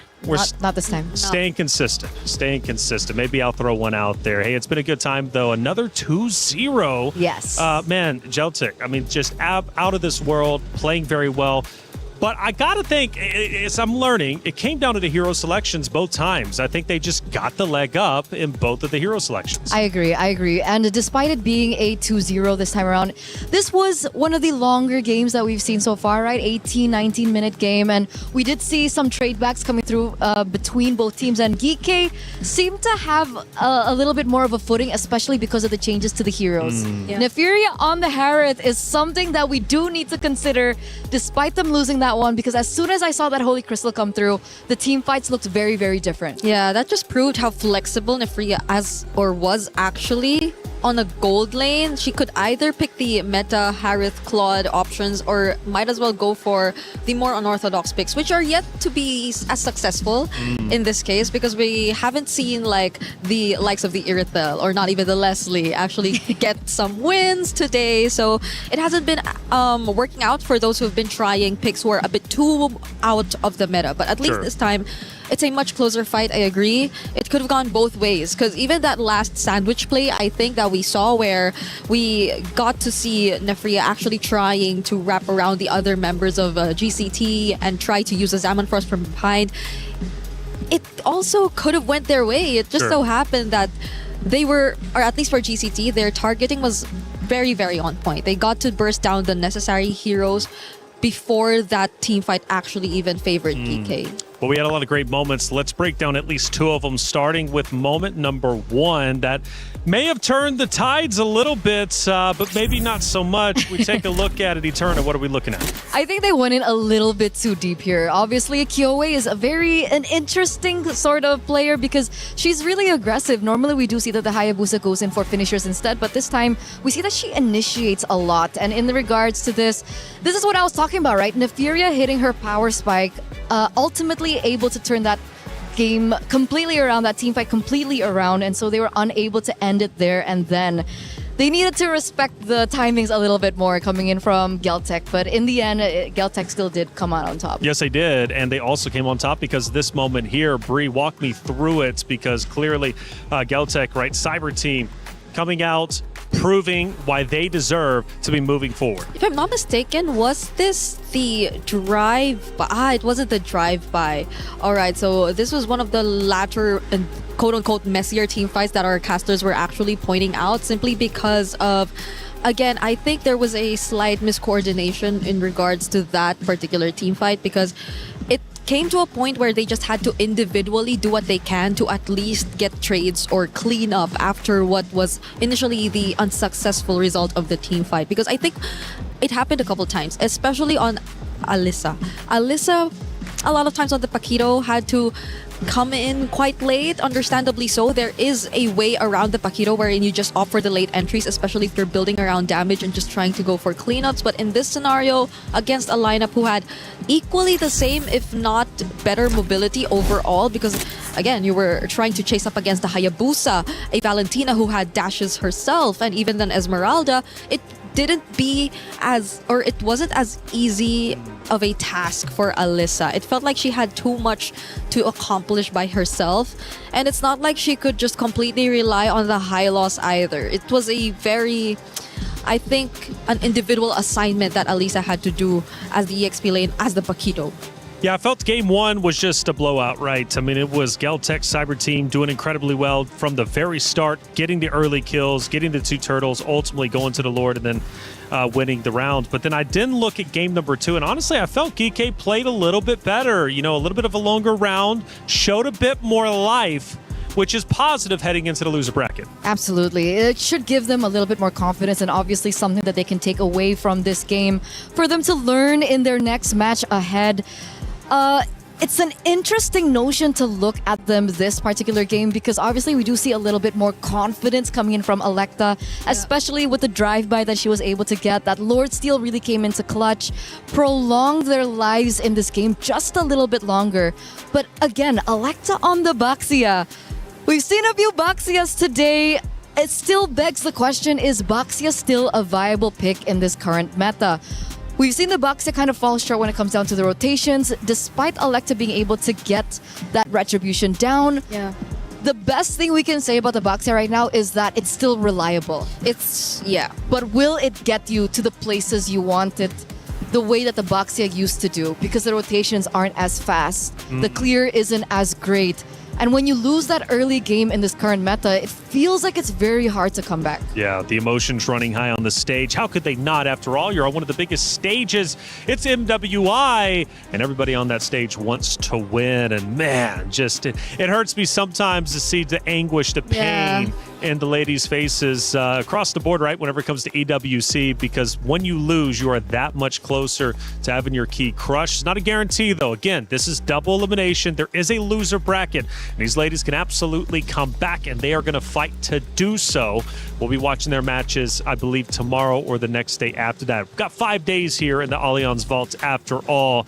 Again, like I said, heartbreak, elation. You're going to see it all throughout the Esports World Cup on that very stage for MWI. But I tell you what, one thing is for certain, you're never going to be disappointed. GK Esports, Geltech Cyber Team has concluded. That was a 2-0. On our Stream B, Twisted Minds getting a 2-0 themselves against Virtus Pro. They will also move forward, which sets up our winner bracket to be quite stacked. It's going to be Twisted Minds now going against Geltech Cyber Team, which is going to be a brutal matchup. You're actually quite excited about it, it seems.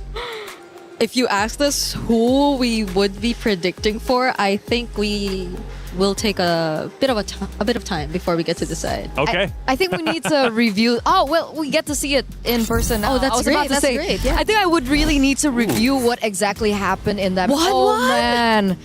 That's a signature 1-1 pick on Chinchao, but it's a very unorthodox pick too. Yeah, I know it's signature and I know it's comfort, but we've been always debating on whether or not comfort can get you as far in this current meta, but they've made it work. Even getting the Mathilda in their hands, not entirely sure how the draft went, but that looked like a lot of comfort for Twisted Minds. And if I'm not mistaken, Sa too, I think there's a lot at stake for her. She's been very emotional in the previous MWI. She definitely wanted to win it there. She was so close. And now it's great to see her back with, I think, a lineup that they're very comfortable with. Just look at them, all smiles. For sure. How could you not? You just 2-0'd your opponents. You were up, 22 kills to 14. They played incredibly well. We're seeing some heavy hitters for sure. Ultimately, though, these 2-0s, they can't continue, right? We've got to get at least one Game 3. I'm sure it's going to be coming up relatively soon. Let's take a look at our bracket because I was breaking down at least one of the matches. Let's get an overall understanding of what's happening not only in the uppers, but also in our decider matches down below.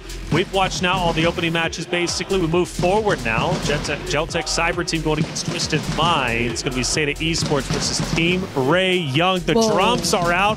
It's starting to get loud out here for Team Vitality. I can't wait to get this next matchup, which is going to be coming up next, as I said. But for the loser bracket, it's Falcons Indonesia, Aurora Gaming, our first decider match that's going to be taking place. And of course, we wait for GK Esports. Who's going to be playing against them? Well, it's either going to be Vitality or MIBR Loss. Curious who it's going to be, but let's start talking about this matchup in just a little bit. I think we actually do have an interview with one of the Geltech players after their win. Let's hear what they had to say. Hey guys, Rose here. Right now, I am with the Geltech Cyber Team Kuwejo right after their win up against GK in a 2-0. Hello, Kuwejo. How are you? Hello, I'm nice. Okay, now congratulations on that win, and I do have a few questions for you. Maybe we could start off with, how did you guys actually prepare for your matchup today? Наш аналитик готовился к ЕКАям, смотрел их игры, подготавливал драфты и, конечно, привыкали к телефонам немного, поэтому было немного сложновато. Our analyst prepared well. He analyzed and screened all the Geekai matches, so we did our homework well, so to say. But also, it took us time to get used to the phones. Let's say it was a challenge, but we were ready to face it. Now, speaking about your analysts being very prepared onto this, so I have a question. Were you guys surprised with the Faramis pick? Да, мы были удивлены пиком Фарамиса. Это довольно, редкий пик, скажем так. Но у нас была Валентина, поэтому мы отыграли вполне хорошо. Yes, indeed, we were very surprised. It is just a very rare peak of such an occasion. Nevertheless, we had Valentina in our team, and we felt like we did well. I agree, you guys did amazing. But I think another question to ask would be, how did you guys remain composed and, chill throughout the game, especially knowing that GK was slowly starting to gain momentum and could potentially even come back that second game?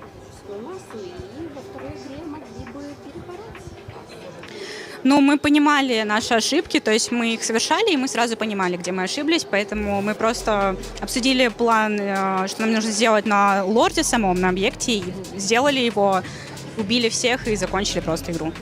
Well, I guess we just tried to learn from our mistakes. We knew exactly where they were, and we knew that we could recuperate and make up for them. We also knew where the Lord was, where the center was, so we got in there, we killed everyone, and that's what we did.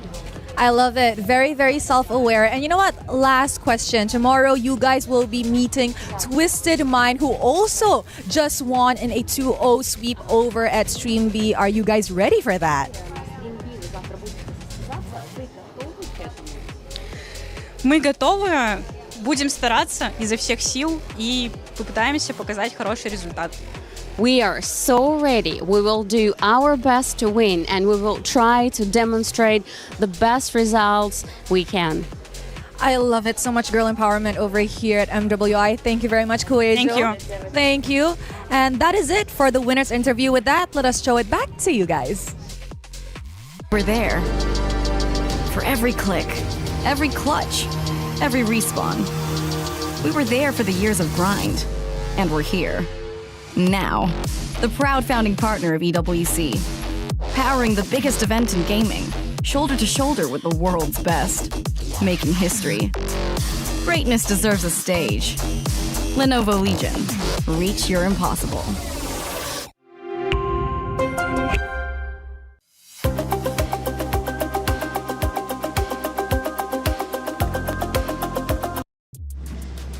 Thank you, Rose, for all the coverage out there. A great interview overall, getting more insight into these ladies that are competing in the MWI. We're going to keep them coming all day long. Hey, check it out. Next matchup. What a matchup it is. It's Vitality, MIBR loss. The drums are out. The flags are also flying high. This is going to be a matchup you do not want to miss. And South America's New Hope joins the hunt. Now, this is the question. Can anyone close the gap? For the longest time, Vitality has been at the top of the food chain, winning, 33 total events in the span of just a couple of years, 3 out of the last 4. When it comes to MWIs, they're back-to-back. You've got the queen of the tanks, Vivian. Now, she is vocal, and I love her energy, especially in that grand finals interview. And speaking of interview, we got Rose to break it down before the match. Hey guys, Rose here. Right now, we are with Vivian from Team Vitality, the mother of tanks in MWI. Hi, Vivian. How are you? Hello, I'm fine. Wow. Okay, so right now I actually have a few questions for Vivian right before we get into the game. Now, Vivian, as the defending champions of MWI, how are you feeling going up against MIBR loss on your opening match? I'm feeling good and enthusiastic. Enthusiastic? Yeah. Excited? Excited, enthusiastic, and membara. Oh, she's very, very energized. Chill. No. Chill. Chill. She's not Mambara, she's just chill. Now, Vivian, before you have previously mentioned that no team has been able to close the gap with Team Vitality since last year. Why do you think so? Last year, yeah. Because I know what the problem when we get hard game. Yeah, the problem is in be myself. Anjay, bener nggak? Di diri kita gitu kesalahannya. Jadi kalau misalnya kita sampai nggak tahu, aduh kenapa kok kalah, kok susah, itu baru kayak wow banget lawannya gitu kan, ya kayak gitu sih. Okay, so what Vivian is trying to say is that it's not that the team that they were going up against were extremely good or strong, but it was more to the fact that they actually knew what they were doing wrong as to when the games were actually starting to become hard for the side of Team Vitality. They were self-aware, which kind of makes them stronger in a sense. Now, Vivian, the last question is, France is the home ground for Team Vitality. We know that you mentioned last year back in Riyadh, it was mostly Team Falcons fan. So this time in France, Paris, do you think that you get the home ground buff, the advantage to secure your 4th MWI championship? Sangat memberikan energi lah.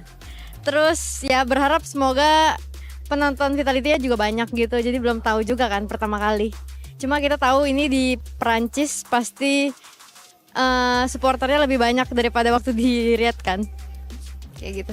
She said, although it is the first match and she hasn't seen the crowd for Team Vitality in MWI, she knows that the turn up will definitely be more compared to Riyadh last year. And of course, she says she's very much energized. And I think this girl is already buffed for the match. Thank you so much, Vivian. Yeah. Terima kasih. Makasih Kak. Makasih. With that, guys, let us throw it back to the studio.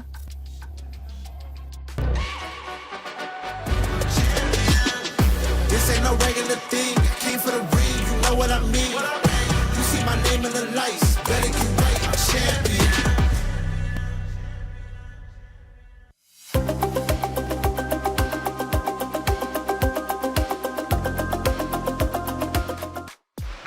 The venue is getting loud, and rightly so, because Vitality starts to take the stage to play against MIBR Loss, a series that is going to be guaranteed to be great. We've had 2-0s, but this one somehow feels like it's going the distance. I think we're going to game 3 because bringing it in, MIBR Loss, Brazil's dream team, right?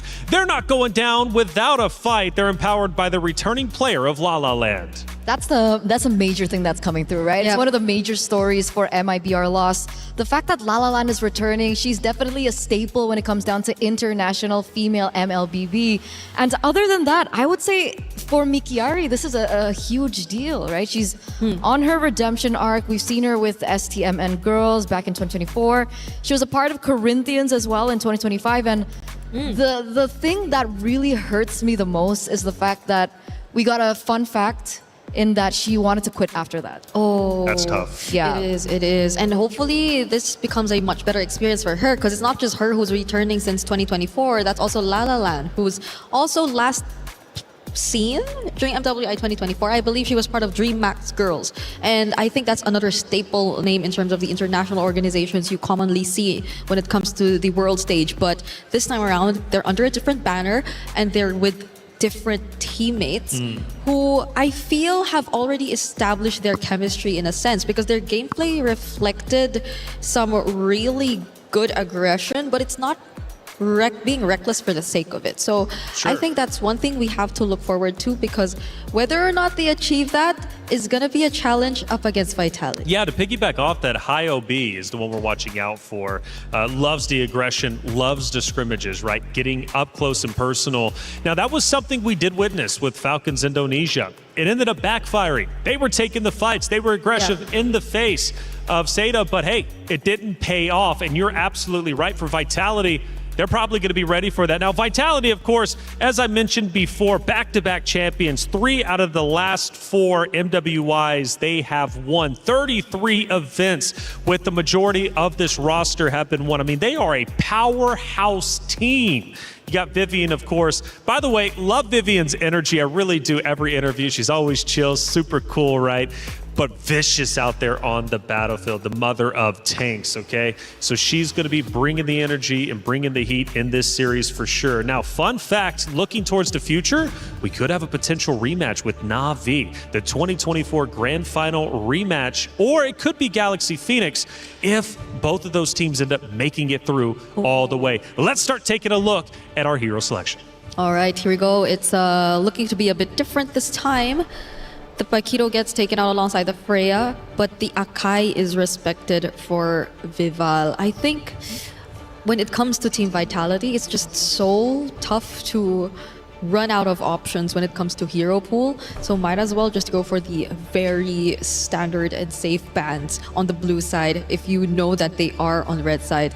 I'm wondering what the priority is going to be like for MIBR loss though, because currently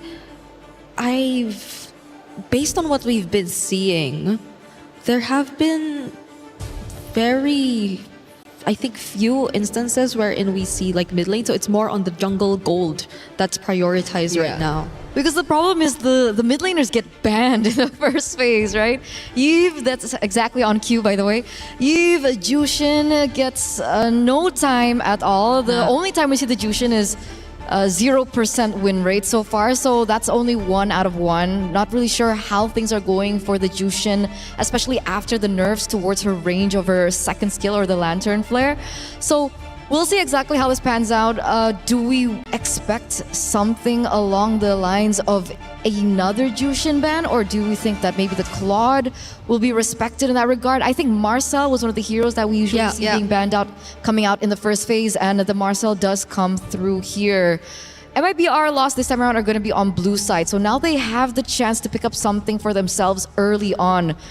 I think a safe Claude still. I don't know why the meta really didn't shift for the gold laners. Yeah, now it's Justin that they prioritize too, though, not paying attention to that slight nerf that you got to see from her in terms of her skill number 2, and it is only one of the few times that you actually get to see her open, so understandably so.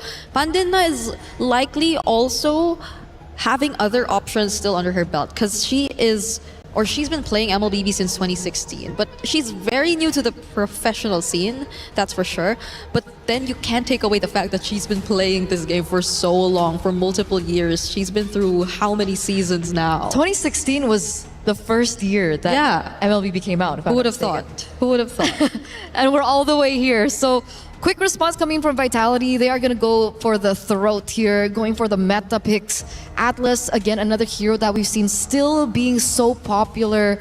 Even before Wildcard, still a very staple pick. Really great when it comes down to, mid rotations. Not as great when it comes to clear, but Atlas really makes up for it with the passive, right? The constant freeze that goes through. It's really annoying, especially when you get to poke the enemy. Especially in the hands of the mother of tanks. It's going to be Vivian getting a hold of the Atlas, one of the most meta roam picks that we currently have. You're right. Right? So what better way to actually see its highest level or ceiling when it comes to what it's capable of doing across the map. But MIBR loss. Right now, I think they... Okay, interesting. They go for the carry option priority. Understandably so now that they show us the Alice. They definitely would want to limit the potential counters to that. At the same time, I think the carry has had a fairly okay time in laning up against the Claude, even compared to the Harith, which I feel like has had its moments earlier today. And it also could be, giving a signal to Team Vitality, right? It's like if you want to pick something a little tanky in the jungle, it is going to be a problem. I wonder if they still want to go for that. I think, though, Vival particularly has an array of heroes that she can utilize. I want to see her back on her assassins. I do. I want to see that too. Right? We haven't seen it in quite some time. We saw it, I think, back in the first MWI. We see the Guinevere come through, and because of the Atlas, it shouldn't be a flex pick. This is a Guinevere in the jungle that MIBR now need to think about. Just when we were asking for an assassin. But this works. You know what? This works. I want to see the Chun-Li skin too, if ever we get to see that. And honestly, the way that they're able to layer it, this is just very Vitality. You can expect them to just steadily tighten the game towards winning it out. And I, for a fact, think that this would be an okay jungle regardless of what kind of roam pick could eventually come out, because we still are yet to figure out what the roam is going to be for Ray, whether it's going to be a heavy on invades type of roamer, because as of the moment they're just really banning out the Belleric. And I feel like this is also a tell of what Team Vitality actually want to accomplish. They just want to go straight for the aggressive plays, just want to go for the commit and the dives with the spatial migrations and the fatal links, and they don't want something or any hero that's necessarily going to stop them. So I think maybe a hero that we should be looking at for MIBR loss would be the Gatot Kaca. Like I think match number 1, we saw the synergy between the Alice and the Gatot Kaca, the Thorn of Ruin into the AOG. It was a symphony of skills that really worked out when it came down to team fights. They don't actually deny that away just yet, as they do see the prioritization of the Matilda ban instead before we get to that. So it's still an option for MIBR loss to utilize. Meanwhile, for MIBR, very, very heavy signal onto Cine, right? We do see the Gord, the Kimi being banned out. And remember, for the past few tournaments that they've been in for Vitality, it has been Cine that has picked up the finals MVP. Oh. And I think this is a great start for Cine as well, because you get to pick up a mid lane that's equally aggressive. You could pair it up with the Atlas and just be as annoying and the mid duo up against, as of the moment, it's just the Juice In. So you could just really go for the reach. And MIBR loss, what are they planning to go for in the roam? Is it going to be a proactive type of a roam for Ray? Are they willing to do that and risk that up against a lineup with a utility like a Guinevere, who's just not the best target to go for if you want to go for reach? So other options if they want to like keep it safe? Yeah, that's why I think Gatot. Gatot is going to be one of the main. Really good counter engage. In case Guinevere jumps in, if they want to follow it up, I think Gatot Kaca would be a really good pick here. Oh, they go for Grok. Yeah, in a way, I feel like you could still layer it in a sense with the Alice. Like there still can be a potential tech charge into the Throne of Ruin or vice versa. Yeah. But then you have to face a Lilia early game. But that's the thing, right? Lilia early game is going to be brutal, especially let's say Glowing Wand gets picked up.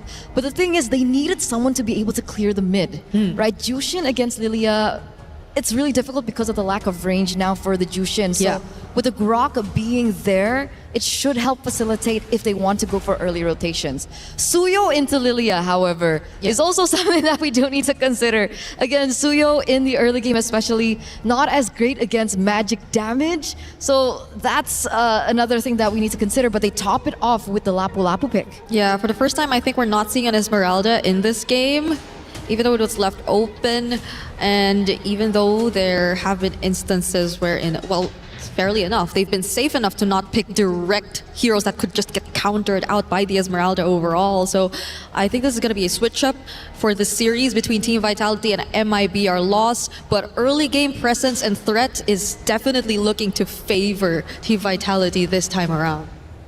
Well, it seems like it's time for our game to get started. It's Vitality versus MIBR loss. A matchup of two titans from two different regions representing themselves on the world stage. Let's get it started for game number 1 with Mirko and Gideon. Thank you so much. We're already jumping into our third series of the day here at the Esports World Cup X MWI. And so far, the games have been great. The compositions are starting to get a little bit more interesting. Right now, we're already seeing Vitality coming up with really good composition. Looking at team fight, great zone control, and especially those neutral objectives is where we're going to see a lot of fun. Dude, we were expecting, some more damage maybe coming out. Maybe an Arlet early. Make Control City! Gonna go for first blood. Flicker out already for Ray. So, exactly as expected. La La Land, though. Rui doesn't want to give it for free. Hey, we're talking about free stuff here at Cine. The fact that she is coming in hot with, especially the sprint as well, really goes to show that she is expecting her movement to be top-notch. I'm not going to get hit by any of the big abilities. I'm going to kite everybody, and everybody's going to suffer for it. When we start looking at the emblems as well, nothing too out of the ordinary. However, a lot of wilderness blessings from both sides. That's true. They really are just trying to play around that movement. But it comes down to the mid lane again. La La Land already using the Purify. City could not walk up, a bit too low. These matchups, though. The thing about Vitality is sometimes they'll be put on bad matchups, but they'll still win out anyways. And I think that's the case in the gold lane. Chell and the Claude, it shouldn't be a winning matchup against the carry. I mean, it's doing well. At least now they can play the traditional strong side, weak side, right? We were already talking about the fact that Lapu wasn't going to get much done in the lane itself. Maybe at level 4, that's where they're going to take advantage of it. But they also need Vivian to be level 4 too. But we look at that top side once again. Again, Chell going to be the main way to be able to kind of scale later down the line. I am a little curious how this Grok is going to kind of compensate for this, right? Yes, you can cut off people's angles, but more importantly, if you were looking for something to counter-engage, I was thinking Gathod. What about you? Do you think that coming with this Grok is going to be enough, especially on neutral takes, or is this purely for later? I think it's purely for later. They're just going to play the late game later on. I mean, maybe the mid game. They know they're going to lose out in tempo anyways after seeing the Lilia. There's no real reason for them to force out these neutral objectives, especially considering they were thinking about the Suyo. So you're already kind of have to delay the skirmishes from happening. Mieko with great zoning. Oh, even the flicker baited out high up. Gets away in time against Counter. The perfect match. Now it's an all-in. First blood for Fumieko. The Throne of Ruin lands on 3. Vivo able to get away just in time as La La Land pops in Crimson Beacon, and the rest of the team now corralling over Ray. It's a Lantern Flare to get Vivo low down by La La Land. Ray getting away just in time as Vivian is forced away with a perfect match. And that's going to be 2 junglers traded out for each other and no neutral take for either side. The score is still 1-1 as Shell already put down low. We've seen a lot of upsets today. We saw just one earlier, a Titan falling in their opening match against a newer region. Could it be the same here? Vitality. Usually with a lead like that in tempo, when they're winning these lanes, when they get to the neutral objective first, it usually just ends up with them steamrolling through. Unfortunate. Hit with the first tech pause already, but hey, I will say that Stream A so far, all the games have been going 2-0 all the way through, and these are not like, overwhelming victories. Some maybe, but most of the time, it's pretty even, and I like the ideas these women are coming up with. Great picks overall, with solid ideas. Some may say that they've got maybe more progressive ideas than some of the main events. I concur. You concur. I concur. That's all you got to say about that. That's all I got to say about that, right? I respect that. I respect that. But overall, I do think that right now, as we are, waiting for the games to continue, it's a good time to start talking about the mid lanes here, because Lilia has been shown up more times than I would have liked to see, and even looking over at Stream B, it seems to be the same case. Yeah, the mid lane is just all about Juice and Eve. Even after the nerfs, dude, like, how long has Juicin been meta? 2 years? A whole 2 years. No, it can't be 2 years at this point. Did she come out last year? Oh, she did. You're right. It is 2 years. It's about to be 2 years of a whole like Juicin Prio meta. It was always first picked at M6. It was always first picked at MSC 2025. It's always first pick even now or banned, which is crazy. Even after the nerf to her range, which I thought was really going to hurt her. Eve's a good old though. She's been meta for like 4 years. So at this point, the mid lane's getting a little bit stale. Just want to say, just a little bit stale, because it's just the same picks all over. It's either you get the Juicin, the Eve, then you have the Kimmies, or then it's finally an open mid lane. An open mid lane? I don't think we're ever going to get to that. Mid lane's just way too important, especially in the meta now, connecting every single lane into one. All roads lead back into the mid, and so far, based on the jungle pathing that we are seeing, they will end up on the correct sides of the map if they want to contest for this. Lost have the opportunity to maybe, give up this neutral and maybe attack the top side, but it looks like after what happened on the first initiation, they want to get some revenge and get that turtle now. Fumieko with walk-up Vivian. Perfect match onto Ray, just a bit of freeze. Ray's holding the tectonic charge. The combo is going to be massive. Tech charge! And a flicker onto Vivo. That's a spatial migration landing with a Battle Requiem as well. They go for the Retribution and City, who secures it. Now with the Black Shoes coming out as Mikiari is able to get the kill. Vivian caught all alone. Fatal Links on 3, but there's no one to follow it up. It's just Vivian with the flicker out and the perfect match as Vitality traded Turtle for kill. Really nicely played by Fumieko, right? Making sure to just zone out the enemy jungler. Make sure they don't come remotely close. And I think Ray also had a pretty good idea as well. However, they didn't synchronize the attack. The Throne Ruin came just a little bit later and didn't get the priority targets that they were looking for. And unfortunately, they weren't able to control that space well enough. For the upcoming initiations, it's about that timing, synchronization to make sure that there are no more openings. And especially when you're playing up against Vitality, they will take advantage of those openings. And we could see that it could have been a mistake had it not been for Cine. Every single one of those openings usually will be punished out, but so far I feel like it's Vitality leaving those openings for MIBR loss. They've been the one capitalizing around a lot of these mistakes from Vitality. Maybe overconfidence coming into this. Maybe, again, them feeling like, hey, this is home turf. We got the crowd supporting us. We can go all in, all out, even with a semi-late game composition. That wouldn't be a bad idea if we saw them actually aggress. And that's what I want to see, right? Vitality, despite the fact that they were able to get at least one turtle, they're still technically, when we're coming down to the gold, a little bit behind, right? My guess for their main force of attack, they're just going to keep on, hey, we don't need the lanes. We don't need to affect them. We're already winning them from all across the board, right? We just need to get these neutrals, and by mid-game, this should be done. You really got to be careful of Nikiari, though. Those Throne of Ruins have been massive, especially with a tech charge. Great steal with the Queller on the XP Crab. Now, we were already talking about this all the way from match number 1 where we saw the Suyo. It ain't that good of a pick against a lot of the magic damage that Vitality has. But so far, a level ahead of Vival, despite not even getting the neutral objective. Probably the best scenario, especially since he's got a pretty good clear in comparison to the Guinevere. But now they are starting to take the space, and I like seeing this because Vitality initiate. Fatal Links, Tectonic Charge. Oh, it's the all-in. Vival picks the kill. Now Cini, no Black Shoes, able to cut away with a sprint already as they go all in again. Those Raging Slashes taking Pandinia down. The Blazing Duet onto La La Land under turret. Now that's the Vitality we were expecting as Vivian stays alive with a flicker out of the tier 1 in the mid lane, and Vival will snatch that purple buff away. If I were Leo, I would say that's Grand Theft Purple.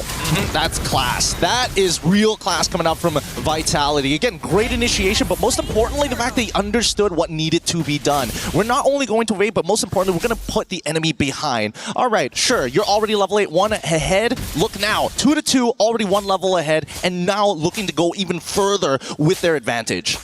There were so many whiffs. While we were talking about it, you do not want to leave these openings against Vitality. Possibly the best women's MLBB team that has ever existed. I don't even need to say possibly. I think that's de facto at this point. And that's what happened. Ray lost a bit of that composure. Tectonic Charge just to react to that Fatal Links combo. And a lot of whiffs. Turret again for Vitality. The objective conversion is Vival tries to get a sneaky little spatial migration on MIBR. Losses La La Land. They got to take their time here. Loss. They need to play some really good defense right now because so far Vitality have been the aggressors. Loss should expect Vitality to be making those first moves. My guess now that bot side is already destroyed, you know that they're going to head to that top side. They got to control that tri-brush area, but right now, as you can see, Vitality 1 step ahead. Look at the punish. Facial migration with a foul Requiem Ray. This time, no tech charge. Straight to a kill. Killing spree. Black Shoe City gets away in time for Mieko with, flickers in, great read from Pandinia. Raging Slashes now punished down with the Throne of Ruin as he tries to go for the trade, but it's Pandinia with a kill. They got nothing to follow up with at this point, right? I was thinking maybe Vivian was going to come on in with just a fat Fatal Links, but they don't have enough damage just yet. Cini already focusing on that mid lane, and they open it up. A single trade, but still the goal. Wait! So almost a kill. Baits out the Purify. And that's all you need. Now they can rotate up top. But even then, we saw, they went in, they whiffed the initiation, it's A-okay, it's instantly, what objectives can I get around the map? 4 Fumi Echo's death, and Cini spotted it, that vision into the mid, gets to tier 1, goes back up top now, trying to get that tier 1 up top to really just force MIBR to play away from the Lord. I love it. I love it. Not only are they looking to play tall, but they're also to go wide, right? Finding as many openings as possible. And Lost, the defense is good when it's against the tall, but against the wide, they have to be a little bit more aware. Now with Lord already in play, you can see that Lost is going in a sweeping motion from mid to clear up as much area as possible from Vitality as they are trading cooldowns against each other.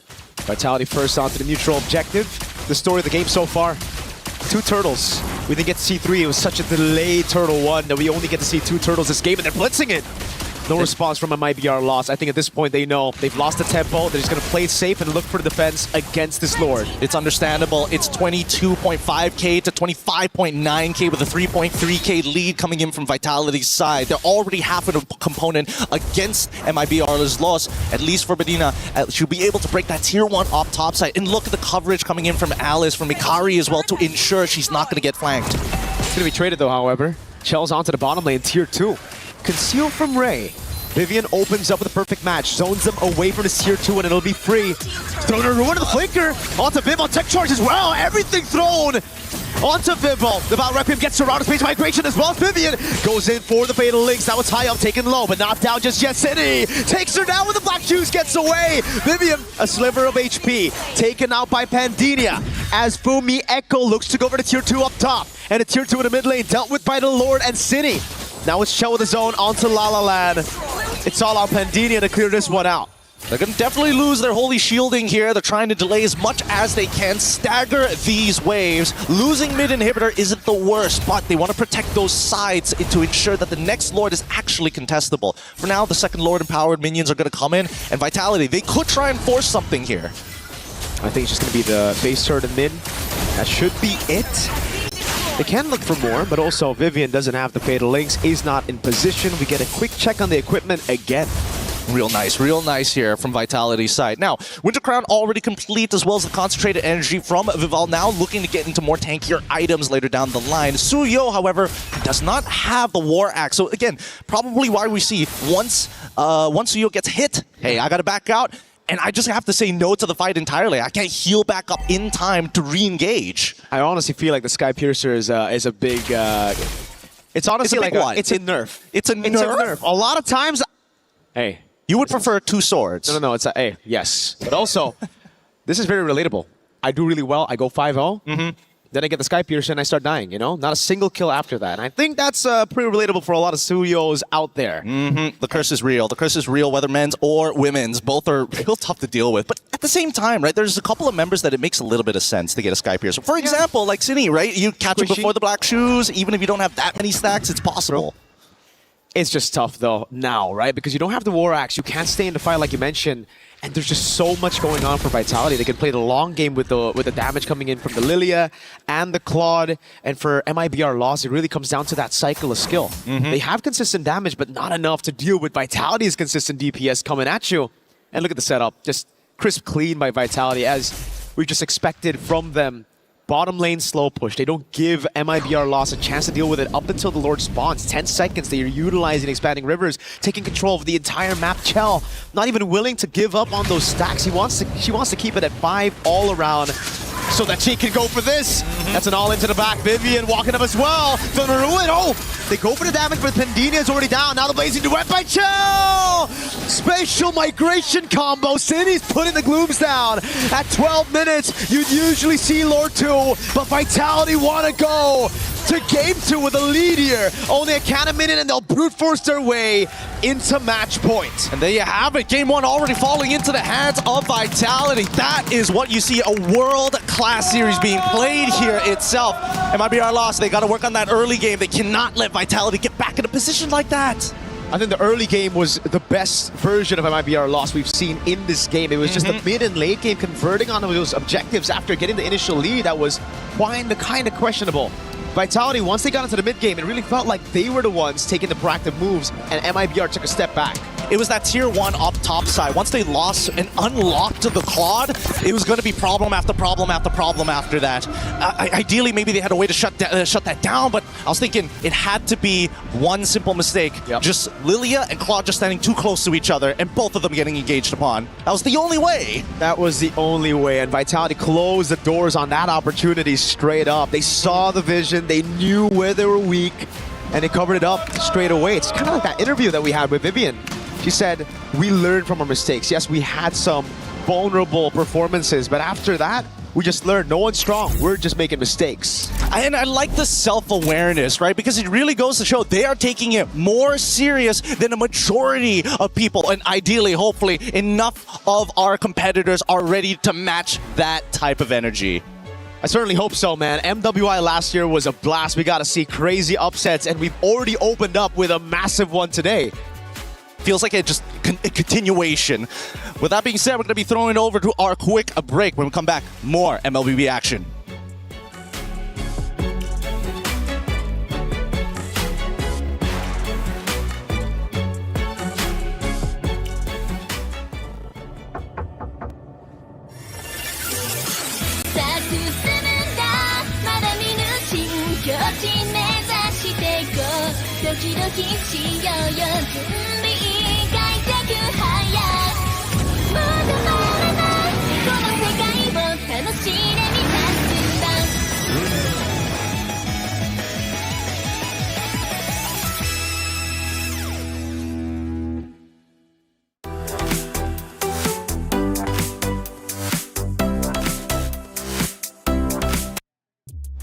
Vitality proving why they are the defending champions, taking map number 1 and potentially ending this series in a 2-0. However, I know it. MIBR lost. They are not going to go down without a fight. They're looking to come back. Hey, welcome back into our studio, I should say. I'm Taylor Reflections Noble, Eterna, Brigida. Good to see you both. Great game number 1. The fans going nuts. The drums are out there. The flags are flying high. Vitality looking great. I actually was surprised with the amount of confidence that you got to see from MIBR Lost 2. Like, it reflected so much in terms of their gameplay, and there were just so much coordinated plays and skill layerings that I did not expect to see in as early as game number 1 from these two teams. Like, both had their unique ways of dealing with everything, like the tech charges into the Throne of Ruins from MIBR Lost, but on the other side, I think we saw a bit too much of the synergy with the spatial migration from Team Vitality. A lot to ask both of you, of course, but for all of you out there in chat, check it out. We've got our new in shop. It's Rhino Day. The brand new interactive effect for Rhino is available now. Check it out and join the celebration. New in shop. We love our new items in the shop, do we not? We do, especially when we want to flex onto our enemies or we want to be a little bit, cheeky against our enemies.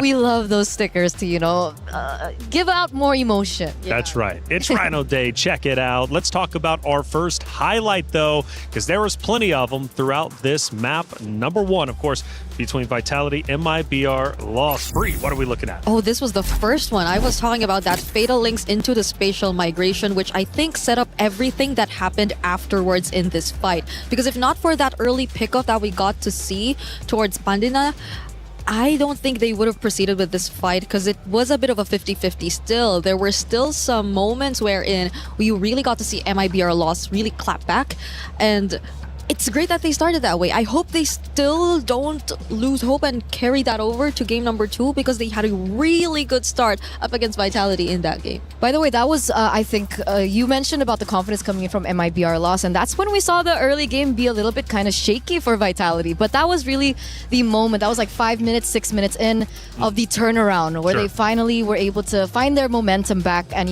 regain the confidence coming into the mid game. Well, let's look at moment number 2 between these two great teams. Again, plenty going down. We now start to get later into game number 1. We're now at the 9-minute mark. The transition over into mid is there. The Lord fight starts to take place. What are we looking at? This is, again, a really, really great show of, I would say, chemistry coming through from MIBR Lost initially. Like, it looked really good. You could see Mikiaru, finding her moment, looking for that back line, and she finally gets it. Yep. The follow-up as well was really greatly timed. And then Team Vitality just comes back. It was a Winter Crown play. My goodness. Like, who'd have thought that she already packed that Winter Crown too, right? Like, I honestly would have think that because she seemed to be alone. Vival seemed to be alone. Exactly. She seemed like the best possible target in that moment, but they still didn't get her. Hey, the adjustments. That's right. The adjustments indeed.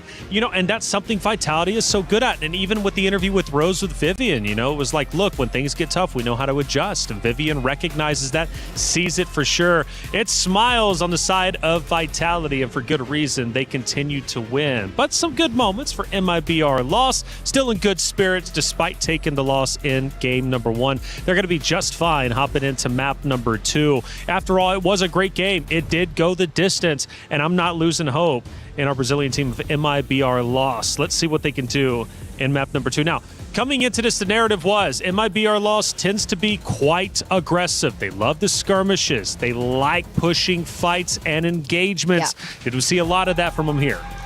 So maybe get a draft that can facilitate that, right? Because we did mention about the Suyo in the drafts, the fact that the Suyo is very susceptible to early game magic damage, and they picked up a Suyo into the Guinevere. Like, we were already saying that up against the Lilia, it's already going to be so tough, but up against a Guinevere as well, it's tricky. It's tough. La La Land as well on the Jushin. If we're talking about, early game rotations, if they want to be very aggressive, they need a draft that can help accentuate that. And they weren't able to get that. That's why I think even Gideon mentioned about, having a Gatot Kacha instead of the Grok. We did see the Grok finally get a moment, but if they really wanted to win on rotations, they could have worked with that. Well, check it out. We've got Stream B happening right now, and Rose is over there with all the coverage.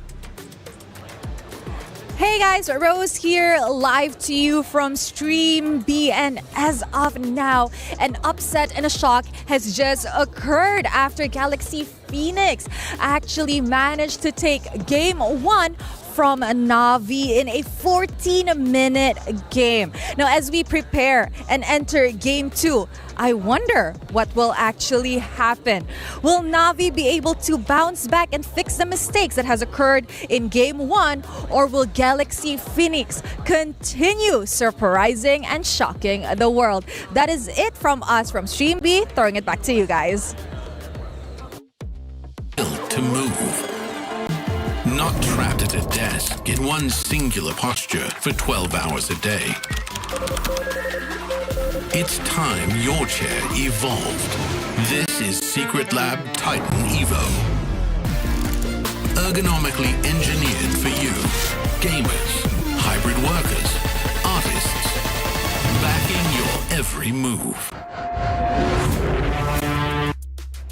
A big update indeed from Stream B. Thank you, Rose. Na'Vi down 0-1. You know, one of the implications of this matchup was the fact that we talked about it. We were like, hey, can Na'Vi win? Will we get that rematch? I don't know if we will, because Galaxy is looking great. This just proves the point that while we have 2 mics right now, yes. Do you want 3? Do I look that shocked? I don't know how to process everything, you know, but this just proves the fact that Cambodia, indeed, in general, as a region, everyone else seems to be stepping up. It's not just their men's division that we're suddenly seeing skyrocket in terms of competitive gameplay. Na'Vi, I think we need to review that, you know? Like, I think that's the first thing I'm doing after we end Stream A. Yeah, I don't know about you, but I'm doing that. Sure, go back and watch it. Yeah. And you know what? I think it is worth the watch for sure, because again, Na'Vi, a powerhouse team that we're expecting to make a deep run, not only in our groups, but also going forward in the knockout stage. I mean, a contender for sure. We talked about our contenders to potentially beat out the likes of Vitality. Well, maybe this will be the one. Who knows? Na'Vi's going to have to step it up against Galaxy Phoenix. Hey, check it out. 2 champions, 1 game. My Champions Pick event is now live. From July 27th, submit your predictions for the MSC and MWI champions for a chance to win 50,000 in-game diamonds and MSC 2021-2025 tournament skins. Don't forget to leave your picks under at MLBB Esports Post for even more chances to win. Lock in your champions now and cheer for your favorite teams. Hey, matchup 2, map 2 about to be underway. It's Vitality versus MIBR Lost. The returning champions take the stage to the drums and the flags, and they're not hesitating to at least take down their competition. I shouldn't say dominate, but at least take them down. They looked great. Now, going into the hero selection, I really appreciate what Eterna said. Look, if MIBR Lost wants to be an aggressive team, forced to skirmishes, forced to engagements, well, let your hero selection represent that. Don't start slow. Go back to your bread and butter of what you're good at. And I don't think you can afford to play slow against a team like Vitality, because they'll just constantly ramp up the pace until you cannot recover from being behind up against a team like this. So it's a must that they stick with really what works with them or for them, and what really brought them here, which again is very systematic and aggressive gameplay that is deceivingly reckless but is actually not. So I hope we get to see that from MIBR Lost heading into draft number 2, because was that broken walls that we're seeing? I believe so. It's time for Johnson. So tell me about the aura of Vitality, because, I mean, winning just nearly everything, when you go against them, what do you think the competitors feel? The aura, exactly as you mentioned. Like, it's something that inevitably gets to them in one way or another, but hopefully not much to a point where they tend to overthink and just react to whatever Vitality is doing. And I think it's great. MIBR Lost didn't seem like the team to be like that. They weren't as reactive to just whatever Vitality was doing. They were trying to do things by themselves. And I think that got them some small wins across the map a couple times. So as of the moment, I think we're seeing a very similar trend in terms of the bans so far. Likely to see another Marcel taken out alongside the Eve, and maybe another mid lane, either the Eve or the Juicin. Yeah, we're waiting on that right now. If they want to go for a little bit more respect, or do they want to go for the Akai ban as well? It's still something that's still so up in the air. Like, is the Akai still a viable choice? Is the Baxia still a viable choice? Is the Fredrin still a viable choice? I think we only saw the Fredrin banned once, and other than that, it was left open completely, and nobody really picked it up. It's always been just like the Herrera. I wonder if the Nolan will come to light this time around. Yeah. And obviously, it's an interesting question about the gold lane matchup as well. Carry and the Claude. Last game, we did see that the Claude was able to be a little bit more versatile when it comes down to the team fights because of the mobility, the BMI, and so on and so forth. But when it comes down to laning, like, is it worth it to go for a carry early? I think it's not that they just wanted to pick the carry into the laning for the Claude. It's more of them picking the carry alongside the Alice that they also prioritize in the first phase. Because if they actually...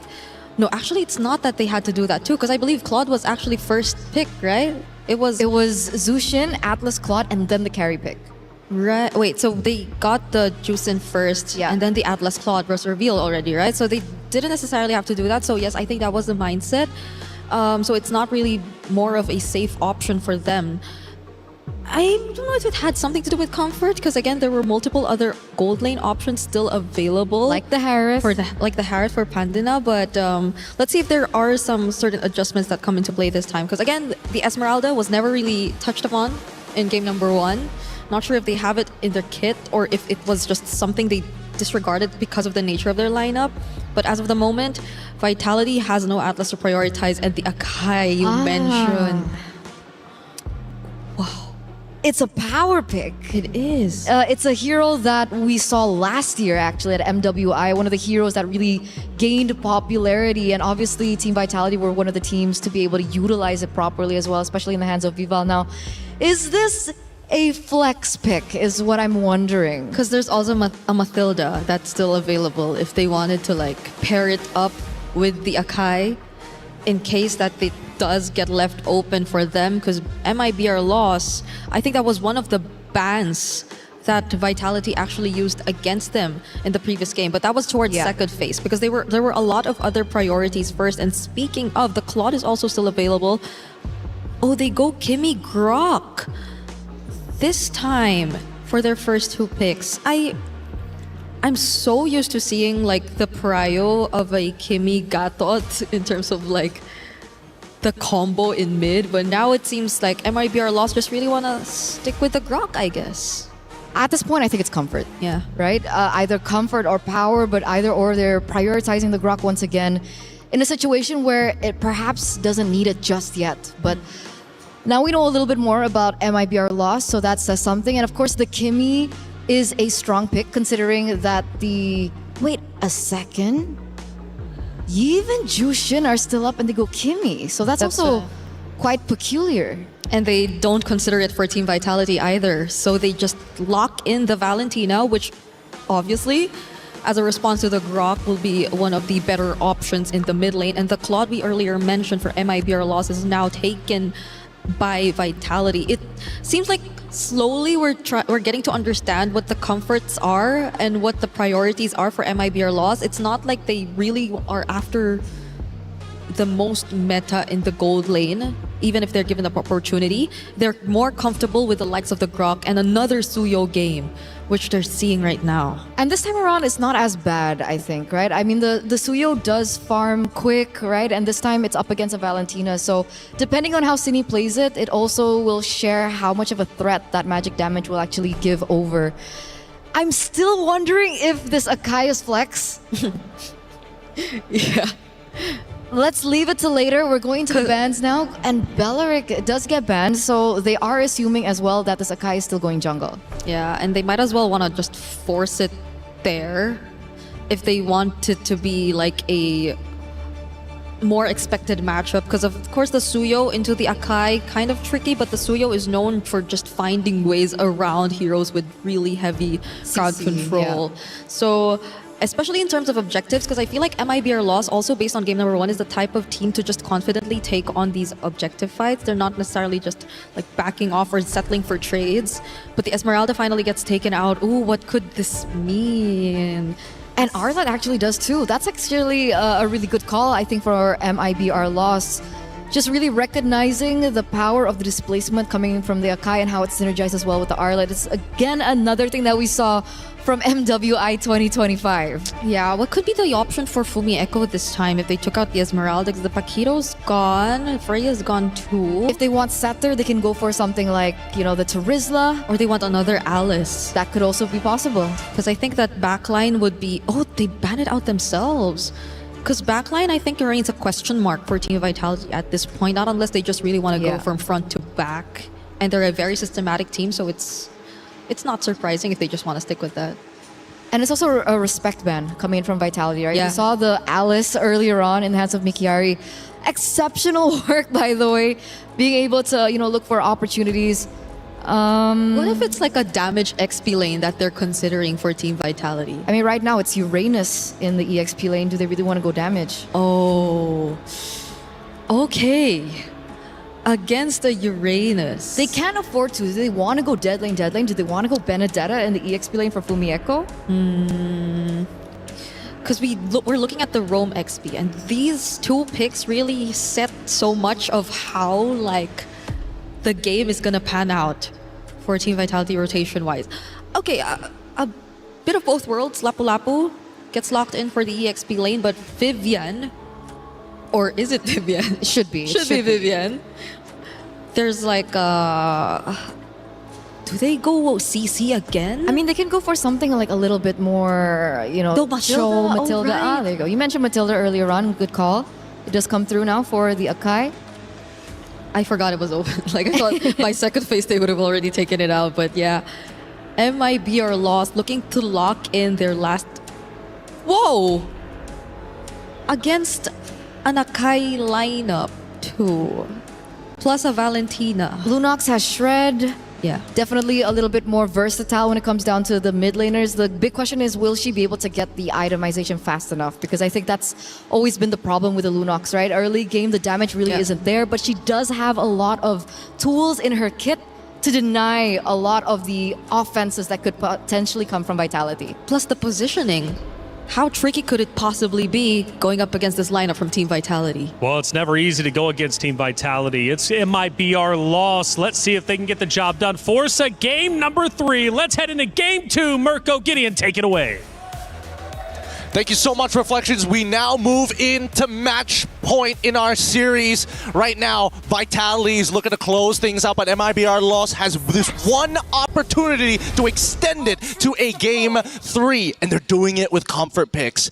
I have never been so nervous for them in my life because Vitality, they're running a simple composition that knows exactly what it wants to do. Loss, Padina, this pick, it solves the problem if it makes it to that finish line, if it gets to that 3 items. That's a very good point. It's also a Master Assassin Rupture. Lunox in the gold lane. Shout out to Shen, my boy, who's been playing Lunox Gold with me all this time. So he showed me how it can work. You know, you go up close like this and you're just going to lose out. The sustain is ridiculous. You can zone the Claude really well.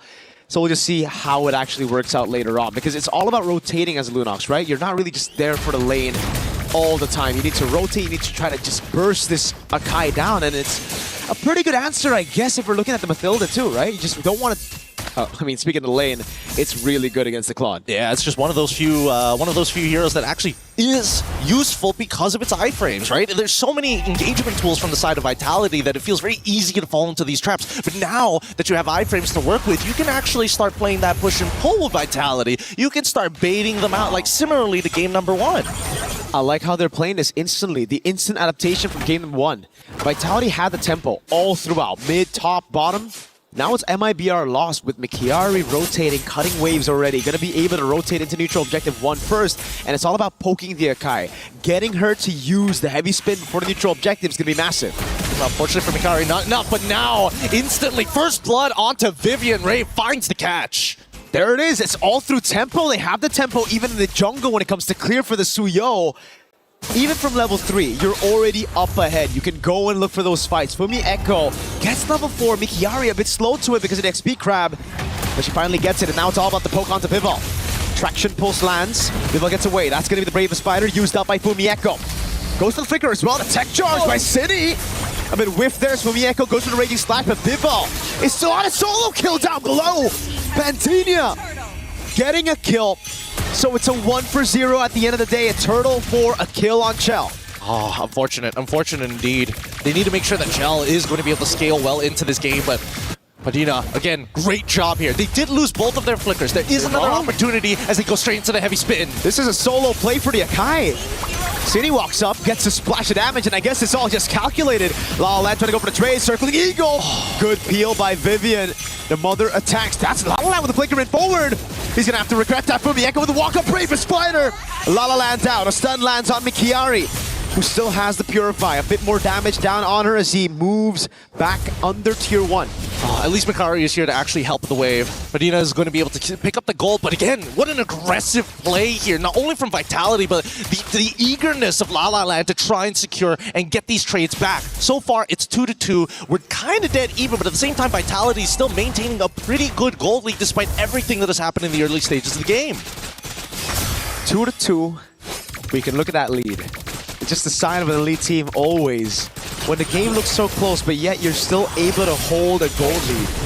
Ray with the walk-up gets caught by almost everything. Has to tech charge back away from the stun of Fumieko. Really interesting play there, especially. A great idea coming in from Sunny especially, right? Get the traction pulse, immediately look to make the play, and while this is happening, right, you can see Mikari checks, where's the Yakai? Instantly a free camp.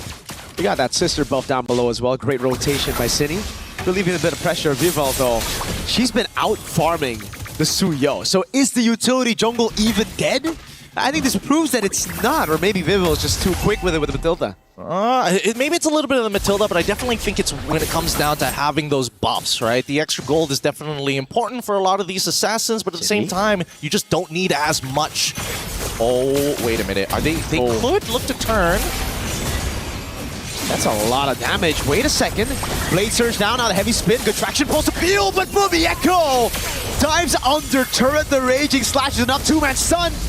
A tech charge lands on 2. Now it's all-in coming in, but a good peel coming down from Vival as Pandinia isn't able to get in. The Brilliance pop now. She tries to disengage, but Chell has already rotated. This should just be a free neutral objective to Vitality. It's the indecision here. There are moments where it looks like, yes, we could actually turn this around, but we don't have enough resources. Let's all regroup at a different side, and then by the time you make the choice, it's too late. Vitality is just one step ahead, and now they're converting their lead even further. Tech charge connects. Blade Surge Blink gets away. Ray with the flanker, but City's too quick.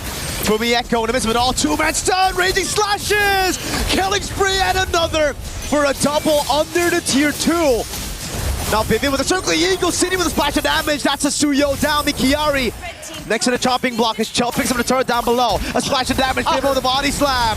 Now a heavy spin under turret. It's a Purify used up by Mikiari as Chell's looking for a blazing duet.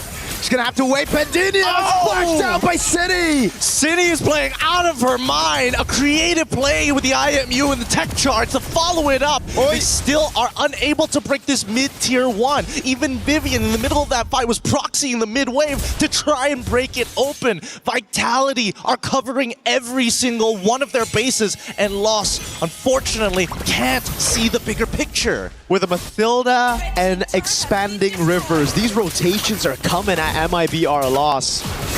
With literally no time to react to it. Now they rotate into the bottom lane. They make some proactive moves, but they're gonna have to lose some in the process. Pandinia already down with the Brilliance. Fumieko wants blood, goes under tier 2! Raging Slashes kited away by Pandinia. Finally a shutdown, but the tier 1 finally cracks. Blazing Duet though with City. The Executor taking La La Land down.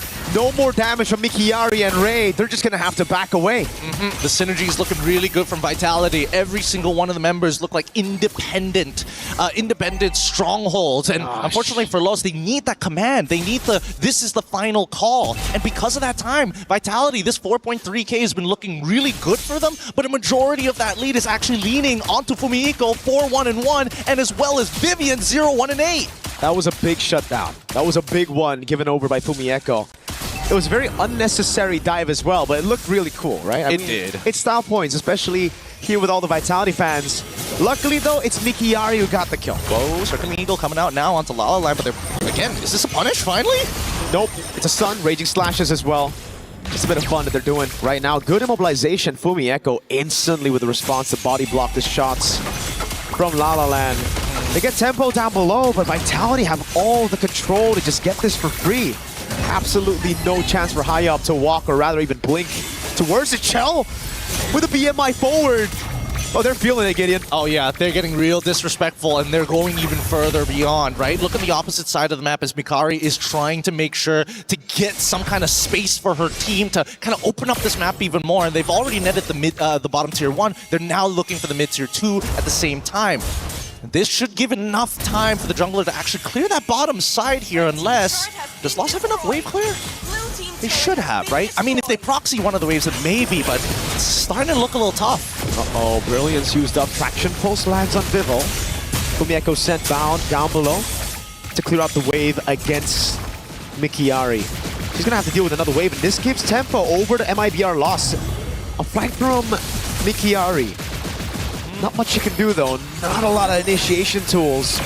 Pops into Consecration, great read by Vitality. They just go and isolate Mikiari from the rest of the team. No way to respond it over. Why? Purify.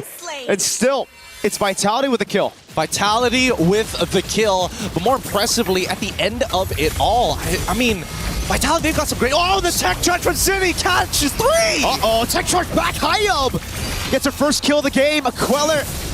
A bit of disrespect to go in for Mieko now. All the way, raging slashes. Taking her down, a stun as well, but Hayab gets a second of the Sky Piercer now with Blaze into it. Guts on La La Land. That's Blade Surge and a triple for Hayab. Finally, Hayab. I got this War Axe. I've been stacking it up all this time. I'm just waiting for the wave to get a little bit closer. And again, honestly, considering everything that has happened, this is probably the best outcome for Los. And those are Sky Piercer kills, Gideon. Those are 3 big stacks that she just got. Huge stacks, in a matter of fact. Now, for this upcoming Lord, I think this is where... before, I thought Vitality has got this already, but now it's a different case. We get the DHS purchase coming in from La La Land as well. The Demon Hunter sword going to be dealing that max health damage. So, people like Val got to be careful. But let's look at this replay one more time, because it all started with the initial play from Fumieko, trying to force it forward even further after Cine goes for the engage. But immediately they realize, wait, our entire composition actually depends on actually having cooldowns in comparison to Kimmy, who can fight forever. And you can see the emotion already, man. Oh! Big fight of the Lord. Vivo just picks it up. MIBR Lost will give it away. They still have great clear. And I think it is the better choice right now to go for the defense, especially considering you have Mikiari who can actually just delay these side lanes from coming into the base. People start pulling attention here as they look for mid-tier 1. Oh. Cine, tech charge offensively, circling Eagle on the backliner. Tech charge from Ray! Vivek is taken low, gets away just with a sliver of HP thanks to the FOTO. Oh, man, that's got to be a little frustrating. Probably thinking about maybe getting lethal ignition next time, but, you know, this is going to be enough. That already sends the message, and now the Lord is coming from the top side. Now, the waves are definitely going to be a little interesting to deal with. I want to see whether Lost decides to give up at least one inhibitor here, or are they going to give up all their outer inhibitors? Sorry, outer turrets. Mikiari in the bottom lane, just holding that wave. Divine Glaive already completed for Pandinia. That's the reason she was able to get Fumieko that low for Hayab to get the execute on the Sky Piercer. And look at the way that they're dealing with these waves. One down below again. Mikiari doing a lot for MIBR Lost. Lord already at half HP. Traction Pulse comes around as well, and this is without... Oh, wait, is Pandinia has already used the ultimate earlier, so it's a tier 2 in the bottom lane, sorry, in the mid lane. Tier 2 in the bottom lane is the only one left standing now for MIBR Loss. And Mikiari's cutting waves inside of the base. Yes, beautiful. This is exactly what you want Uranus to do, so you don't have to deal with the pressure, but now they're fighting back. Tech charge, knocking people off there. Guiding Wind, not enough. Hayab, 40 stacks on the Sky Piercer now. This is a very dangerous... Suya, you're gonna have to deal with Cine with the respect. Pandinia flickers in forward, gets the kill. Fumieko now looking for the flank as well as the Uranus is still dealing with the waves. Fumieko now call alone. That's the Blaze Surge, and now the Soul Sever. Bravest fighter coming down, and she's able to get one down. La La Land escaping the stun now. Traction Pulse landing as well with the help of the Guiding Wind. That's Hayab walking up with the Soul Sever, but the Guiding Wind gets her to safety as now it's Chell in a 1v1 against Mikiari with the rest of the team. Corralling over a Blaze Surge. Fumieko with the flick around, and now it's Chell! Oh my with God! With a blazing duet to clean it all up. He's not done with it just yet. They're looking for Ray to close this out as well as they push from that top side. What a crazy sequence. That's a triple for Chell. Unofficial, but it still counts down with a circling eagle. Vivian takes it away. It's now just Pandinia. Spawns back in the map. Can she do it? 1v5 against some beefy tanks. They should be able to do this, but yeah, she got 2 items, needs to go into Brilliance right now to clear this wave to save the mid inhibitor, but the second wave is coming through. Uh-oh, Vivian gets away into safety. Cine with the walk up again and the splash of damage. Perfect time for the Lord to spawn. 10 seconds and Vitality set their sights on it. Oh my goodness. I've been trying to figure out how in the world have they not been able to get enough damage, and it's more so, it's less about the damage and more about the space, because so far, Patina, absolutely, she's got the damage. She just needs the time to unleash it. That's where it gets difficult with so much coming at you. So much CC, pure damage as well. And it's a glass cannon build. Now without the brilliance, Mikiari's getting shredded down. Has to use the consecration. No purify for another 16 seconds. The waves are not in a good place as well. Lost has to make a choice. Either you force it now or you give up this Lord and focus on clearing those waves. They're dealing with bot side. There need to be some attention towards that top. And you can see here, Vitality, they're backing off. They know they've got that huge wave top. Mikiari, no consecration. They're going to go all in on her. Purify. So they bait out the consecration, the first initiation. Now it's the Purify down. And the wave is massive for Vitality. Oh yeah, they're about to lose an inhibitor here, and Vitality, they know it. They know it. They back away. Honestly, they just need Ray, because if they pull the Lord too far out, they can use that wall to actually reset the Lord, and force it to actually start moving back into position. But with this missing inhibitor, Lost, it's now or never. Vitality want to play it chill. La La Land already taken very low. Mikiari now. No Purify. They're going to go all in on her with no Purify. It's an easy pin down. And City picks up a kill in the backlines. Vivian, who goes bad for bad and gets a mid later from Mieko. A stun with a Raging Slash. Now goes in all the way. Forcing a flicker out from Pandinia. Stolen Brilliance by Cine. And look at the 2 members, Chell and Vival, who set their sights on the Lord. And that's another objective taken by Vitality. That's what we call in the biz a perfect chokehold situation, right? You're just trying to get slipped the hand under the neck and just close off blood flow to the brain. And unfortunately for Lost, they could not make that decision fast enough. They missed out on big timing. They could have considered a couple of options, but the most important is to guarantee that Vitality are off, send 1 member to the top side to clear it off, and then reset together. They're going for all types of chokes right now, man. It's not just the rear naked, it's all everything. I mean, I think the triangle might be a little bit too hard here, because Lost, they've been playing a lot as 5. We haven't seen them gone for the big interceptions just yet. And I got to give it to Vitality. They've been way more aware about the positions of the Lost members. Even Mikari showing up for half a second between Tier 1 and Tier 2 was enough information for Vitality to play the defense. One thing's for sure, though, they're just going to try to go for the finish right here. Lord of the mid lane already. That's a base turret taken down up top, down below. MIBR lost, holding on to the resources now to clear it out. For Mieko with the Raging Sands, or sorry, just the Brave Spider. Now the Raging Slashes. Wait. Already Ray walks up, Tectonic Charge! Oh! Turns it around, high up with a double. And Vitality can't close it out. Now they're running for the hills, high up with the walk-up. That's a winner crown already used up at Ginny. Tries to peel for her. For Mieko in the midst of it all. The tech charge to get away, but high up's gonna walk up as well. That's the flicker out the safety as Vival's trying to provide enough peel to get away. High with walk up again, gets it. It's Immortality down. Vival walks up with a heavy spin, and they get the kill with the retribution. Oh my goodness, I thought there was enough. I thought there was enough stacks, but it's not over just yet. Even Cine is in trouble, and they're looking to convert this even more. Mieko has the bravest fighter, but they're all gonna get gunned down by Pantinia and La La Land. Under turret brilliance, Pantinia returns it with a triple kill. Pandinia finally scaled. They finally scaled. They have the members defending the base. No inhibitors left, but this is their moment if they can find a huge set again from Ray. 3-man knockup, 3 members dead. Yes, it may not be the correct targets, but at the same time, it's better than nothing, especially 16 minutes into this game. The death timers are so long. That's a desperate haymaker you need to land at the finishing rounds here coming into it. 60 minutes with a Lord, with all the base turrets taken down. It really just looked like it was all in or nothing. MIBR, they had 1 shot. They took it, they got it, and it all started with Ray. What a fantastic tech charge, but also Vitality a bit too greedy, going in again with such low health bars. Yeah, I mean, it is, at the end of the day, it's a very delayed wipeout, but it works out well for Lost. At this point, it's that next Lord, because in most situations, when you don't have an inhibitor, when you don't have enough wave control in 3 different lanes, is where it gets difficult. Purify. Should be okay, right? Oh, maybe not. Circling Eagle as well through the consecration of Purify. She gets away in time, but Vivian with the glue takes her down. Now it's Vivo with a heavy spin over on La La Land for Mieko. Goes up with the stun. Good dodge by Pantinia. Baits in everybody. Goes up with Brilliance as well as Vivian walks up without Chell. Plays into one of the flicker onto Pantinia. Oh, they're still going. They're still going hard. Vivo needs to hold strong. Oh my goodness. Ayom. Timing it right. Soul Sever just cuts her down. Now it's Vivian trying to run away. Hayam just needs to land a Soul Sever. What? The Flask of the Oasis saves her and it saves the game for Vitality. God, that's got to be so annoying. But at the same time, somebody's got to go back and clear these waves. Every single move we see coming out from Lost, they are winning fights, but they can't get into a position to end this game just yet. They need that Lord. They need it bad. 63 maxed out already. That is massive. No wonder she's been tearing people apart. Every single Blade Surge Soul Sever combo takes you down instantly. Chell might need a Wind of Nature. But even then, I don't even know. There's just too much magic damage. Yeah, there's a lot to work with here. The Circling Eagle is going to get thrown out to try and delay this, but where's the jungler? Uh-oh. Vivian has just baited out those big abilities. Tech Charge already down. Hayam.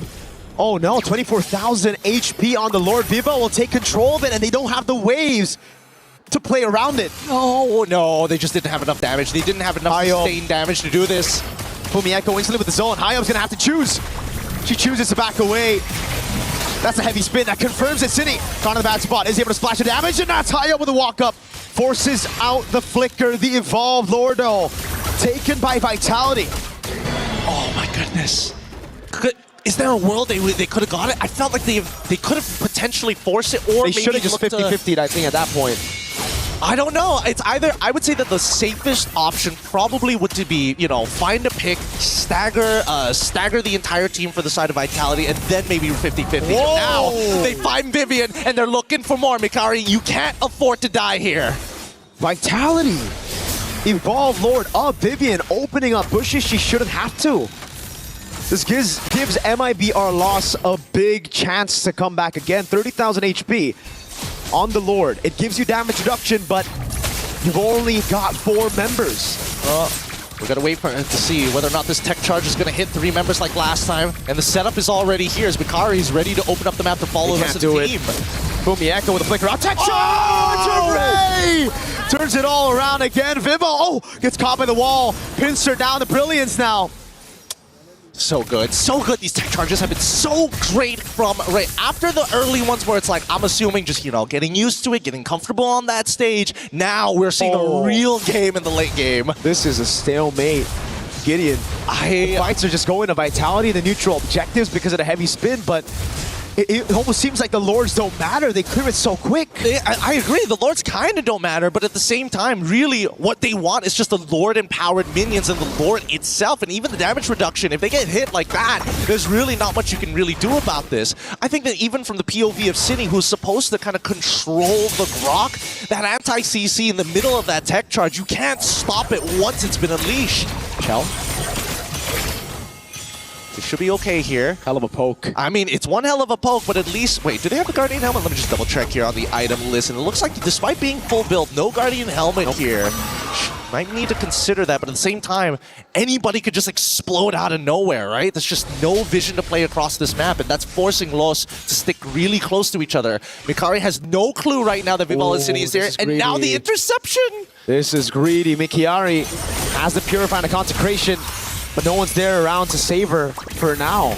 That's a slow coming down. Mikiari gets away, and now it's a re-engage. Ray, brilliant position, gets the wall, tech charge, but it only lands on Vivo.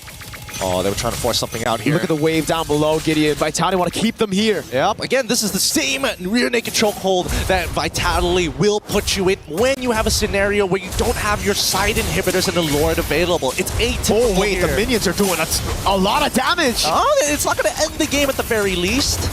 But it should be free, neutral, objective. It's still Hyob sent down. Hold on, desperate move, Pantinia! Tries to go for the haymaker from Mieko. Two-man stun, now with the way you slashes as well. La La Land able to cut away right now with the rest of the team. Just goes over to the Lord. Again, the cut coming out from Mikiari. Hyob picks up the assassination as Cine pops the brilliance. Lord taken again. Chell looking for the kill onto Ray with no tech charge. Mikiari, though, Did she stay a bit too long? I don't know. Again, not enough. Actually, should be enough mana to get like 2 more rotations here, but with that concentration. Heavy spin though. No Purify up, and they know it. Mikiari a bit too much than Chikachu, and now even her immortality is going to be popped down. That's with the Evolved Lord in the mid lane. They're dealing with it though. Yep. It's not enough. It's a 4v3 scenario, and Padina is coming back up in 13 seconds. They can delay this. They can easily delay this with the barrier. And you see the Nature's Barrier come out. Lord can't really go around it too easily. Buys them 1 second here as Padina is 3 off from coming back to life. It's a Holy Crystal. Will certainly help in for Endeavor to clear this one out. Pandinia back up. 4v4 in the base. Fumieko still pretty far away, 4 seconds. Ray goes in, tech charge as well, but Vivian pops in to Super Eagle now! It's City with the tech charge! Win a crown already by Pandinia, now with the Brilliance as well, gets away as they clear out the Evolved Lord. They still want to go for it though, with a Nature coming out as Hayo's going to get taken low, but now it's going to be Chell walking back again. Everybody can try to go for the base right now as Ray gets pulled away from it. Wave in the bottom lane, crashing down again as Chell gets a bit more healing with the photo. That's Pandinia with the Chaos, and now it's Hayob with a crazy move as MIB are lost. Stay alive! I don't know how they're defending this every single time, and honestly, Vitality walking into enemy territory, it could have been a savage if everybody just clumped up together to let this Suyo get the Sever down. Oh my goodness. But I think that the damage, majority of it, it's coming from La La Land as well as Padina. If we look at the damage ranking, yeah, that's what I thought. She's gunning people down. It is ridiculous. Nobody can deal with her darkening at this stage of the game. And I think even for Cine, like the tech charge is the safest ult to take. Everybody's so low range as well, right? If you're Vitality, everybody needs to get up close and personal to deal damage, and against Pandinia, against even La La Land, there's just so much utility to save her from that almost a kill. Chell, a pixel away from death. Oh, they got to play this macro style. I think that Vitality, they've almost guaranteed themselves every single Lord in this game. The only way that loss catches them is if they set something up, if they're able to get that 3-man knock-up, or again, as we've seen, the tech charge. Tech charge by Cine though. Aya with a Blade Surge. Good game sense, very good game sense. They notice Ray walk out. There's probably somebody nearby, right? Didn't want to overextend here, but now that top wave still the same problem. This is a great call by MIBR Lost. They say they see the claw down below. Mikiari still has a tempo advantage over her. But the traction pulse doesn't land, doesn't even bait out a Bravest Fighter from Fumieko. Now they're going to reset the aggro once again. I mean, yes, it's great for Vitality, but at the same time, Lost, they need something to work with here. His top side needs to get cleared up. They find the timing to go down below. Circling Eagle onto Mikiari. Purify still up. Don't think they're going to go for it, but Chell wants it. They're just going to shove the wave enough to create that slow push with the super minions. And it's only going to build up here. It's dealt with again by Mikiari. I mean, Mikiari is going to always try, right? It's not the most efficient way to clear the waves, but somebody's got to do the dirty work. And unfortunately, Mikiari is now realizing, wait a minute, they've made a call and lost. They might just force this. Wave and mid cleared out, though. They got to pay attention to that mid wave. Vivo! Heavy spin. Baited out. That is a massive ability. City gets away with a guiding win. Look at the mid lane. Waves already crashing at the base. Massive tech charge, but there's no follow-up. Now the rest of the team coming down as the guiding wind comes over to bring Cine. Waves now in the bottom lane and the top lane. The base is down to half. It's a desperate move. Pandinia walks in with a flicker as well. Vivo is gonna have to lose her immortality. Waves in the bottom lane, waves in the top lane. That's gonna be Chell looking for the mid wave as well. Fumieko tries to buy some time. Cine in the back line now, trying to go for the splash of damage. La La Land with a flicker rod gets caught with a lazy duet of Chell. And the wave in the bottom lane. The minions are just gonna crash into the crystal. Cannon minions doing work. Pandinia with a recall, now clearing out the wave in time, but they've already lost 2 members. Chell on Mikiari, who's still able to survive for now. Now it's Ray with a flicker out of safety as Pandinia and Mikiari are sent to clear the waves. Oh, the experience is showing here as Vitality are looking to try and close this out. The Brilliance already for tech charge to 2. Pandinia with a walk up again. Immortality right there as Vivian cancels it all with the guiding wind and the circling eagle. Fumieko with the stun. Pandinia finally down as that's a raging slash and take her out. Ray caught in the midst of it all right now as that's just the gun down from Chell. Vitality had to sweat but they ended up still getting the clean sweep. Oh my goodness, that was a tough fight. We were talking about this Linux being a problem in the later stages of the game. We saw that, and maybe arguably a little bit more. We see Lost start pushing themselves to the peak, and that is the type of performance I am expecting when you are facing off against the women's champion. Holy moly. Crazy game, hasn't it? Like, I'm still thinking about it. The experience to say, not only are we going to retreat, we're going to go in 3 different directions, and we're going to meet back up in the mid lane, guaranteed on top of that Kimmy. Just a full-on delay around the Lord, utilizing it as bait. And it's just a forced error here. MIBR Lost had no other way but to bite on that bait. It's either they go for the all-in or the recall, and they concede the biggest objective in the game at 26 minutes. Yeah, I mean, obviously there were a couple of mistakes as well, like Vivian dying in the middle of a Lord push was obviously another reason why it dragged on even longer. But just look at the way that these fights are playing out from Vitality. So good overall, and most importantly, you see how they make the decisions. We need macro, and then we use micro to execute and implement our strategies. Great plays from either side. But with that being said, man, I can't wait to hear from Reflection as well as Eterna and Brigitte just in a little bit. We're going to be throwing it over. Thank you so much.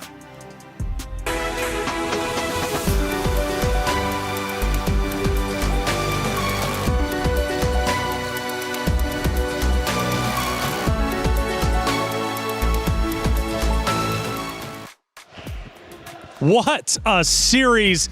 Now I can see why MLBB is so exciting. MWI is lighting up. The series ends in a 2-0. Yes, but it's not representative of what just went down.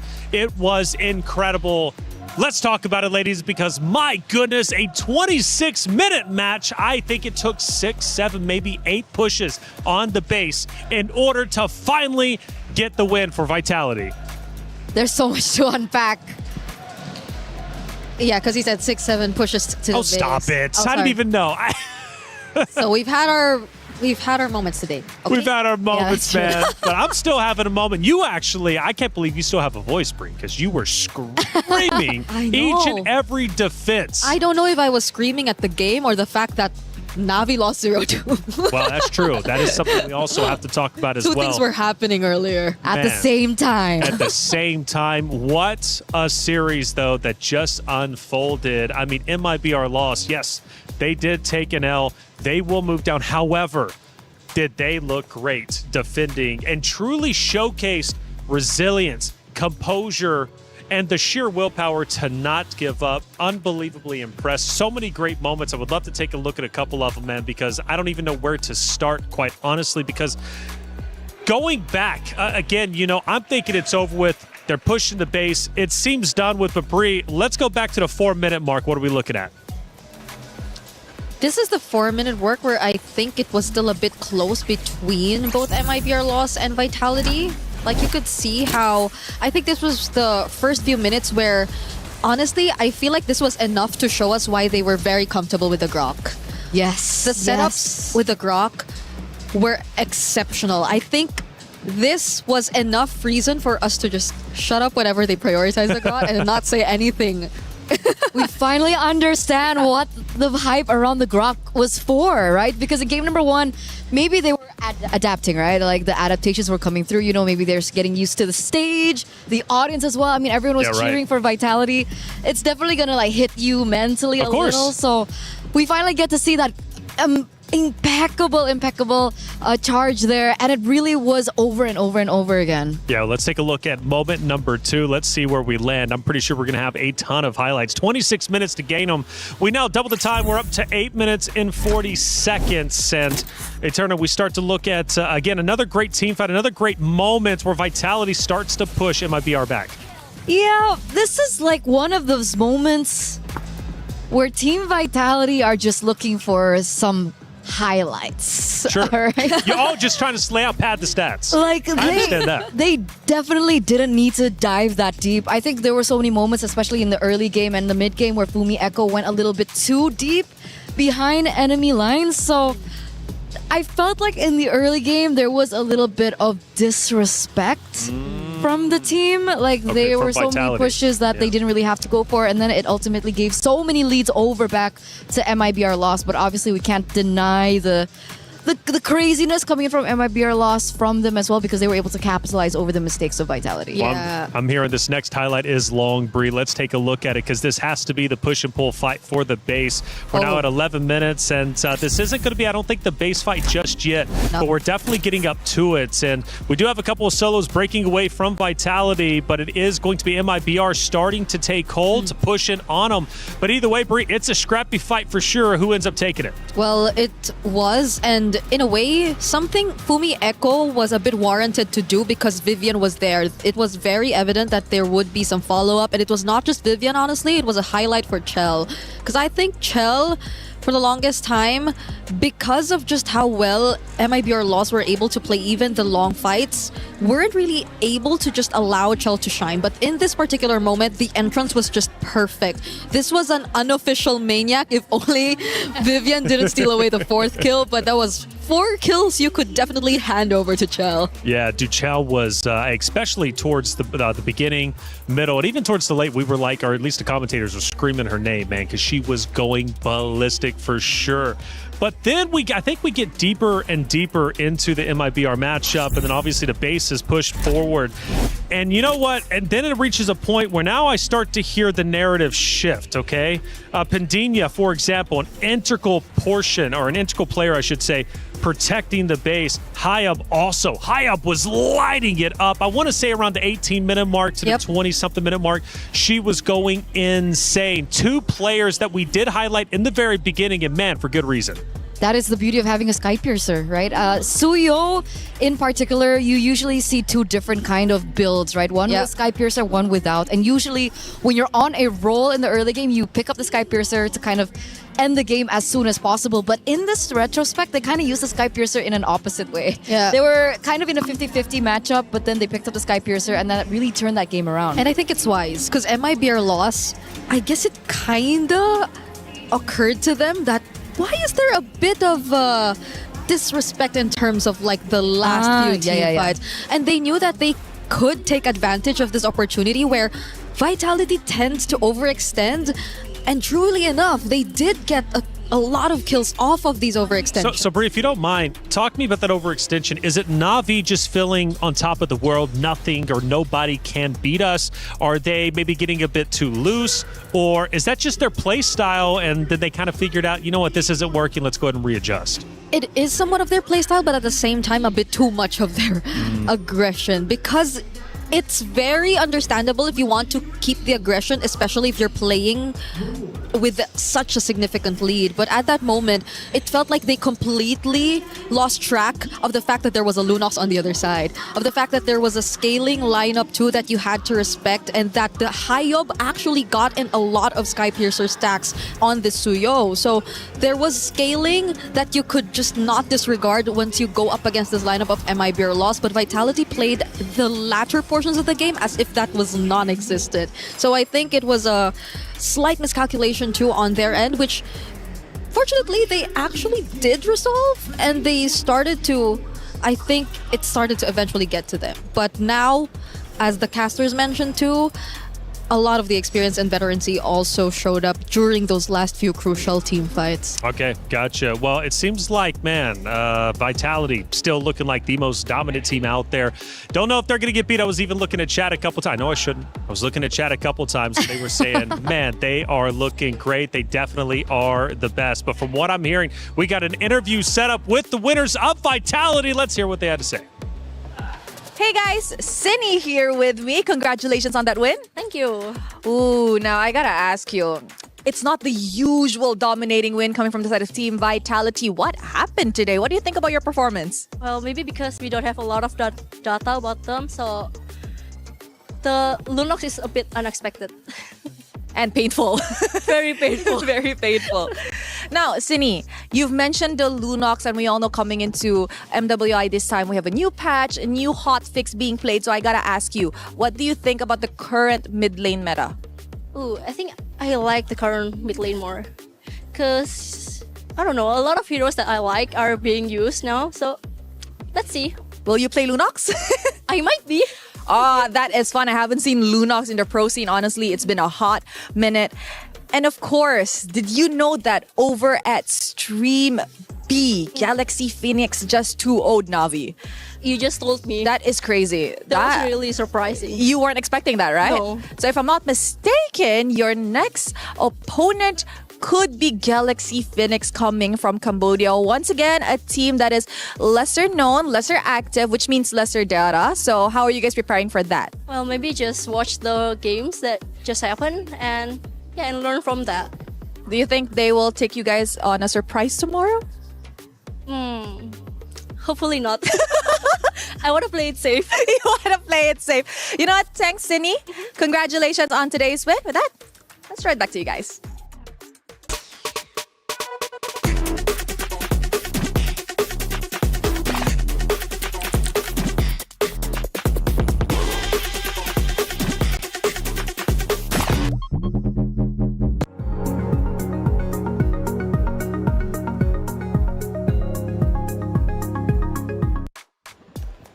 Thank you, Rose, as always, for that phenomenal interview. Yeah, big news. Na'Vi falls 2-0 to Galaxy Phoenix. Eterna, that is huge. Coming into this, our contenders, right? Na'Vi was one of them. Here we go. The mic is pointing towards me. But yeah, now I'm no longer seen, so I could just show whatever reactions or frustrations I'm feeling right now as we get a closer look at the game, because I did not have enough time to do this. Like watching MIBR Laws go up against Vitality, I could just not take off my eyes from the screen. But now it's so tough. Just look at the gold lane matchup too. Like it's a 0-3-1 to a 5-0-2 Claude from Winnie of GXP. And mind you, it's one of the roles they decided to change. But I really want to think they had enough time to work on that chemistry and that change in roster before MWI. And remember though, before Malaysia really ramped up when it came down to like the ladder board of all the regions here, especially in MWI, it was always Cambodia at top 3. So they're finally finding their groove again. They're finally finding their rhythm again. And they're really allowing everyone to understand like, hey, we're back. We're a region that you really cannot just count out. So that's really exciting coming in from Stream B. For sure. Exciting indeed. Look, taking the stage is about to be Genji versus Foot Esports. This one is going to be fun. We heard from Vivian at the start of the day. Now let's hear from her rival of Ashley. Hey, Rose, what does Ashley have to say? Hey guys, Rose here, and as we enter the last and final match of the day, we are with Ashley from Gen G. Hello girl, how are you? Hi, I'm good. I finally get to interview her after last year, which I didn't even get the chance to. So you know what, how are you entering this matchup up against Foot Esports? I'm good. I don't want to repeat the same mistake of like being overly confident, but I'm going into this with the mindset of expecting the best and preparing for the worst. I like that. We're seeing a more calmed Ashley this season. I feel based on, the vibe whenever I pass her in the arena. Now I have a question. Last year, after your second place run, a lot of people are actually expecting a lot from Gen G this year. But tell me, in your opinion, what should we really expect from you guys? I mean, like going into this tourney for the third year in a row, I did see this coming. I know a lot of teams have their eyes on us if it's not Vitality. So, I mean, we're going to have to see how this plays out in the beginning, because we're obviously in the group of death for the third year in a row. So thank you. Thank you, Marco. Thank you. It's always like that. Now, you know what? Ash, a little bit of a controversial question, but this year, are you still gunning for the moniker Mother of Tanks, or perhaps we could expect something new from you? Honestly, I think I would rather be known as something else and go for a different title. I'll give the Mother of Tanks to Vivian, and perhaps we can think of another title. That is maturity right there. I told you guys, a different Ashley this season, more composed and more calm. So if you guys think you have a moniker for her, maybe let us know, I think that will be really nice. Thank you very much, girl, and good luck for this match up against Foot Esports. And that is it from us. And with that, let us show it back to you guys over at the studio.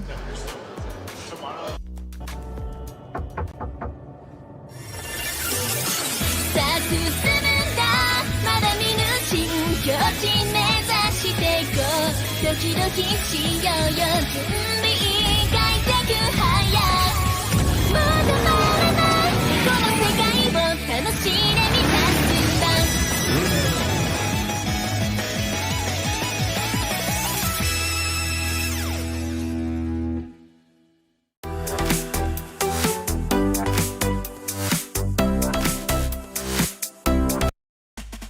Ooh, new title. No longer the queen of the tanks. What are we going to get by the end of MWI? Hey, check it out. The brand new interactive effect for Rhino Day is now available. Check it out. Get involved. We love our new skin, stickers, and everything that you could possibly get for Rhino Day. Hey, our final matchup of the day. It's Gen G versus Foot Esports. Stage, take it away. Thank you so much, Taylor. Ladies and gentlemen, these players have been absolutely on fire throughout MWI Day 1 here at the Esports World Cup. And you guys thought that it'd be predictable, huh? You thought you knew every single result. Hell no. As we already saw Team Falcons Indonesia going down against Seda early on, that just goes to show the level of all of these competitors, Damascus. Hey, that's all I want to see, Rob. You know, it's competition. Competition, if it was predictable, we wouldn't be there. We'd be bored at home, and we're there to know if we crown a new champion or not. And speaking of new champion, Vitality is definitely the favorite, but that was not an easy win against a region that's kind of underrepresented, so everything's up in the air at the moment.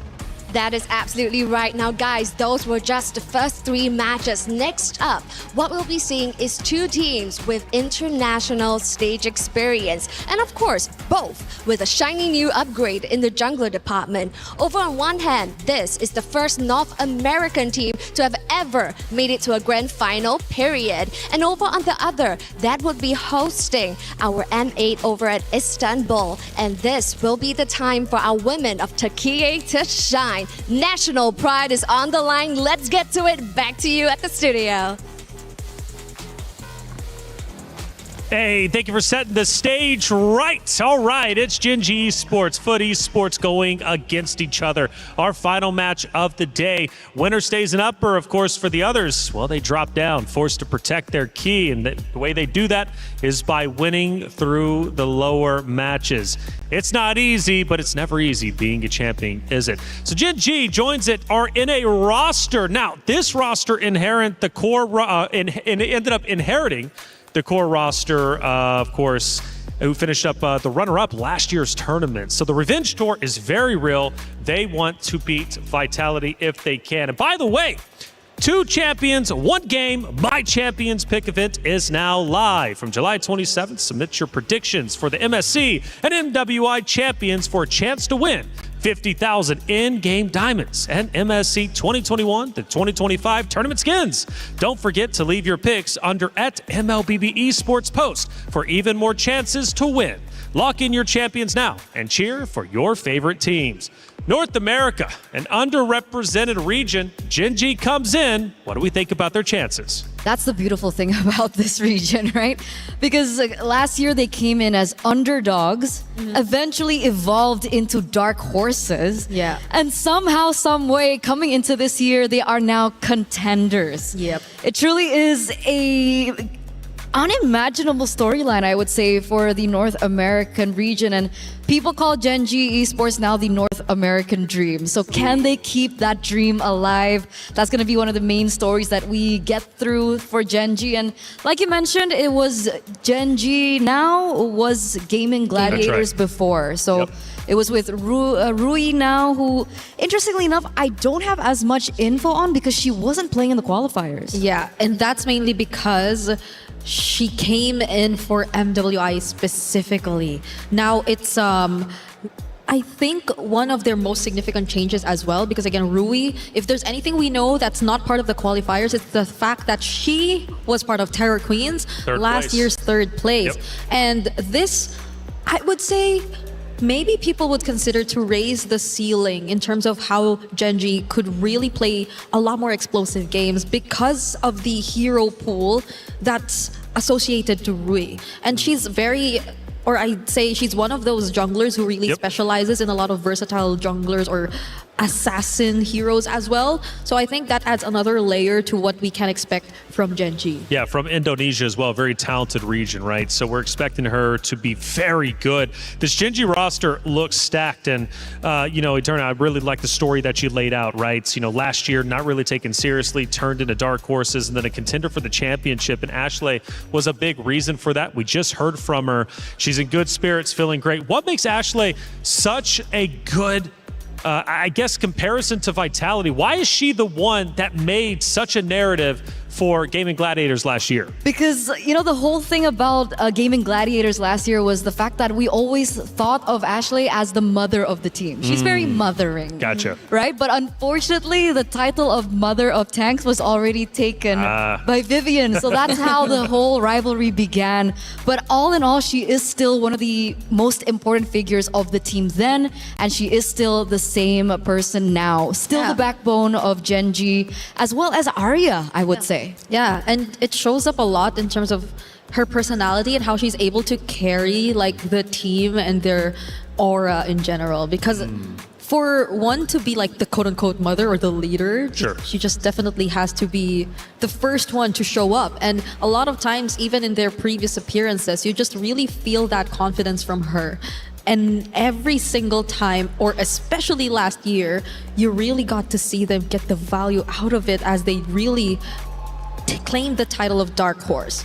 So now I think we're a few moments away from the draft, and that was Expanding Rivers we're seeing again. Expanding Rivers and Foot Esports, by the way, reached quarterfinals last year with virtually the same roster. So they are going to be a huge opponent to Genji Esports representing Turkey. This is going to be a big matchup. Now, as we get into it, I can't wait to see how this one's going to unfold. Genji desperately needs points for the club championship. I say desperately, I think that's a bit of an overstretch. It is only week 2 after all. So, we're still very early. Again, I like to ring the alarm bells. It's kind of my style. Everybody knows that. But, Genji, this is a big moment for them and truly, a true test, right? Their first test to show what they're going to bring to MWI this year in comparison to last year. Let's go through our pick of bands and see what we see. Okay, a lot of research done here by Genji. You could see it through their first ban on the Fanny.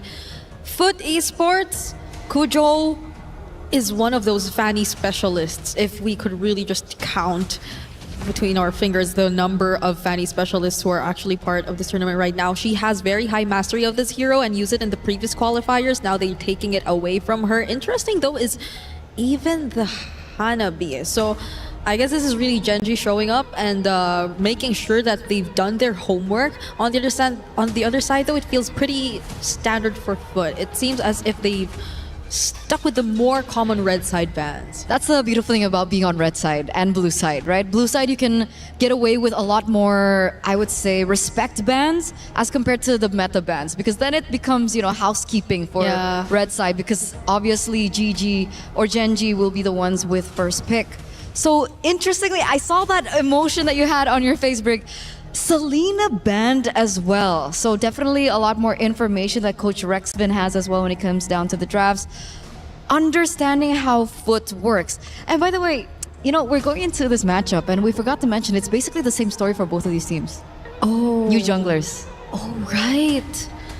Because now it's Kujo and Rui instead of Mireia. For Mireia. And they both beat their former junglers in their qualifiers. Exactly. On the way to MWI 2026. So that's a really interesting storyline. And now we get to see who will actually get farther here in this event. As Hirara, very much expected, open, and now prioritized as first pick. Foot Esports, though, on the other hand, I wonder if they will be the more common drafters there. Is it going to be the typical Eve Claude priority here and there, or even the Atlas maybe, if they just really want to consider the power picks early on? There you go, the Atlas gets locked in, but do they pair it up immediately with one of those that we mentioned? It seems like no, they are not going to reveal much just yet. Going with the Guinevere, but at least we do know now that it's jungle Guinevere, right? Yeah, it should be. It should be jungle Guinevere. An interesting matchup. We haven't seen the Hirara up against the Guinevere just yet. Oh yeah. So I wonder how that's actually going to pan out. Who's going to be able to, clear a lot faster? Who's going to rotate quicker as well? We'll see that all unfold here in game number 1 in this matchup. But we do see the instant response coming in from Genji, Valentina, and the Esmeralda. So already a very strong lane in the EXP lane. A really good way of showing how they want to play, especially when it comes down to that early stage of the game. Yeah, regardless if they do pick up the Eve, which is actually still available, not even the Ju Sin is actually still open to this point for Foot Esports. So they have a wide array of mid lane options still out there if they do want to reveal it now, but they go for their XP lane. It's a Phoveus into the Esmeralda, which I'd say is an interesting choice here for Foot Esports. We did see it earlier though. 50-50, right? Yeah. I mean, with the buffs to Esmeralda, would you consider Esmeralda the stronger lane up against the Phoveus? If we were just to base it on this first series that we saw, there was a slight advantage that we got to see from the Esmeralda, especially in terms of rotational speed. Like, you get to secure that you are out of your lane earlier than the Phoveus, if it's just that.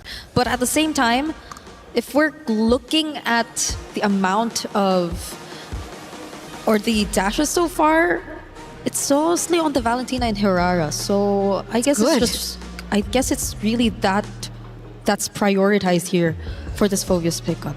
And that makes sense, right? We do see the value of the Phoveus coming through. I think it's a really good pickup here for Foot, especially in the first few 3.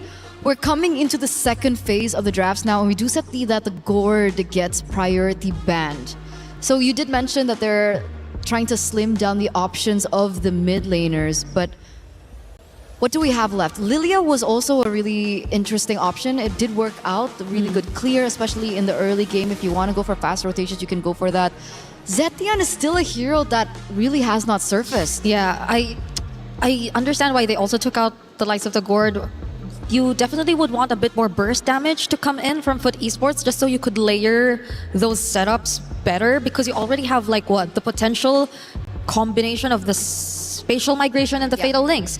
But we are still looking for the damage that could complement this combo from Foot Esports so far. It's only the Phoveus that's revealed to us, and at this point, if it's burst damage that you're looking for, then yes, the Lilia you mentioned might be one of the considerations. Juicin is also out there if you just want to add another layer of crowd control too.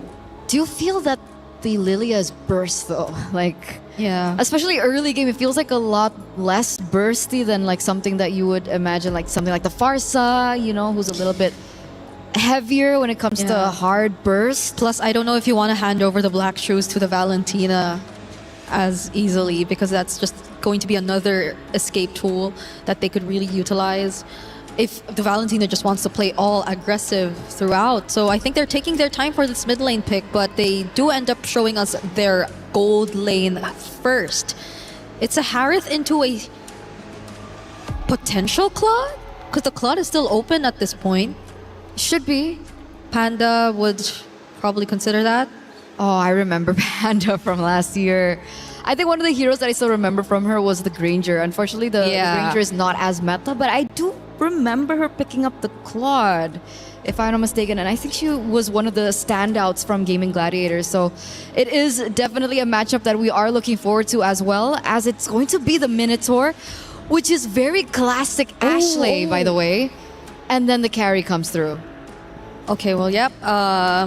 Purify gold lane, and at least they have direct answers for Shred. I think the carry so far in the previous matches that we've seen her has also really managed the laning so well. Regardless of matchup, it's managed. That's why we say manage, because it's not necessarily completely win out. But Foot Esports, for their... Okay, what's lacking? It's their gold... No, it's their mid. Yeah. It's their mid lane. I still agree. I think they need burst, right? They already have really good setups coming in from the Guinevere and the Atlas. Technically, they could rely on the Harith in the later stage of the game to, dish out that burst damage, but... Yeah, there you go. Yeah, so they still go for the Lilia. They want to be able to rotate quicker in the early game, and I feel like the Lilia plus the Atlas is going to be a potential problem for the Minotaur and the Valentina. It's interesting, though. Ashley on the Minotaur in their debut game, right? What could have been the idea behind this? Because yes, there's sustain, I guess that's one more additional layer to it. Like you have clutch sustain, but also AoE, but you're both fighting with massive setup heroes. Well, here it is. The heroes are picked. The ladies are committed. It's Gen G Esports versus Foot Esports for our final series of the day. The winner moves forward that much closer to going to the knockout bracket. The loser forced to fight and protect their key till the end. Athena, Gideon, take it away. Thank you so much, Reflections, here at the desk. We're already moving on to our very last series of the day, and it's one that everyone from across the world is putting their eyes upon because this is Gen G versus Foot Esports. It's going to be tight here, Athena. I don't know about you. We were talking about the draft earlier, but I want you to expand your mind here. What do you think about the overall comp? To be honest, here for Foot Esports, I think they got baited. They got baited? Yeah. Especially on the getting the Lilia. It was part of the plan because for Gen G, because of this Valentina pick, overall they controlled what they wanted to see or what options were left for Foot Esports. And we've mentioned the Eve, but it does in fact make sense that if they pick up the Eve, it will be more painful on their side. It could backfire, right? It's a double-edged sword here for Foot Esports. But now, looking at the mid lane prio as well here for Gen G Esports, things are quite looking good as well as the rotation. Yeah, and they managed to get a quick steal off of that. That's going to slow Rui down, and that's the first buff that she was not able to take. So again, the next couple of camps here aren't going to be as much gold as she would like, but at the same time, there's still the orange buff at the end of the day. Yep, and we've seen that in the first match where even though someone stole us buff, we would still be able to level 4 before the first neutral objective. Very close call there though onto Panda 1 on the bottom side. Both sides are a little nervous. They don't have Flicker. They're both using Purify, so positional mistakes can be very heavily punished. There's no get out of jail card for free. But then let's look at the top side because Unohana having a really tough time into Arya, especially on this Esmeralda. Oh, gets the knock up and immediately. This might just be first blood here, but doesn't seem like they find it yet. Wait, that is early commitment here for Foot Esports. They are willing to take the first blood. Kujo immediately for the respo. Now they transition onto getting a neutral objective. Hey, Kujo finding that first blood is exactly what this team wants. Again, get that snowball onto Guinevere. Nail yourself. Wait a minute. This could be dangerous. Right now, Sayori has an opportunity to turn this fight around, but they don't have enough damage because they don't have enough people around the area. They call this up, but look at bot side. Hardly being shoved. They already have that rotation in. I think for Gen G Esports, they were also waiting for Ashley to get her ultimate. Wasn't enough for the change crowd control. You know, for Foot Esports, that is a very huge commitment onto that. Even the Salmon Force was activated here for Miko. Rui will spot on Zendaya. Black Shoes already activated. That is a big oopsie moment. But wait a minute, what's happening? They're disengaging. They allowed it to happen. They're like, you know what? We're feeling a little generous to you. You know, your name's Zendaya. I gotta make sure sending the big superstars back to their base and just know there's not gonna be a second time. Yep, definitely generous game so far. Salmon Force yet again here for Miko. Not really that greedy yet here for Foot Esports. I do like the fact that they're really being careful because Gen G Esports from last year, we're kind of a persona more on counter punish. So for Foot Esports, they're limiting mistakes. They're limiting movements that could get them punished here from Gen G Esports. And that's my favorite thing. I love seeing professional teams just understand what the playbook is meant to be, right? A simple foundation that kind of links every single movement into the game to give it purpose. And right now, if we're talking about purpose, Gen G, I think they're waiting for a mistake coming in from Foot on the next neutral objective because we're seeing that Arya, she has full control over this top side, right? Already a quarter EXP more than Unohana, even using the ult because she knows it's on a short cooldown to get back to the wave and lose 0 EXP. And for her, it's a good thing actually. Arya is considered one of the greatest anchors for Gen G Esports. She's also one of the leaders that led them onto the Grand Finals run last year against Team Vitality. So it's safe to say that Arya is the one that we should also look out for later on. And now, on the expanding Rivers map, she would definitely be present once they try and contest the neutral objective from the hands of Foot. Let's see how this is going to play out because right now, Foot have first motion, right? They have the... Oh, wait. They've already opened it up. Golden reveals exactly what they want. All eyes on Arya, as I've mentioned. And now Ashley is forced to react. There's going to be a Immune Fury. 2 members knocked up here for Foot Esports. Zendaya falling down as well. Kujo goes able to jump. Arya has been removed so entirely here onto her clashes. Rui still alive and kicking, dashing through the walls of their neutral objective hasn't been touched yet, but now they're following through to the chase here onto Nora and Miko. They won't succeed onto taking them down. It looks like Genji has a very great punish there on the Foot Esports. And they're good for it. A lot of battle spells had to be used here, unfortunately. Yeah. Even Rui losing out on her retribution is going to be a bit of a hard take here. They need a reset. If not, there's an opportunity for Kujo to steal this again. And look at Genji. Instantly reset. Let's move towards that mid lane and then re-engage when we have our cooldowns back up. That is exactly what you want. Observe first before you take action. And now we're observing Arya getting onto the front lines here for Foot Esports. Rui has her retry ready. Now they disengage or slowly disengage. They engage the situation. Objective first before a takedown. Sayori and Arya being careful as well, even though they have multiple escapes. And Genji Esports is on a new level of discipline here against Foot. Yeah, I gotta admit, Genji, they know the conditions that they're looking to play for. And honestly, it might bite them later in the game as Panda breaks the tier 1. They should be okay. And there you go, the Minoan Fury to disengage. Okay, that's also a savior for Ashley. They're trying to prevent their gold laner being taken down this early. Unohana, they're for a pursuit. But Sayori on their hand, copied. Going on the dark way. Wait, stop that. Hey. Okay, disengage. That's it. They just have to breathe. And while all this is happening, at least they're not missing out on important EXP as well as gold. Rui covering not only mid, but goes straight to the top side, knowing, hey, Panda's going to be a little late there. You might as well take that wave and wait for the next one. Yep. Panda will eventually scale, so it's no big deal. They're making sure that any time they will be ready. So there isn't any idle farming moment for Rui, as you mentioned, and that will greatly benefit Panda 1 as well. As long as she isn't alone being the core damage leader, and all is good for Genji Esports. Foot Esports on the other hand, I do like the fact that among all the games that I've casted, this is one of the most balanced yet. 6 minutes into the game, there's not a single team that's really dominant, not really one-sided at all.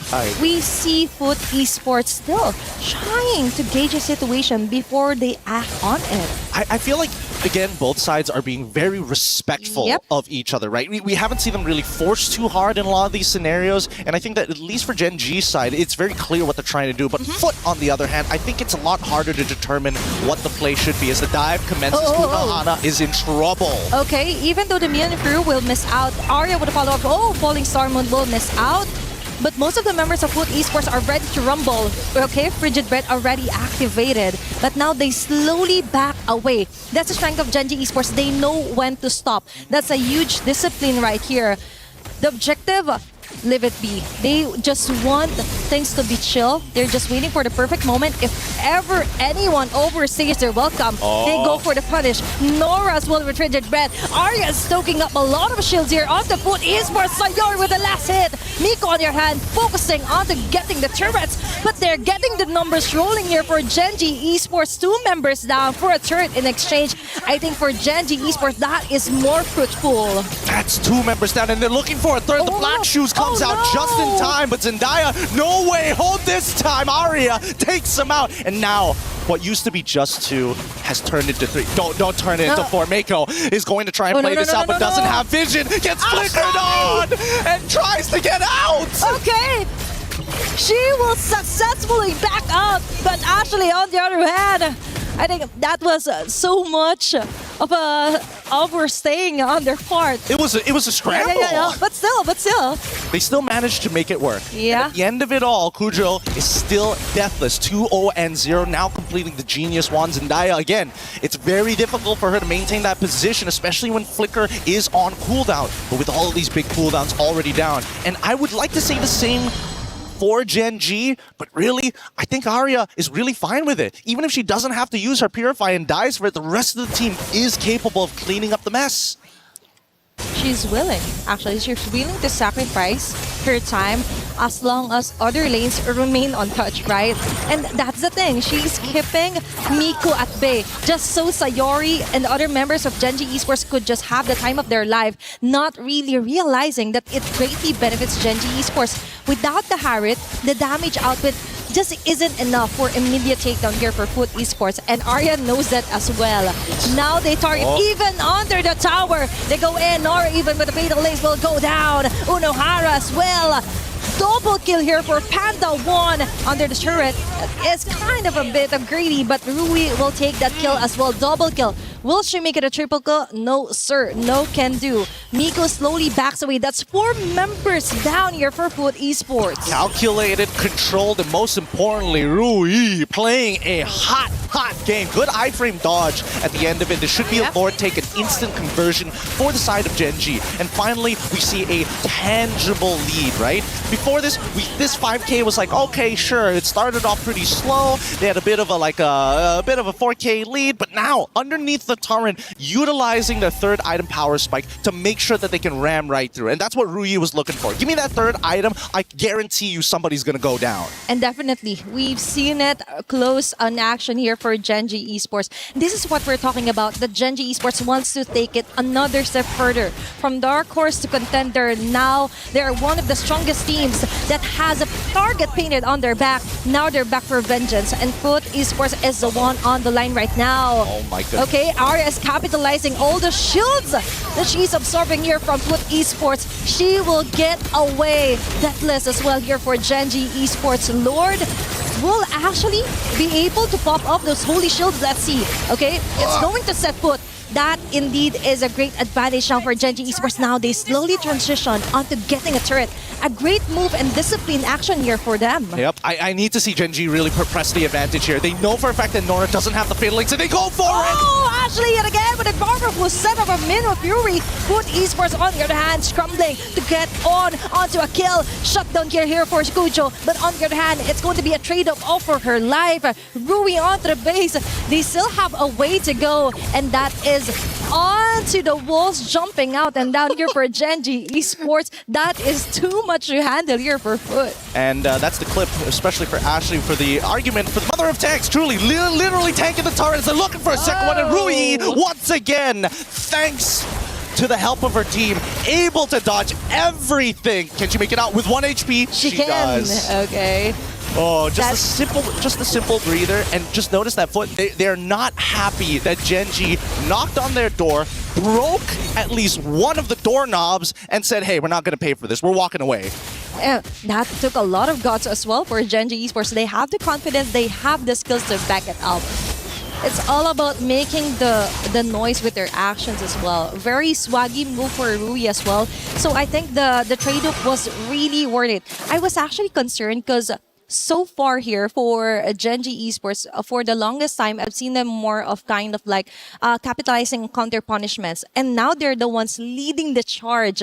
All throughout the round, I've mentioned on the 6-minute mark that it was more of a balanced type of game compared to the games that we've casted. But now, heading on to the 13th-minute mark, now we see the dominance being asserted by Genji Esports. Now we see them being the top dogs against Foot. And I think a lot of it just comes down to the fact that Arya has been absolutely crushing it. Look at that difference, 8.3k to 5.5 on the opposite side against Unohana. And to be fair, there were a lot of ganks towards Unohana's lane in a losing matchup in itself. So 3-level difference is not too surprising in this current state. But Mako finally getting that third item. Some relevant damage. Not enough to take out Arya, but definitely Rui and Sayori. They got to be careful if they fall into the Xamon Force. And as well as she's really maximizing this low CD cooldown here for the ultimate. So that is another additional for Genji Esports. We talked about this on the panel that even our experts are expecting the Esmeralda to really top off the charts after the Paquito Lapu from the wildcard. Now we're back on an Esmeralda. Yet again, now for Foot Esports, there is somewhat of a way to actually come back from this deficit. A way? I think. What's the theory here? What's the theory here before the Lord makes it to the inhibitors? I just think that Kujo and Nora just needs wonderful connection when it comes to fatal links and the spatial migration value for him. And Miko, as long as she doesn't get killed, could actually get 2 to 3 members from Genji Esports. But that is just wishful thinking on my part. That's not just wishful. That's hyper optimism as they're knocking on this door, ready to finish the job. They're going to break open the first inhibitor here, but let's see it. That fatal links could be a make it or break it. Yep, let's see. They could ask for the turret for help as well. But now, the Lord, they have to melt this out as fast as possible. It's Arya yet again onto the front lines. That is what we're talking about. Ashley! With an Fury, good job down. The connection isn't there. They're slowly capitalizing onto the moving every single member here for Foot Esports. Ashley is a sacrifice, but I think it's going to be enough for Gen G Esports to actually finish off this round. Panda 1, focus fire to the tower, and that's it for game number 1 win for Gen G. Woo, that was one hell of a game. Cool, calm, calculated, but most importantly, it never felt out of control for Gen G. Yes, mistakes happen, but it is not the end of the world, and you could see it in all of their faces. They're like, all right, no big deal. We can recover. We're going to hit them so much harder in the next 2 minutes. It's like, okay, another day, another game, another win. Like, very relaxed stances as well, even for Arya, Ashley as well. Super chill. They know that there's so much more competition to be had here today. So just getting one win just isn't enough. They need to win this series before we start feeling that confidence, and maybe a couple more once they make it to the playoffs. Yeah, because last year, it took what? 2 days to actually see some friendly banters and taunts. But let's see, this is just day number 1 for MWI. Hey, the one thing I can say about our beautiful ladies is the fact that they have way more personality than a large chunk of the male division here. They ain't shouting anything at anybody, but here at MWI, they show it, they put it all out on the table. With that being said, we're going to be throwing it back over to our panel right after these messages.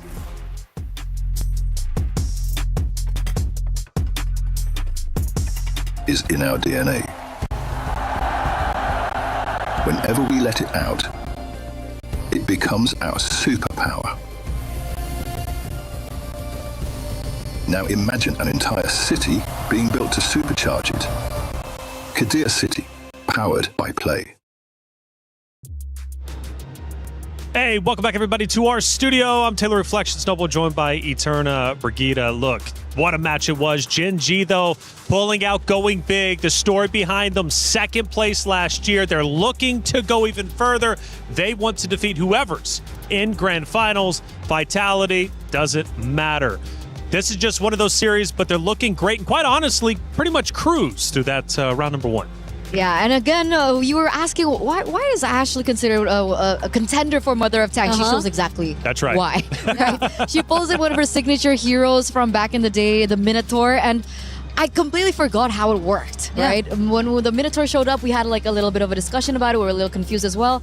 But primarily, it's similar to the Gatot Kacha, right? As soon as the Minotaur, Minoan Fury hits in, it's a really good way to disengage. So whenever they want to go in for these team fights, it's either she initiates or she disengages really well after the Fatal Links hits, or even the Guinevere finds a pick. And I think that was really beautiful connection and beautiful cover coming in from Ashley. Yeah, and the fact that it's one of the heroes who really has a lot of knockups. It's not just relying on the Minoan Fury to find those knockups, because knockups are one of the best ways to just cancel whatever happens on the map. Either an ultimate that just requires knockup to cancel, or tempo. Like, it helps so much in just stopping or slowing down whatever tempo is being set by the opposing team. And I don't think we really got to see Foot Esports establish that of their own in that entire game. Yeah, not at all right. I mean, even from a perspective of Turtles, even from perspective of map control, they just simply didn't have anything all game. They didn't necessarily play bad, it's just Gen G played even better. Hey, we got Rose on site for a Stream B update. Who's playing over there? Hey guys, Rose here live from Stream B once again. And if we look at the back, Game 1 has just concluded. And guys, although it was a 21 minutes long game, the kill count ended at a 15-2 in favor of Falcons Daisy. And actually on my right, we could hear quite a bit of crowd and quite a bit of cheering for Falcons Daisy. So the question now lies, will Falcon Vega Mena be able to come back to equalize the score in a 1-1, or will Falcons Daisy actually come in with a sweep? That's it from Stream B. Throwing it back to you guys.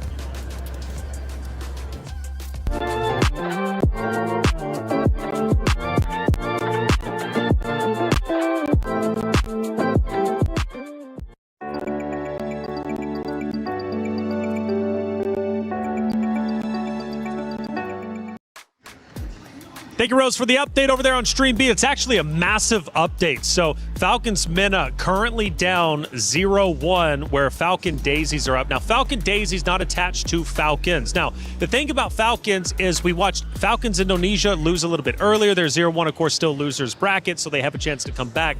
But now Falcons Mena running into issues as well. The club championship race, it's still early, being only week number 2.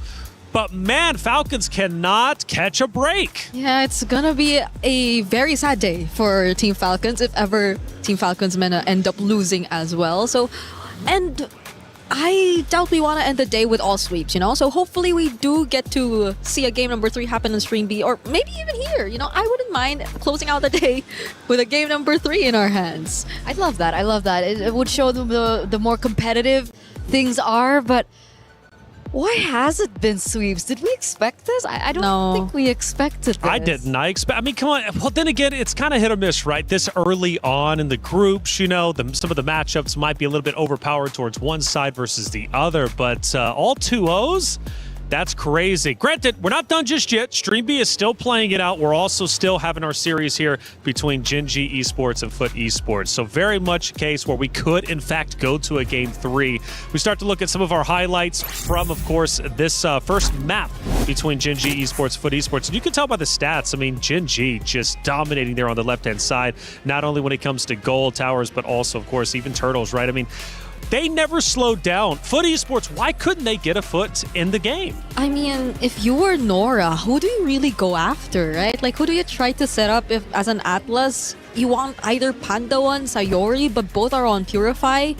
And it felt like sometimes they didn't even have to use that because Ashley and her Minoan Fury is just enough to already force the opponents out or to keep her teammates safe. So a lot of times I feel like it was just too tough to find like the right targets because basically if you take a look at their lineup, right, it's not like they had a marksman with them. So winning team fights was crucial for them to eventually convert into structures, and that became an issue for Foot Esports in this game.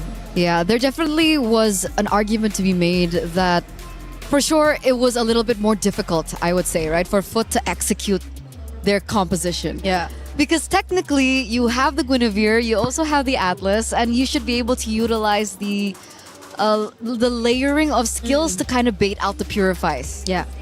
It's not as straightforward. It can be done, but it's difficult. Yeah. So they weren't really set up for success when it came down to the drafts. Even if we looked at the matchups alone, Phobius against the Esmeralda, it looked like Arya was having a splendid time. Yeah. Mid lane control wasn't as easy as I predicted. They didn't really utilize it to their advantage. And even in the gold lane, it didn't seem like they have that much of an advantage too. Well, let's find out even deeper, or go deeper, I should say, with the analysis. One more clip to show from map number 1. And this time we're a little bit deeper. We start to attack the home. And at this point, or our base, I should say, excuse me. And Gen G making great work, good headway pushing through. You can tell there is some resistance from Foot Esports, but it's only short-lived as they continue to push forward and ultimately, I believe, take map number 1.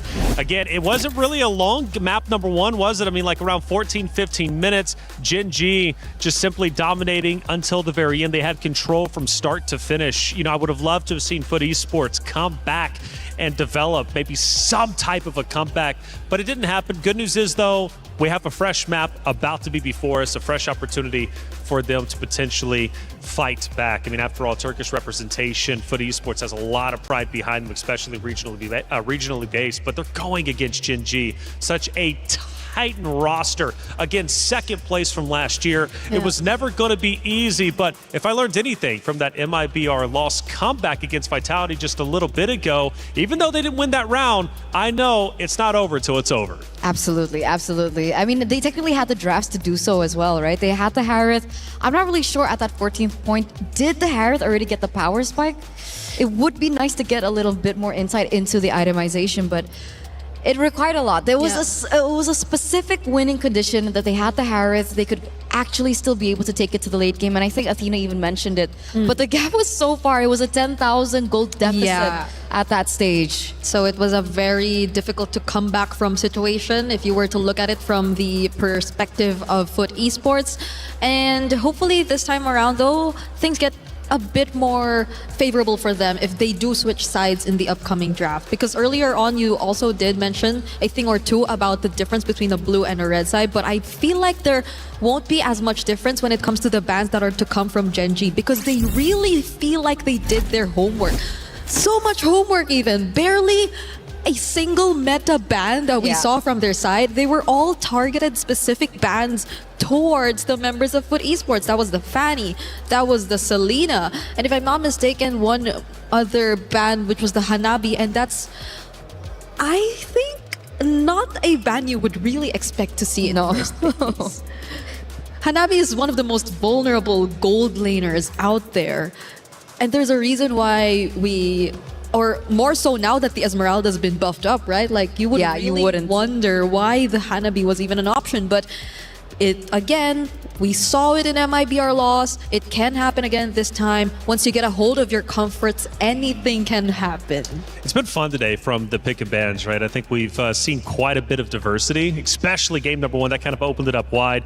The Hirara still coming into play, having a bit of an impact. We know that buff obviously had a tremendous impact as a whole. Esmeralda has been, I want to say, one of the more impactful heroes of the day, especially in terms of our narratives. I've had a good time learning about MLBB. The MWI has been truly phenomenal so far. And, well, for Gen G, they're looking to close out today with a 2-0 series count, push forward into the brackets or their group respectively, and then ultimately make it into the knockout stage. They clap, supportive. For them, this is just one stop along the road to grand finals. That's where they want to be. That's where they want to go. Of course, Foot Esports does as well, but they've got to try and come back. And if they can do so, this series might get a little bit crazy. And speaking of crazy, I'm hearing Rose, Damascus, Hollywood, Rob TV were playing basketball or something. What were they doing? Let's check it out. Hey guys, Rose here. Right now we are at the basketball arena over at the Expo area in the EWC26, and right now I have 3 lads behind me and 1 beside me because they will be playing basketball. So they're gonna try to shoot one from the nearest, middle, and the longest shot. Everybody gets 3 tries, and we are gonna start with Hollywood Rob TV. Let's go, man! Okay, guys, how do we think this is gonna go? I mean, it's not the best start, is it? I did better than him. That's not a good start. Okay, middle. Okay. Okay, not bad. So he got 1. And onto the longest shot. Let's go, Rob. What do you think? Oh, that was close. That was close. Okay, Trav is next. Do you think he's gonna do better than you, Rob? Yeah, I mean, I think he's at least not gonna miss this one. Okay. Now middle. But I think he misses the rest of these though. Maybe. Oh, really? The rest of it? Oh, okay. So now the longest shot. Will Trav get this? Let's go, Trav. Do you think he's gonna get it, Damascus? Nah, hell no. Hell no? Oh! Damn, that was clean. That was good, Trav. So of course, with that, it's Damascus' turn. Let's go, Damascus. Are we getting it?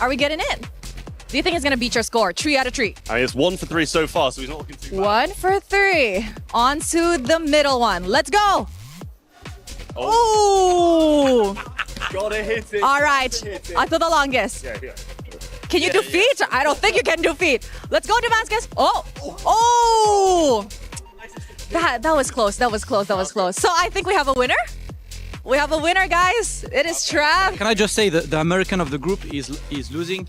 Bro, that's your national sport. That is your national sport, bro. The fact that I missed the first easiest shot is absolute insanity, bro. I'm disappointed. There's too much pressure to start off. That's all it was. I thought you were good, I was bro. representing all of America. Oh, damn. The pressure on his shoulder was too much. But you know what? Good try and good job, Trav. We have a winner. Thank you very much, boys. I hope you guys can try over the activities we have over at the Expo Arena. If you guys ever do come to EWC 2026, that is it from us, and throwing it back to you guys.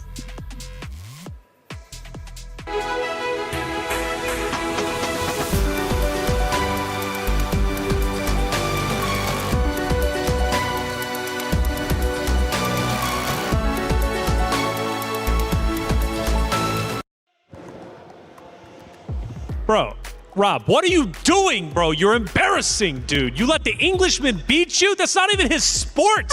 That's not even his sport. He plays something like football or something, bro. Rob, we got to do that. Run it back again. Damascus, that second shot was bad, bro. But you know what? You did better than Rob. We got to have a conversation after this. Hey, check it out. About to hop into map number 2. We head back to the stage. It's Gen G Esports versus Foot Esports. Now, these two lady teams are ready to get it started once again. Gen G Esports, though, cool, calm, and collected. They dominated that first map. They're not looking like they're letting anything go, all gas, no brakes. Foot Esports, let's get real about them. What do they need to do to come back? Because this is not going to be easy. They've got to potentially throw something out there that maybe we're not expecting. First of all, they need to reset. Yeah. Right? They need to take a breather, go do fun stuff for a bit, I think. Like basketball? Like basketball. And I'm pretty sure they're going to beat Rob as well. Okay. I think I can even beat Rob, but hey, the three of us should try it next time. Yeah, let's do it after this. After those shots, I think both of you would be just fine. Exactly.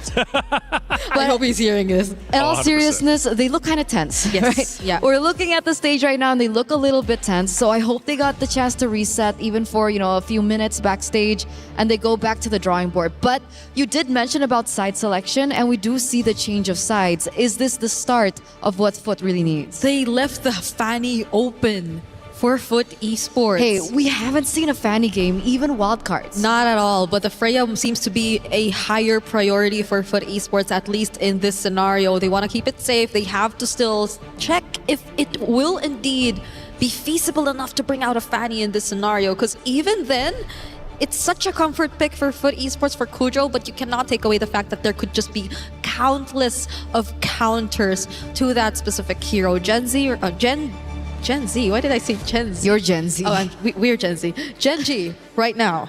I think a lot of the other power picks are also still up there. They still can go for the Atlas that worked wonders for them in game number 1 if ever they do want to. Another option earlier on, I think they could pair it with the Esmeralda, right? That was the option, or that was the pick that they went for, but they're changing it this time. They're actually going for a Valentina and Eterna. I think slowly the blind Valentina picks are working for those who are actually picking it up. Disagree. Depends on pilot. Disagree depends on pilot and how the enemy... It depends on the user. Yes, and also how the enemy drafts around it. Okay, in certain situations, if you are a Valentina, if you are able to see what is the best ult in which scenario, yes, Yeah. I agree, the Valentina is very powerful. But other than that, I don't see the value. But you do make a good point. The Valentina has risen in popularity lately. And we do see the insta response in the Cho as well as the Alice. Now, the Cho was a hero that I was expecting to come out earlier on, but it finally sees the light of day here. The big question is why? Are they setting up for a Fanny? You think so? Or because so far we're seeing like 2 fighters and they have a most likely Freya Gold and an Alice in the EXP lane. So that makes you think if they're setting up for a damaged jungler or if they have other plans in mind, unless they really want to stick for utility and just go hard carry. Because I've seen teams in qualifiers actually put the Alice in jungle, but I don't think this region is one of them. So there is still a very high chance that the Freya and Alice are going side for Foot Esports. And Gen G, great response, pick up the carry just so they already have enough shred to deal with these threats. Yeah, Freya and the Alice is something that the carry really needs to deal with. Along your note about the Fanny, I do still think it depends on what the bans coming in from Foot are. If we see a ban of like a Moscow or something of that sort, it definitely is looking that particular way. Okay. So do GG instead want to try and ban it out here in the first phase, rather second phase? Yeah.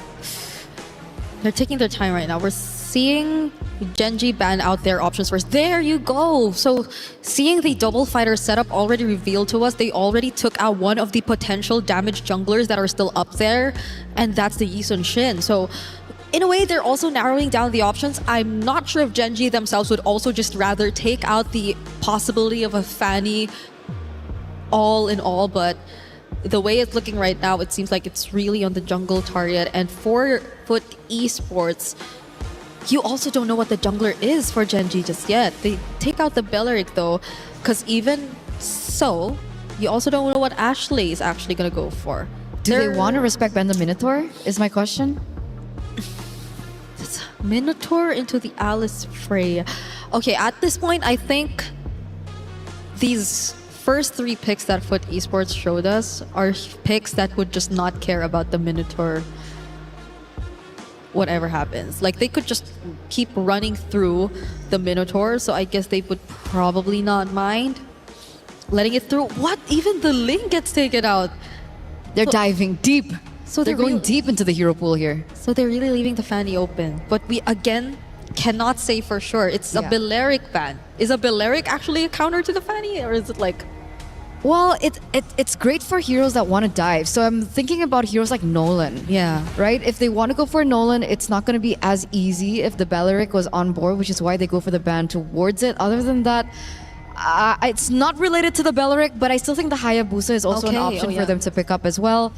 But they're the ones to actually ban the Nolan out. Considering they are on blue side, they aren't going to get first pick in the second phase. So maybe they're picking up that Rui is also really good with her assassins. So that's definitely a possibility for the Nolan pick to actually show up for Gen G. Okay, we're down to the jungler picks for both sides, and as well as the roam for Gen G and the mid lane option for Foot Esports. So we're looking for a roam and jungler. I think at this point, if they just really want to lock in whatever power pick is left, but if you think about it, what is left? They can afford to maybe go a bit more on utility, as I was supposed to say, because they still have like a marksman in the gold lane, and there you have it. It is going to be an Akai. And the Mathilda is actually still open too if they want to go for that pairing still. Yeah, definitely an option that you can still go for here for Gen G. But for Foot, they have to decide here and now. Up against the Akai, what do you think would be an option to utilize? The Akai with the heavy spin, despite, you know, the nerfs towards, it hasn't been as easy against the Akai. And yes, I agree. Definitely not the Fanny. Really difficult to get in through the objectives. Unless they want to go for kill pressure, just full on kill pressure. Okay. So if they wanted to just match it. What? Barats without the Matilda. It's a Barats Cho. Well, again, Barats into the Akai, a more common matchup. We've seen it happen even in wildcards, but it is not in any way together with the Mathilda. Okay, and the damage department. When it comes down to neutral objective takes, the Barats has kind of an upper edge because of his ult against the heavy spin, right? Yeah. It's just the minus is that it's really, really slow. A lot of them have crowd control. A lot of them can just keep running through the members of Gen G, but how systematic can you get with this very brawly all-fighter composition that Foot Esports decided to field out? And Gen G, not a Mathilda even on the list. It's a Minotaur comfort pick the second time around for Ashley. So just imagine how messy the team fights could be. These are all fighters we're looking at. All right, it's time to get map number 2 started between Gen G Esports and Foot Esports. Will Foot Esports be able to come back, or will Gen G Esports shut the door on them, move forward, and be that much closer to pushing into the knockout stages? Let's get map number 2 started with Athena and Gideon. Thank you so much, Reflections. Again, great analysis here, and all the points make a lot of sense coming into this matchup, but I have to say, Foot Esports, they're coming out of the gate swinging with a much better draft compared to game number 1, and they're pulling off the big stops. The Freyas are coming into the mix. The Alice is coming into the mix. I have never seen a composition that is screaming, I'm going to dive you. Okay, and as well as they already activated Nora's specialty, the show as well. I've seen them use it on their Grand Finals qualifiers. That's a 4-0 they finish off. That's almost like 3 games with a show for Nora.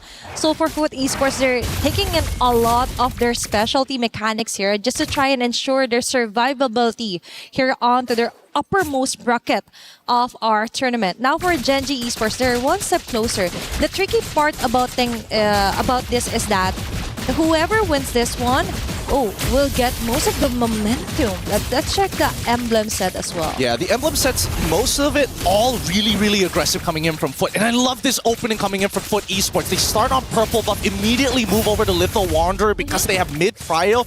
Try to attempt to steal the camp, but instead, they couldn't do it. So you know what? Let's take Litho and immediately move down. Foot is using a dive composition that's heavily centered around their mid-trio. This Barats, this Kimmy, alongside with this Cho, are going to lead the team on how the movements across the map are going to look like. Without them, the opposite side is considered the weak side. Yep, now they move as a unit. They need to really put their foot down here against Gen.G Esports, considering the fact that they're most likely to be on your faces a kind of composition. You've mentioned the strength of Pujo's Barret as well against the Akai Fluid.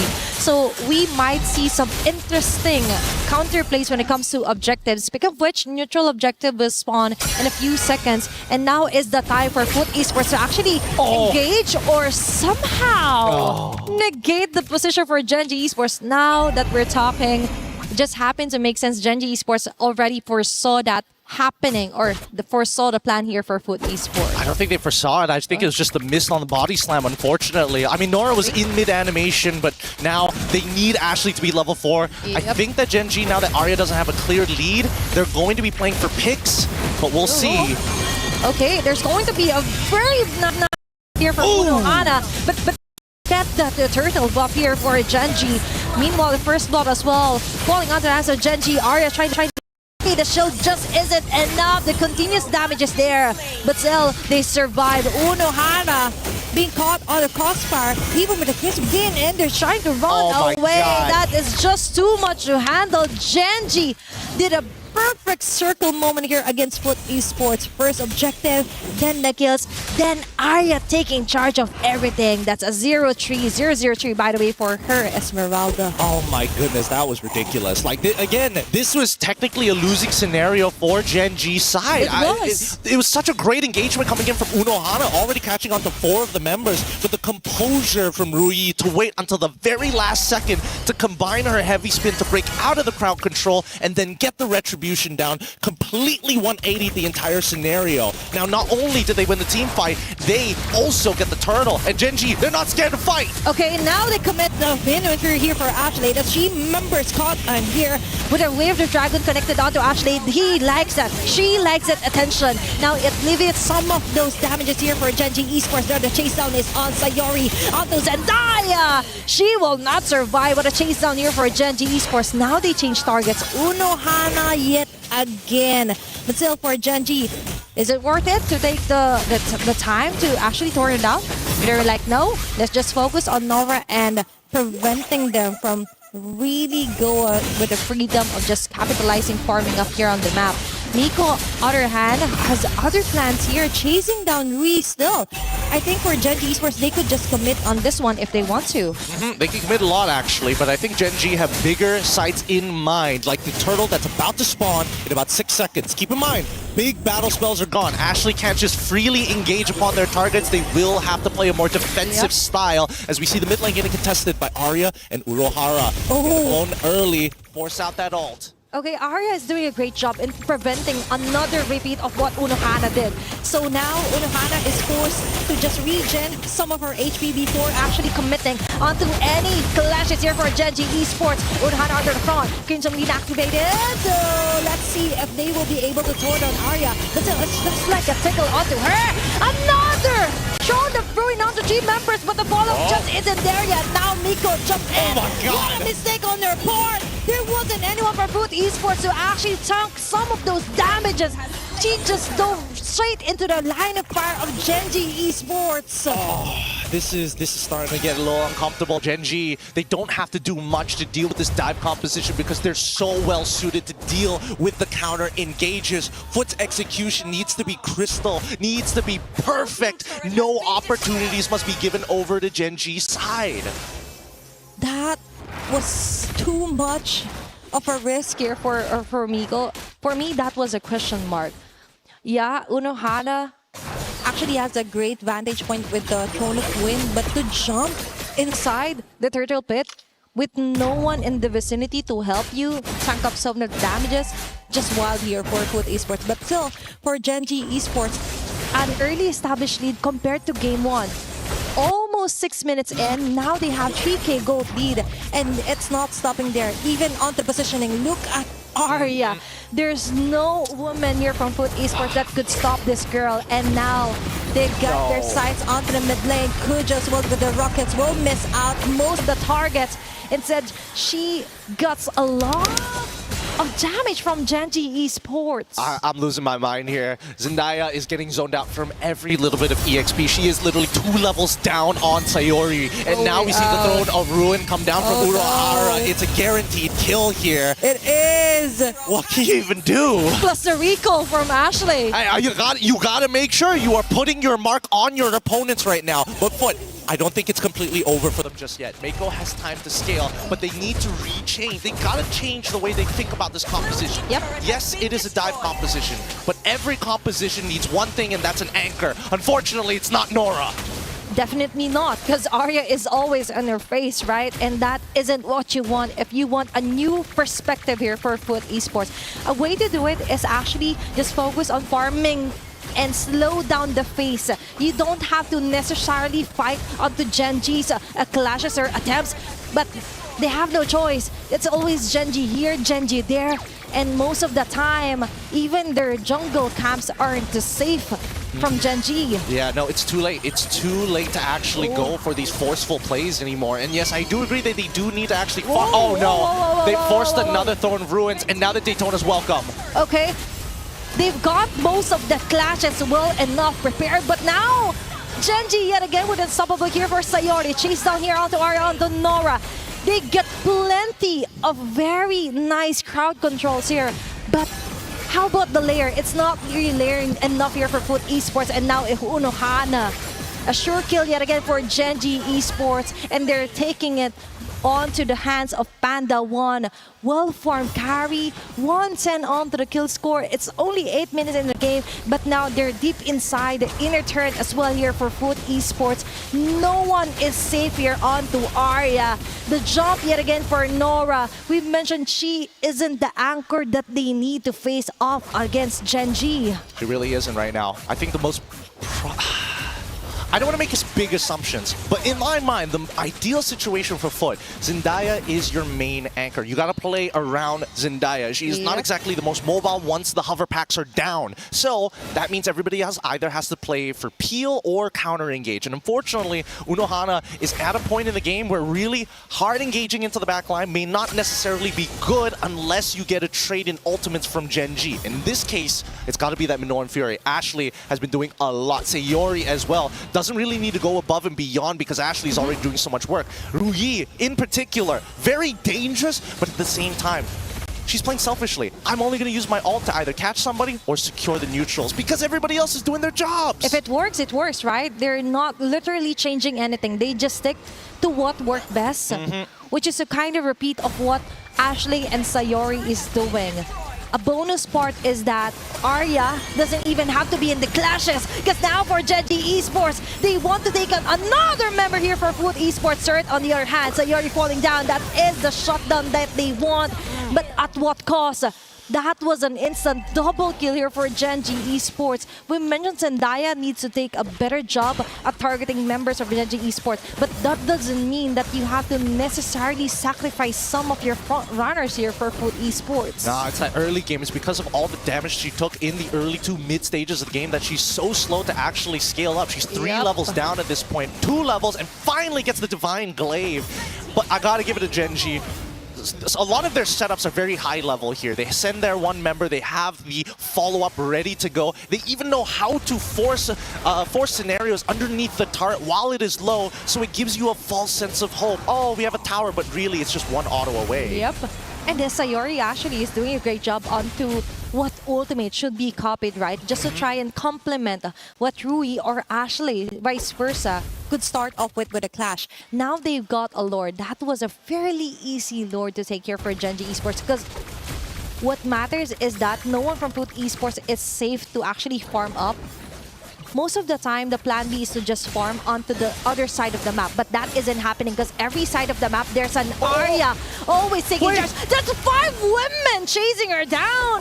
But no one could actually peel off the layer, the shields here for Arya. It's too much. It's too much. That is just too much here for Foot Esports. I mean, even the Purify was well timed from Arya. She was waiting for that second half to activate, but decided, you know what? I'm going to do it early because if you take that second half, we win the next coming fight. And with Lord knocking down at the base, Gen G force! Ashley! Again with a very nice setup play here for Gen G Esports. At what cost? It's okay because now Arya gets a free hit on the members of Foot Esports. Chewy as well. No, front runners are down. Nor the setter is alive. No, not indeed. Because Gen G Esports is locking their eyes onto the base. It's another 2-0 for today. Ooh, a day of sweeps here on Stream A, but Gen G take another win. 2-0. Great game so far. And man, it is cool, calm, and calculated. We've seen every side of what Mobile Legends has to offer. Dive compositions, defensive counter-engage compositions, compositions that want to scale and play for early, all in one day. And imagine, looking at them, it's like cold, very cold treatment that Foot Esports received from Gen G Esports. Now they smile. Of course, the match is finally over, but still, that was a very cold, calculated kills and setups well here for Ashley and Sayori. Definitely one for the books here for our opening day for MWI. Many things to consider. The draft as well was beautifully created here for the side of Gen G Esports, and throughout our game, this was just Gen G Esports dominating each and every minute of this round. It really is. And Gen G, I got to give it over to their drafting as well. They understood the assignment. They make sure they take away the comfort picks here. They've done their research. They're looking to be champions this time around. They're not going to let it slip away ever again. 16-3 was that final score by the end of this game. So I can only imagine that it's just an upward trajectory for Gen G. It's so crazy. With that being said, we're going to go on a short break, and when we come back, more Mobile Legends action.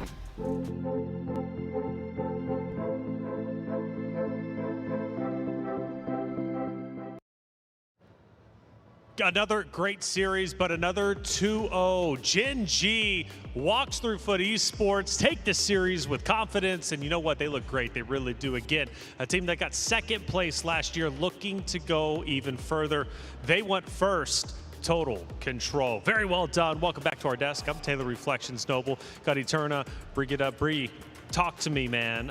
Great series overall as a whole. Gen G, I want to say, you know, Vitality was truly impressive. I think Gen G looked to be the most in control out of all the series today. Yep, their 2 games felt like very cleanly executed games for this entire series. And I must say, I cannot process the fact that they got the Esmeralda for 2 games straight and had such an easy time with it for the entire series too. Because they also had the carry in game number 2. Like, there were no direct answers to the Esmeralda whatsoever. Not like it was the only thing you needed to answer in Gen G's lineup, but also the fact like they didn't need to change much. They were always on the Minotaur. They were always on the Esmeralda. And Foot Esports, for 2 games straight, failed to find answers to that. Which is why I was wondering when it went down to the drafts, right? I was like, do they want to ban Minotaur here? Do they want to start taking away these heroes that they found so much success on from game number 1? And they really didn't. Were they expecting maybe a different outcome come game 2?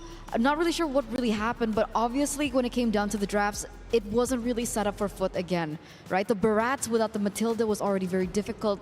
And considering it was 4 out of 5 heroes on the side of Gen G that had so much crowd control, and we're considering Sayori here because we talked about the Valentina, the blind pick Valentina, and how it would be successful or not. And I said, it really depends on the pilot. One of those pilots is Sayori. Brigitte, tell me, standout star from Gen G who performed well. We talked about Ashley quite a bit.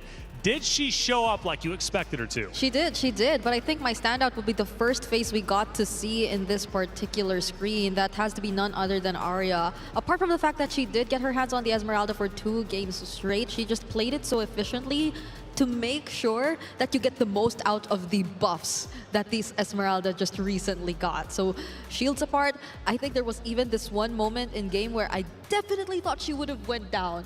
But she survived just with a single skill 1, and the team fight extended even further, and I think that's where an Esmeralda thrives. So when it keeps extending, Foot, yes, they had a lot of fighters, but it also felt like they were a bit too spread out. I could recall the Freya trying to go in from the backlines countless times, but even then, it felt like she put herself in danger even more.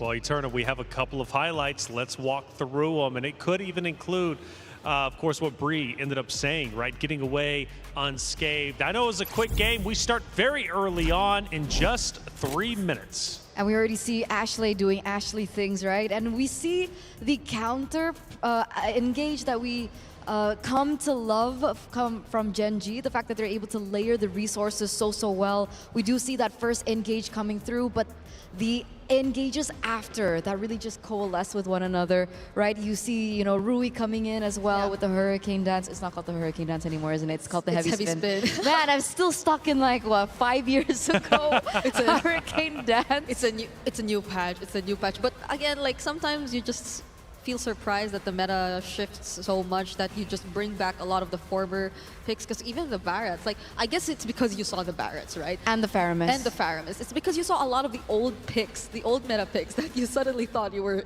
back in the day. But I agree. It's great to see that teams have, or at least the 2-0 teams have shown such great level of mastery. But hopefully for those who failed to get at least a game today, they do get to recover and just bounce back, because they're facing elimination matches the following day. Yeah, it's hard. That's when the pressure really starts to peak. And speaking of pressure, might have had all 2-0s on Stream A. Stream B, we finally go the distance. We're going Game 3, Falcon Daisies versus Falcons Mena. This is going to be a fun one, and I'm curious how this is going to end up unfolding. I think this might be a replay. I don't know if this is actually live. But if it is, though, it looks like Falcons Mena are actually looking pretty good. We discussed, obviously, Falcons Mena, a team that needs to perform well because Falcons Indonesia find themselves in the lower bracket, which means Falcons, for club championship points, they could be missing out if Falcons Mena is not successful. Of course, Falcons Indonesia will tell their story in the future days. But I believe that was the end of game number 2, and that ties it up. So going into game 3, our first one, I'm curious how it's going to end up unfolding. Well, it looked really good, game number 2, right? That was almost a 10,000 gold lead for Falcons Vega Mena, and I really liked the drafts. Very intriguing, very unique as well, utilizing their own taste. Kadita is something that I really love, and I thought that we'd see it in that match where there was the Guinevere and the Atlas, right? They went for Lilia at the end, but they could have considered something like the Kadita if they wanted to go for more burst.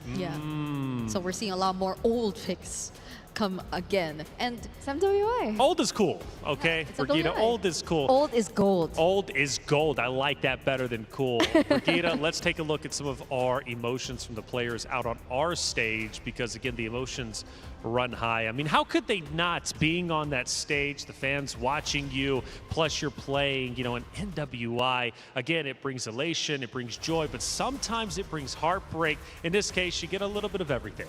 Yeah, and I like how it seemed like they were in really high spirits before we started the match, and then even after, you get to see smiles on their faces, even from losing teams. One, I think I would really remember from today was from MIBR loss. I saw La La Land just clapping her hands after they lost eventually to Team Vitality, and very well done for them. They deserve to smile after what they've been able to show up against the team to beat that we've established here in MWI 2026, because they took us by surprise. We were so close to getting that game 3 Reflections actually mentioned, because he did feel like the third series was actually the series that could have went the distance, right? I felt that I was wrong, but I did feel that, and honestly, we could have went that way. I mean, it was still probably one of the greatest matches we'll have over the next coming days, going 26 minutes. I mean, that's an eternity. It is. It is. It was one of the longer games that we've seen so far, and I hope we get more.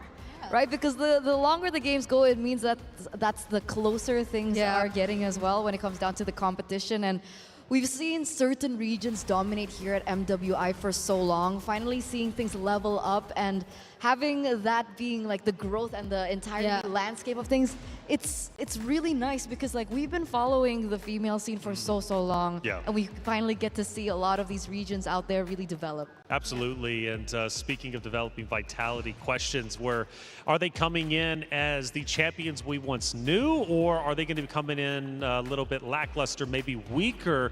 We do know that they have suffered losses in the past, okay? It's few, but it does happen. They have shown that they can bleed. However, at least for right now, for the MWI in 2026, seems like they are not bleeding whatsoever. In fact, they are thriving, and they had such an incredible series. Yes, they did get overzealous. We talked about it, pushing the base a bit too much, but they still locked it in, and they looked more confident than I think they ever have. And they can afford to do that.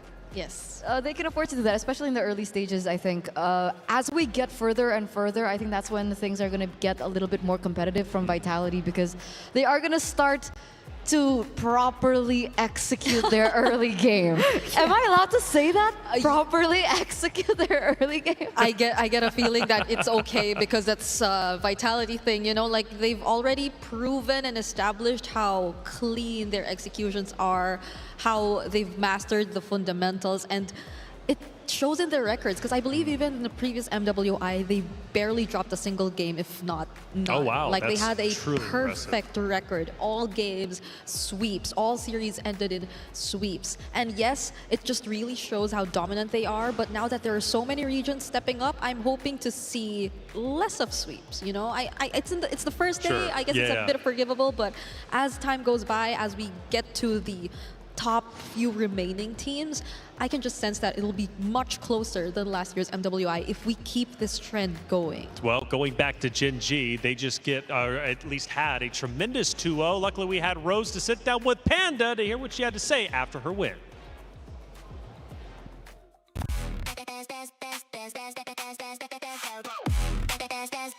We booked Esports World Cup.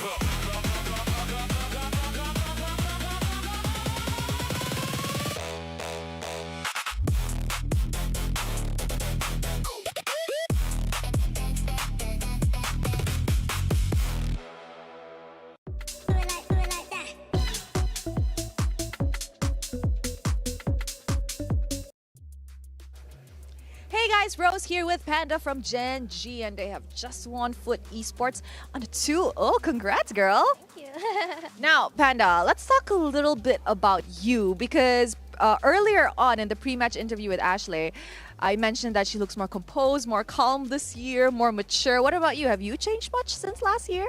No, I feel just as excited and motivated to be here. Okay, now I know that you guys had your boot camp once again in Malaysia this year. Why do you guys keep going back there? What's with Malaysia that you guys like so much? I feel like Malaysia is more at home. We feel more comfortable there, and we learn better when we're there. Oh, so you guys have much more fun. I see, I see. That's really nice. I think when you guys are having fun, then the gameplay definitely gets better. Yeah. Now, speaking about gameplay, you guys will be having a very early rematch with Team Vitality. And just now, Team Vitality was in a close call with MIBR loss. So how does that make you guys feel? I think regardless of how they played, we still feel the same confidence going into tomorrow's match. And we're actually very excited to have the rematch. Are you hungry for a revenge match, perhaps? Maybe. Oh. You know what, Panda? Thank you very much for chatting with me. Congratulations on that win, and I hope you feel better soon tomorrow. Thank you so much. I will see you on the next match. With that, back to you guys.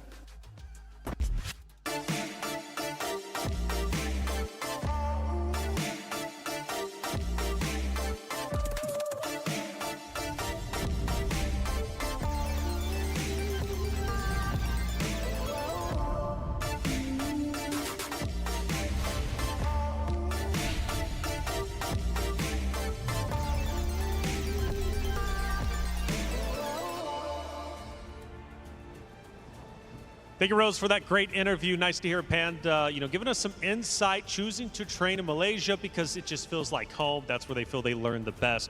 But more importantly, Rose asked, Panda, do you still feel motivated like you did last year when you got second place to Vitality? And she says, well, even more so than before, right? So Panda on a mission alongside that at Gen G to face off against that team right there on your screen. Vitality, the top dogs, the team to beat for sure. And they did, in fact, beat MIBR loss a little bit earlier, 2-0. They managed to get the job done. We did have a 26-minute banger matchup in game number 2 between the two teams. However, it was Vitality getting the job done. Thinking they're looking great this year. And one thing I noticed about them is they were kind of all smiles. Even when things got tense, right, Bree? They were all smiles. Yep. I mean, you did say you liked their personality a lot. I absolutely do. Especially Vivian. And it's very important that she does be that person to always smile first, because she is the roamer. She is, I think, technically one of the considerably leaders of the pack, of the Team Vitality. And every single one of them have been together for so long that I feel like it's much easier for them. See, you're doing it now. Umi did it first. Okay. What is she doing? What'd she do? The 6-7. Oh, gosh. Oh, my God. Is that gonna be a Reflections is so terrible. Because I said at the beginning of the show, I feel like I'm the one responsible for this, or else you guys wouldn't even been thinking about it. Let's start walking through our bracket, starting with Group A. It was an exciting day for sure, and plenty of great matches ended up unfolding. Do have a message for you, however. During the pre-show, the bracket for Group B was displayed incorrectly. The previous bracket graphic was displayed in order of matches played by match start time and not on the correct order. The teams have been drawn into the bracket. Team Vitality plays the winner of Gen G versus Foot. In this case, it would be Gen G. And then, of course, Galaxy Phoenix play the winner of Falcon Daisies versus Team Falcons Mena in the upper bracket. While MIBR lost, face off against losers of Gen G versus Foot. In this case, obviously, will be Foot. And Navi will face losers of Falcon Daisies versus Team Falcons Mena in the elimination matches. And of course, we still need to get caught up on how that secondary matchup ended up taking place. And as we take a look, that bottom one still tied up 1-1. So you're going to have to catch that over on Stream B to see how that Game 3 ends up unfolding. Hey, it's true. It's happening. It's happening. Oh my goodness. We get the rematch of the grand finals of MWI 2025 early. Is this tomorrow or is this on Wednesday? Because I have to mentally prepare myself for wherever it is. We'll figure it out. We'll figure it out, because today it's a relatively short day. I mean, after all, we had a lot of 2-0s. Again, Stream B is still live, okay? That matchup is still taking place. But what a start to MWI. Surprises and upsets already taking place, and it's not going to end here. We have 4 more days of action to get through. And as you take a look, obviously this is going to be that matchup taking place on Stream B. Falcon Daisies versus Falcons Mena. And right now it's at the start. We're just a couple minutes in, and it's pretty close. 2 minutes? Am I saying this right? It's just 2 minutes, and things are looking really close, as you would expect from a team that's dragged the series all the way to Game 3. Carmilla Jungle. Wait. So we saw a few Carmilla bans earlier on. Was it signifying Carmilla Jungle ban? No way. Because this was something I believe even Team Indonesia in the Asian Games qualifiers have been trying to pull off. Wow. Well, that's very exciting to see. Brigida Eterna, looks like we're going to have to end it here, though. No! Yeah, we're going to pull it up because Stream B is still going on. Check it out if you haven't already. But for Stream A, we are done for today. But don't you worry, we're coming back tomorrow. Plenty of action to take place. The ladies will be kitted back up on that stage for MWI Day 2.